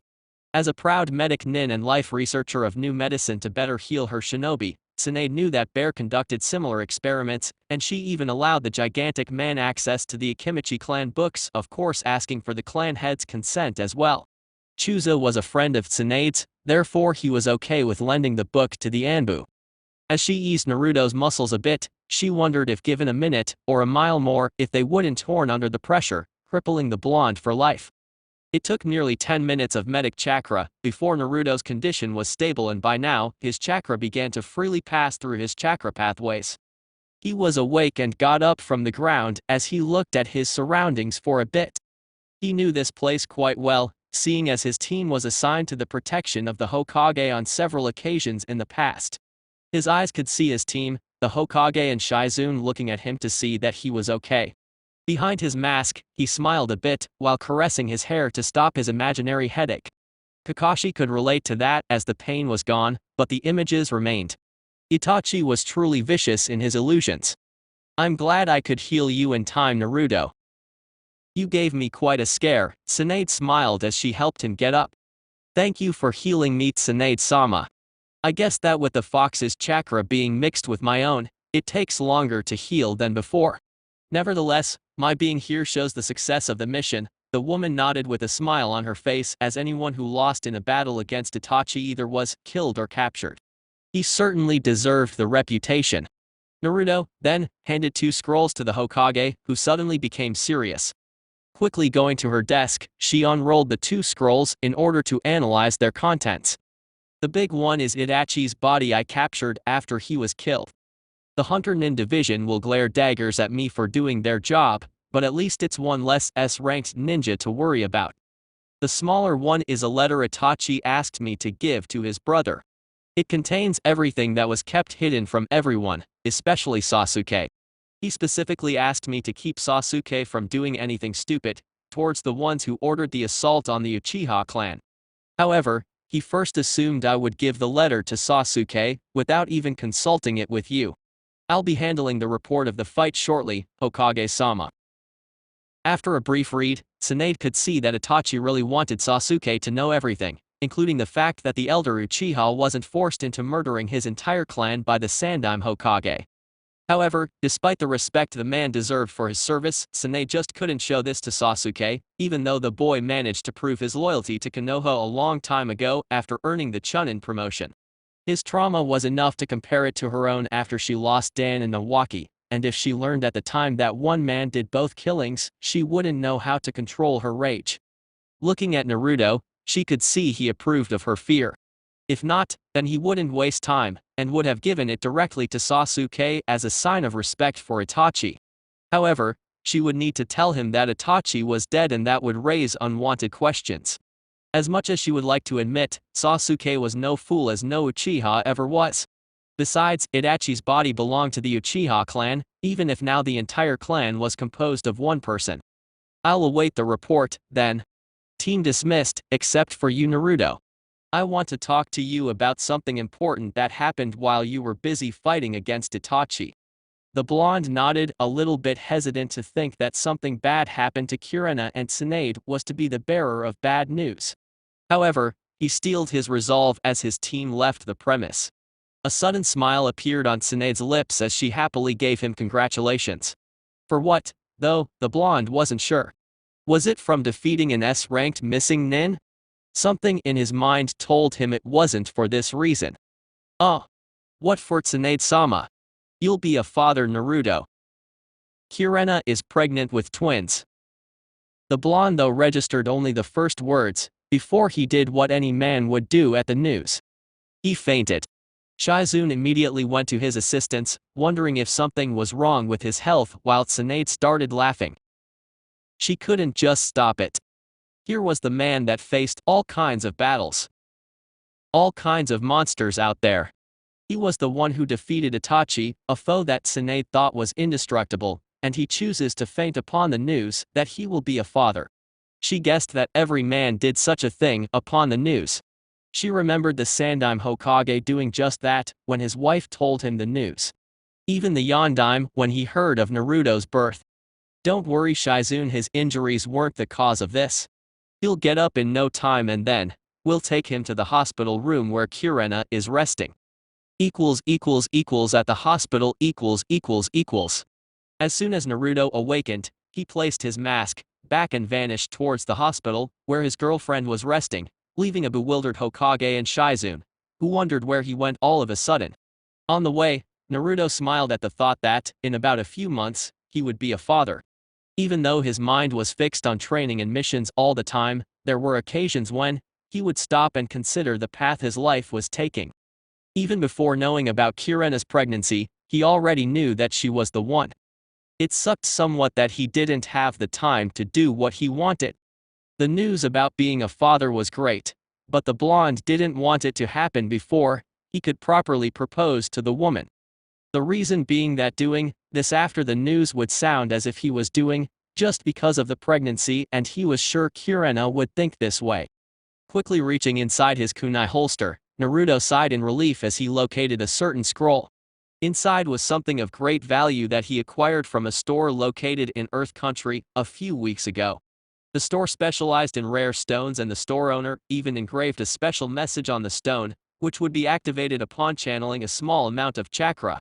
Since Kurenai was an expert on genjutsu, she was used to focusing small amounts of chakra non-stop. Naruto took the advantage of a long-term mission once and acquired the stone. As soon as he entered the hospital, he asked the attending nurse for Kurenai's room. Naruto recognized the woman in front of him as one of the Chase the Demon fan club and frowned at the prospect of having to deal with her without the black mask on. Right now, though, engaging in heated discussions wasn't his priority. Although, it would be nice to put the damn woman in her place for some unbiased hatred that happened quite a long time ago. After receiving the room number, Naruto turned his back on the woman without even showing his appreciation for the fact that she was just doing his job. Upon reaching Kurenai's room, Naruto opened the door only to be astonished at the sight before him. Kurenai was fast asleep on her bed, while illuminated by some rays of sunlight that managed to pass through the room curtains. As he approached his girlfriend, he could see the smile on her face as if nothing was able to bother her at all. Kurenai, for her part, stirred a bit as she started missing the warm feeling of the sun while sleeping. As her eyes slowly opened, she could see a shadow of a person standing next to her. When the image fully appeared, Kurenai threw herself at Naruto, hugging him for all he was worth. She was worried about his fight against Itachi, but seeing that he was here with her, proved that he was fine. Even before she could ask what happened, Naruto placed both hands on her stomach, in an attempt to feel the baby kicking.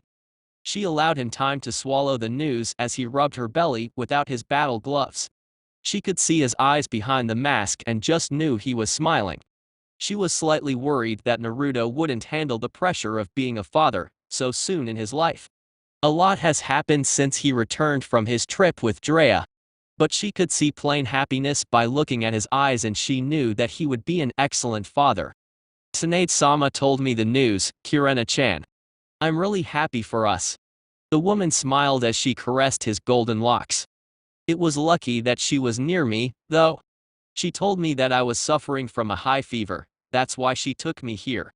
The only thing I remembered was talking to her on a bench near her building. The news that Kurenai was ill worried Naruto, but Kurenai waved it off, saying that she was much better now. Don't worry Naruto-kun, I was just worried about your fight. She told me that both facts lowered my pressure and my body couldn't handle the strain. She told me I'll be free to go by tomorrow. That's good to know, Kurenai-chan. Good to know. Afterwards, Naruto started telling everything that happened at the fight, including the supreme genjutsu. Naruto knew that Kurenai was hooked at the mention of powerful genjutsus and even the possibility that an unstoppable genjutsu was dispelled by a ninja. Kurenai, for her part, remembered Kakashi's state after receiving Itachi's Mangekyou Sharingan genjutsu, the Tsukiyomi. It was a blessing that Kyuubi resided in Naruto's body. After Kyuubi broke the genjutsu, Itachi's eyes started bleeding profusely, forbidding him from using more of his powerful techniques. With my mother's sword, I was able to top his speed and delivered the killing blow. It was strange, Kurenai-chan, the moment I started using the sword. I could feel my chakra flow speeding up through my tenketsu, and the amount of chakra I was able to flow through my legs was unbelievable. Itachi couldn't even track my movements with the Sharingan. I heard something about said ability, but never would I have guessed that it was your heirloom. After the report was over, Naruto flinched as his mind started processing how he would go about doing what he wanted to. He guessed that it was like a band-aid, just rip it off. However, his mind went through every possible scenario and he cursed his Anbu training for interfering with his personal life. Just the thought of Kurenai taking it the wrong way would be enough for his heart to crumble. However, it was one of those things in life when you can't control it, not matter how you wish to. Reaching inside his kunai holster for the scroll, he unsealed his gift and got on his knees for a split second. She saw everything. Kurenai-chan, Naruto said as he opened the small black box to reveal a beautiful diamond ring. The woman's eyes were immediately hypnotized by its beauty. It wasn't exaggeratedly detailed or overly shiny. It was perfect. The ring was made of yellow gold, and in the middle of it, she could see a small diamond stone, similar to those found in caves scattered around Earth Country territory. She remembered going once to one of those caves, while on a genin mission a long time ago. However, despite being mesmerized at the sight of the gift, she also realized her boyfriend's intention. Naruto-kun, are you? Ever since you came back into my life, my feelings for you only rose, and now, they are up to the point that I cannot imagine my life without you. Kurenai's heart was pounding as Naruto confessed his feelings to her. I want you to be with me for life, Kurenai-chan.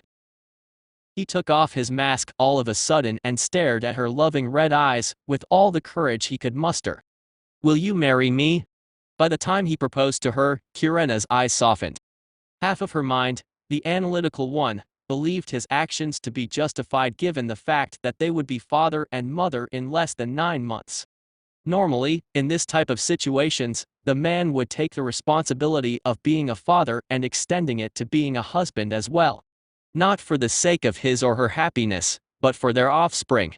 However, the woman knew better than think this about her lover.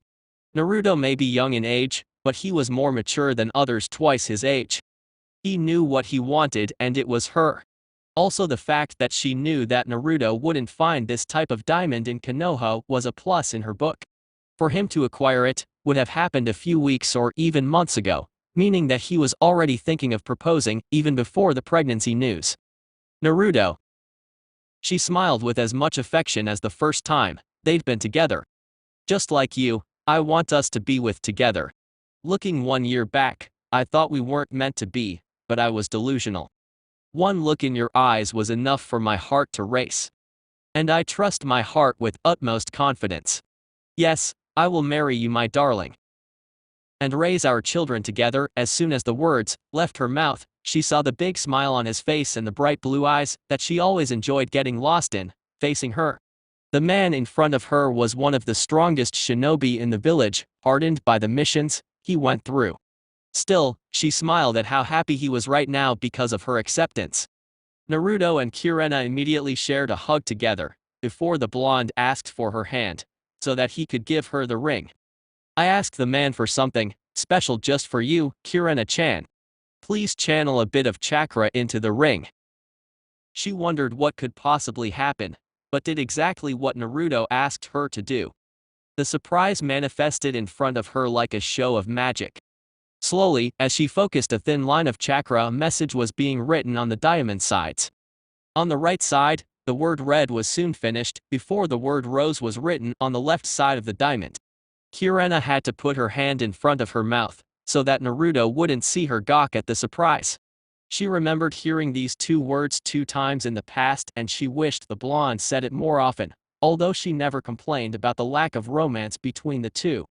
At least once a week, Naruto would whisper something romantic to her ear, whether they were on the street or cuddled up inside either his or her apartment.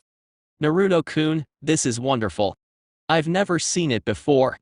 It must have cost a fortune. I'm glad you liked it. Naruto was interrupted by someone, clearing her throat, and looked towards the door to see Tsunade, there with a huge grin as she looked at the couple. The blonde immediately bowed in respect to the Hokage, while Kurenai, since bedridden, bowed her head slightly for appraisal. Tsunade dismissed the formalities, before approaching the other side of Kurenai's bed. She could see the ring on Kurenai's right hand and smiled at remembering the scene of Naruto proposing to the older woman as soon as she opened the door. They were so engrossed that neither of them felt her arrival. She couldn't be happier that they hadn't turned to meet her. Congratulations, you two, once more. It seems that not only you'll be mother and father, but husband and wife as well. Now Naruto, I came here for us to discuss your future and Kurenai's. She will be off duty, of course, as I expect that she will come to the hospital at least once a week for a checkup. I'll be here personally checking you or Shizune in case I'm too busy. As for you, Naruto, seeing as you'll be a father in 9 months, I'm giving you a choice. You're one of the best Anbu in this village, as such you could hold your position along your team. Or, given your service to the village, you have enough points to be an elite jounin. You don't have to choose right away, think it through and tell me tomorrow. Now, nurse will soon arrive and give you one final check, Kurenai. After that, you're free to go. I'd advise, though, that you two start making arrangements for the future. Naruto seemed to contemplate Tsunade's offer, leaving Kurenai to thank the Hokage. She knew what her fiancé was thinking about. After Tsunade left, it didn't take 5 minutes before the nurse came and analyzed Kurenai's condition. Another 10 minutes and the couple was now leaving Kurenai's room. They couldn't leave the hospital together, otherwise Naruto's cover would be blown. Therefore, she turned to Naruto, now with his mask on, and laid a kiss on it. I'll be at home, Naruto. Bring dinner at 8, so we can talk about everything, including your career. The blonde in turn just smiled, before giving her one last hug, and left in a shunshin. At the Anbu HQ .. Quickly summoning a couple cage bunchins, Naruto immediately attacked them with particular finesse as he dashed through them. In less than a few minutes, he managed to beat 10 of them. He had a lot in his mind to grasp. Ever since he came back from rescuing Sasuke, the Anbu mask was his companion. He felt complete wearing it, it felt right.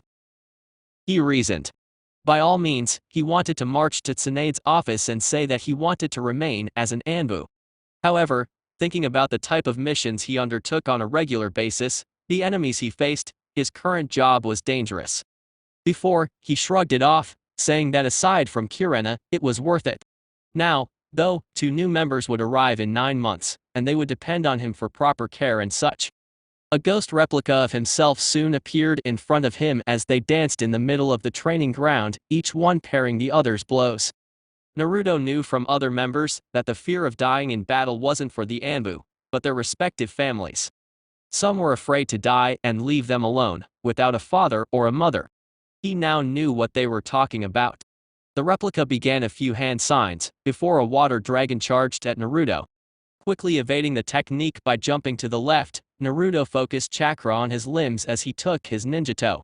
The replica was surprised and didn't move in time, before he was impaled by Naruto's sword. "I figured you'd be here." Naruto, the voice of Kakashi, awakened him from his daily slumber. "I was just sorting some stuff, that's all," Naruto said as he placed the sword inside the scabbard and approached Kakashi's position. He could see the smile on Kakashi's face, which meant that the man already heard the news. Kakashi, for his part, knew it from the Hokage who trusted him enough to share Naruto's life with. However, he also knew that Naruto would have to make a choice, just like every Anbu who was about to have a family. Thus, he came in order to help his student through this life bifurcation. He already spoke with Hawk and Bear and both of them were okay with whatever Naruto chose. Kakashi smiled at that. These three made a nice unit. One of Konoha's best actually. First of all, congratulations on both accords, Naruto. Kurenai is a nice and beautiful kunoichi. No doubt, you both were meant for each other. Thanks, sensei, but that wasn't the reason you came here, isn't it?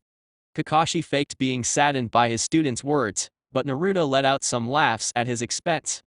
Indeed, it wasn't. Tsunade-sama told me of your choices now.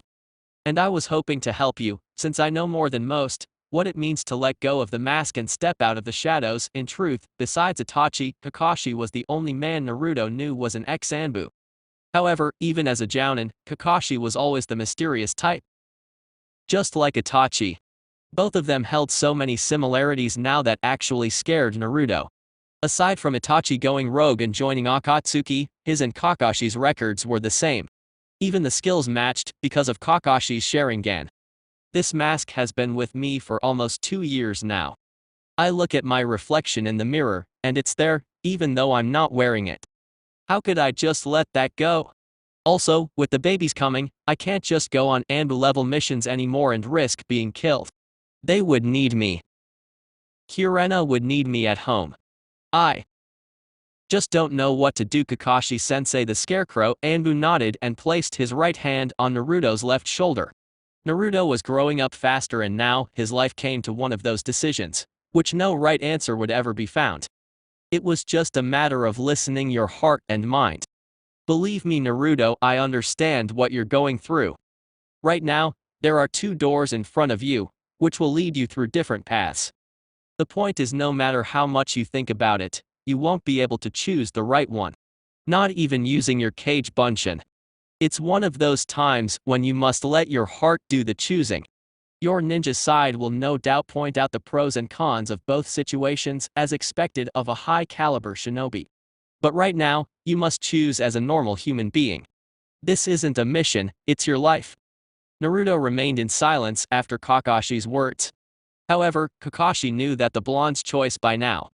Once an Anbu, always an Anbu. Naruto. A familiar voice startled Naruto and Kakashi, before they turned to the door, only to see their comrades Hawk and Bear. We are family the minute you join the ranks, even if you leave afterwards. You have something to protect now, besides yourself and your teammates. None of us would expect you to continue to wear the mask you so proudly carried through the last 2 years. We can have our daily spars outside the Anbu Corps. You know, there are lots of hidden training grounds out there that no one thinks of exploring. Naruto laughed at his friend's words, and appreciated the advice. It won't be as fun without you around, that's for sure. I just wonder whom Yamato will place in our team as your replacement. Naruto smiled at that as well. He made a family here in the Anbu Corps and Hawk was right. Once an Anbu, always an Anbu. Kakashi couldn't help but smile at the scene of these three. He once hoped that the same feeling was shared by his genin team, but now that he thought about it, back then, it was the worst possible choice for a team. He smiled once more before reaching for a small scroll, hidden inside one of his pant pockets, and released a hidden item which surprised the 3 Anbu a bit. Since you've already made your choice, I'd like to give you a small gift that will certainly come in handy while being an elite jounin. Kakashi threw the item for Naruto to catch before the blonde analyzed it. It was a black face mask, similar to Kakashi's blue one. Looking at his sensei, he could see the proud smile on his face, which wouldn't leave for a while, and he smiled in retribution for what Kakashi did for the blonde. At least, you won't have to show your whisker marks to people, meaning that those who don't know you won't recognize you. Thanks a lot, Kakashi-sensei, you've been with me through every step in my life and career and I appreciate it. More than I can explain, a lone tear escaped his eyes as he looked at his sensei and friend. It was a pleasure, Naruto. At first, you were my genin student, quite obnoxious and hyperactive beyond normality. Now, though, you became a friend. No matter what happens to you, you can always come to me. Afterwards, the both shook hands together, sealing forever their friendship. It didn't take long for Hawk and Bear's hands to join theirs as well. Once an Anbu, always an Anbu. At Kurena's apartment At precisely 8, Naruto arrived with some sushi for her and his fiancée Kurena smiled at his presence, while wondering what changed his mood for the better. She knew about Naruto's interaction with his black mask, and simply taking it away couldn't be easy. Despite it all, she knew he would be able to overcome this obstacle and grow up both in skill and humanity. Her soon-to-be husband was strong and won't be deterred by it. Good evening, Kurena-chan, I brought some sushi for us. Where can I put it? Wow, Naruto, you brought too much, even you couldn't eat it all. Kurena smiled as she set the table for 2 plates, wondering why Naruto bought more sushi than they could eat. I just thought that with the twins on their way, you'd be eating for 3 now. Naruto smiled as he took his mask off and helped Kurena with setting the table. The woman, for her part, smiled at the blonde's idea. Surely, with the pregnancy, a woman is expected to eat more for the baby. In this case, 2 babies. After setting the table, the couple happily ate it and Naruto found that he was right. Kurena couldn't stop eating the delicious sushi and sashimi that stood before her. Even the small temakis didn't stand a chance against a pregnant woman. Naruto was beginning to wonder if he needed to buy more when Kurena finished eating.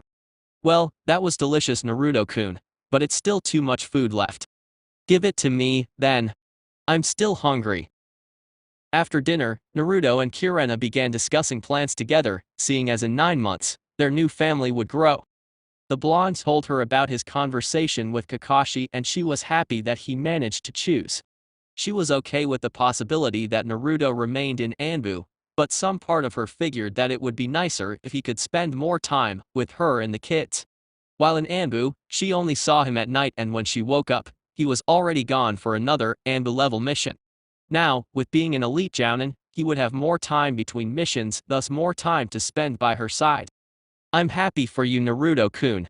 I could see at the hospital that you're in doubt after the offer. So, I didn't want to pressure you. Yeah, it's been a long time since I was a regular shinobi. It will take some time getting used to being exposed and all. With that out the way, Naruto and Kurena started discussing their life arrangements, hence, their place to live once the kids arrive. Naruto's apartment wasn't even enough for the couple to live and Kurena's was average at best. None of the apartments were fitted for a family to live. Kurena told Naruto that she knew of a nice neighborhood where a few houses were for sale. In their right mind, there wouldn't be a need for anything big, just a 2-story house with 2 or 3 bedrooms, a nice living room for starters. Also, a regular-sized garden for the kids to play. With both their incomes, they figured that buying a house wouldn't be so hard. Plus, with Naruto's position as elite jounin, his income would practically double and thus, he would have a steady income. Not to mention the fact that Naruto would receive his inheritance. Minato's will was firm on the belief that Naruto became a jounin before receiving it. Of course, the man hoped that Naruto wouldn't need the money before that. But Naruto managed in the end, with his job. Naruto, then, began to study the available houses and smiled at Kurena's most devious plan. Most of them were located near Anko and Yoga's clan houses. However, it was indeed better since she would have help from them in taking care of the twins, while he was on a mission. Also the blonde knew that Anko would never, ever, let any harm come to Kurenai or their kids, so it was all for the better. After some deliberations from both, they managed to decide their ideal house. This one had 3 floors, one being below the ground, which was perfect for maybe a library or a hidden training ground. 3 bedrooms and 2 bathrooms, all of them located at the last floor. Add to the fact that the living room was rather spacious and the garden, while not too so big, was adequate for 2 children. Kurenai asked Naruto if she could negotiate the deal herself, to which Naruto accepted. He will need to deal with Tsunade in the morning anyway, about his decision. At Hokage's office. 2 days later, 2 Jounin stood in front of the Hokage, waiting for their next assignment. Uchiha Sasuke and Haruno Sakura, despite protests from the Uchiha in particular, became what Tsunade hoped it would be, a team later on. Sasuke grew up a lot, now mimicking his father Fugaku in choice of clothes. He also had his kusanagi strapped on his back, just like when he was a ninja from Sound. Sakura, for her part, abandoned her tight black shorts and settled for a nice Anbu-style pants, same color. She wore her Jounin vest on top of her usual red shirt. According to Tsunade, the last member of the team was still due to be selected. So, while they waited, Sasuke and Sakura performed missions with different Jounins, even a seasoned Chunin on occasions. Reporting for mission, Tsunade-sama. Sakura said, with such a cheerful demeanor that contradicted with Sasuke's normal broody one. Ah, I have the perfect mission for you too. Now where it is? Ah, I found it. Tsunade-sama, any news about our third member? After hearing the question, Tsunade smiled at the memory. Flashback on. Tsunade was busy sorting out the mission pile when she sensed someone teleporting inside her office. Said chakra was familiar, she reasoned. When the small tornado ceased, Black Wolf Anbu stood with his arms crossed. Today was the day Naruto came to tell her his choice. His Anbu armor was pretty damaged and a few cuts could be seen on his left arm from a scouting mission his team performed last night, which turned to engaging an A-ranked missing nin from Kirigakure who was trying to infiltrate the village. I guess you already made your choice, Naruto. As much as it pains me to take off this mask, I now must make the best choice for my family. Tsunade smiled at his proclamation. It was a wise choice, Naruto. I'd like to extend once more my congratulations for your new family. Also, congratulations on your new status as elite Jounin of this village. You may take your mask off now, Naruto nodded, before slowly holding his mask and removing it from his face, revealing to Tsunade his black mask that covered half of his face, including his birth whisker marks. As it turns out, I have an opening spot for a special Jounin team I've assembled. I believe you'll fit nicely. Report here tomorrow, same time. Dismissed. Flashback off. As a matter of fact, Sakura, yes, I believe I found your third member and he's due to arrive in approximately 2 minutes. The statement surprised Sakura and Sasuke. To think that said man had such sense of punctuality was unheard of. However, the knock on the door showed proof of what Tsunade said. After the permission from the Hokage, the door opened to reveal a Jounin, from the looks of it. However, it didn't take 2 seconds before they recognized the third member's identity. Of course, the blue eyes and blonde hair was a dead giveaway, but the mask that covered his face was new. Naruto, for his part, pretended not to be surprised upon seeing his old teammates waiting for him at the Hokage's office. However, by the looks of it, it seemed that these two were part of the team Tsunade spoke about, and he was the third member. Uzumaki Naruto, reporting for mission Tsunade-sama.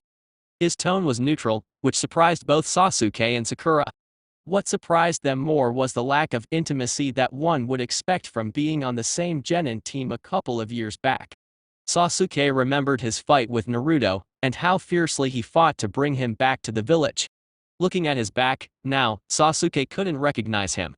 He half expected the blonde to simply turn and give him thumbs up or his goofy smile, but nothing happened. Sakura, for her part, looked at his back and could sense the power he emanated. She remembered the time he passed the Anbu Jounin exam and wondered if Team 7 would reunite once more. Good, now that the team is assembled, there is a B-ranked mission for you to perform. Sakura here will be the leader, as said mission involves Konoha Hospital. There is a village near Migakure's borders that more often than not, sells powerful medicine to us. Your mission is to go there and acquire the medicines. Be careful, though Amigakure is a mess right now, probably some missing ninjas around the area. I expect great things from this team.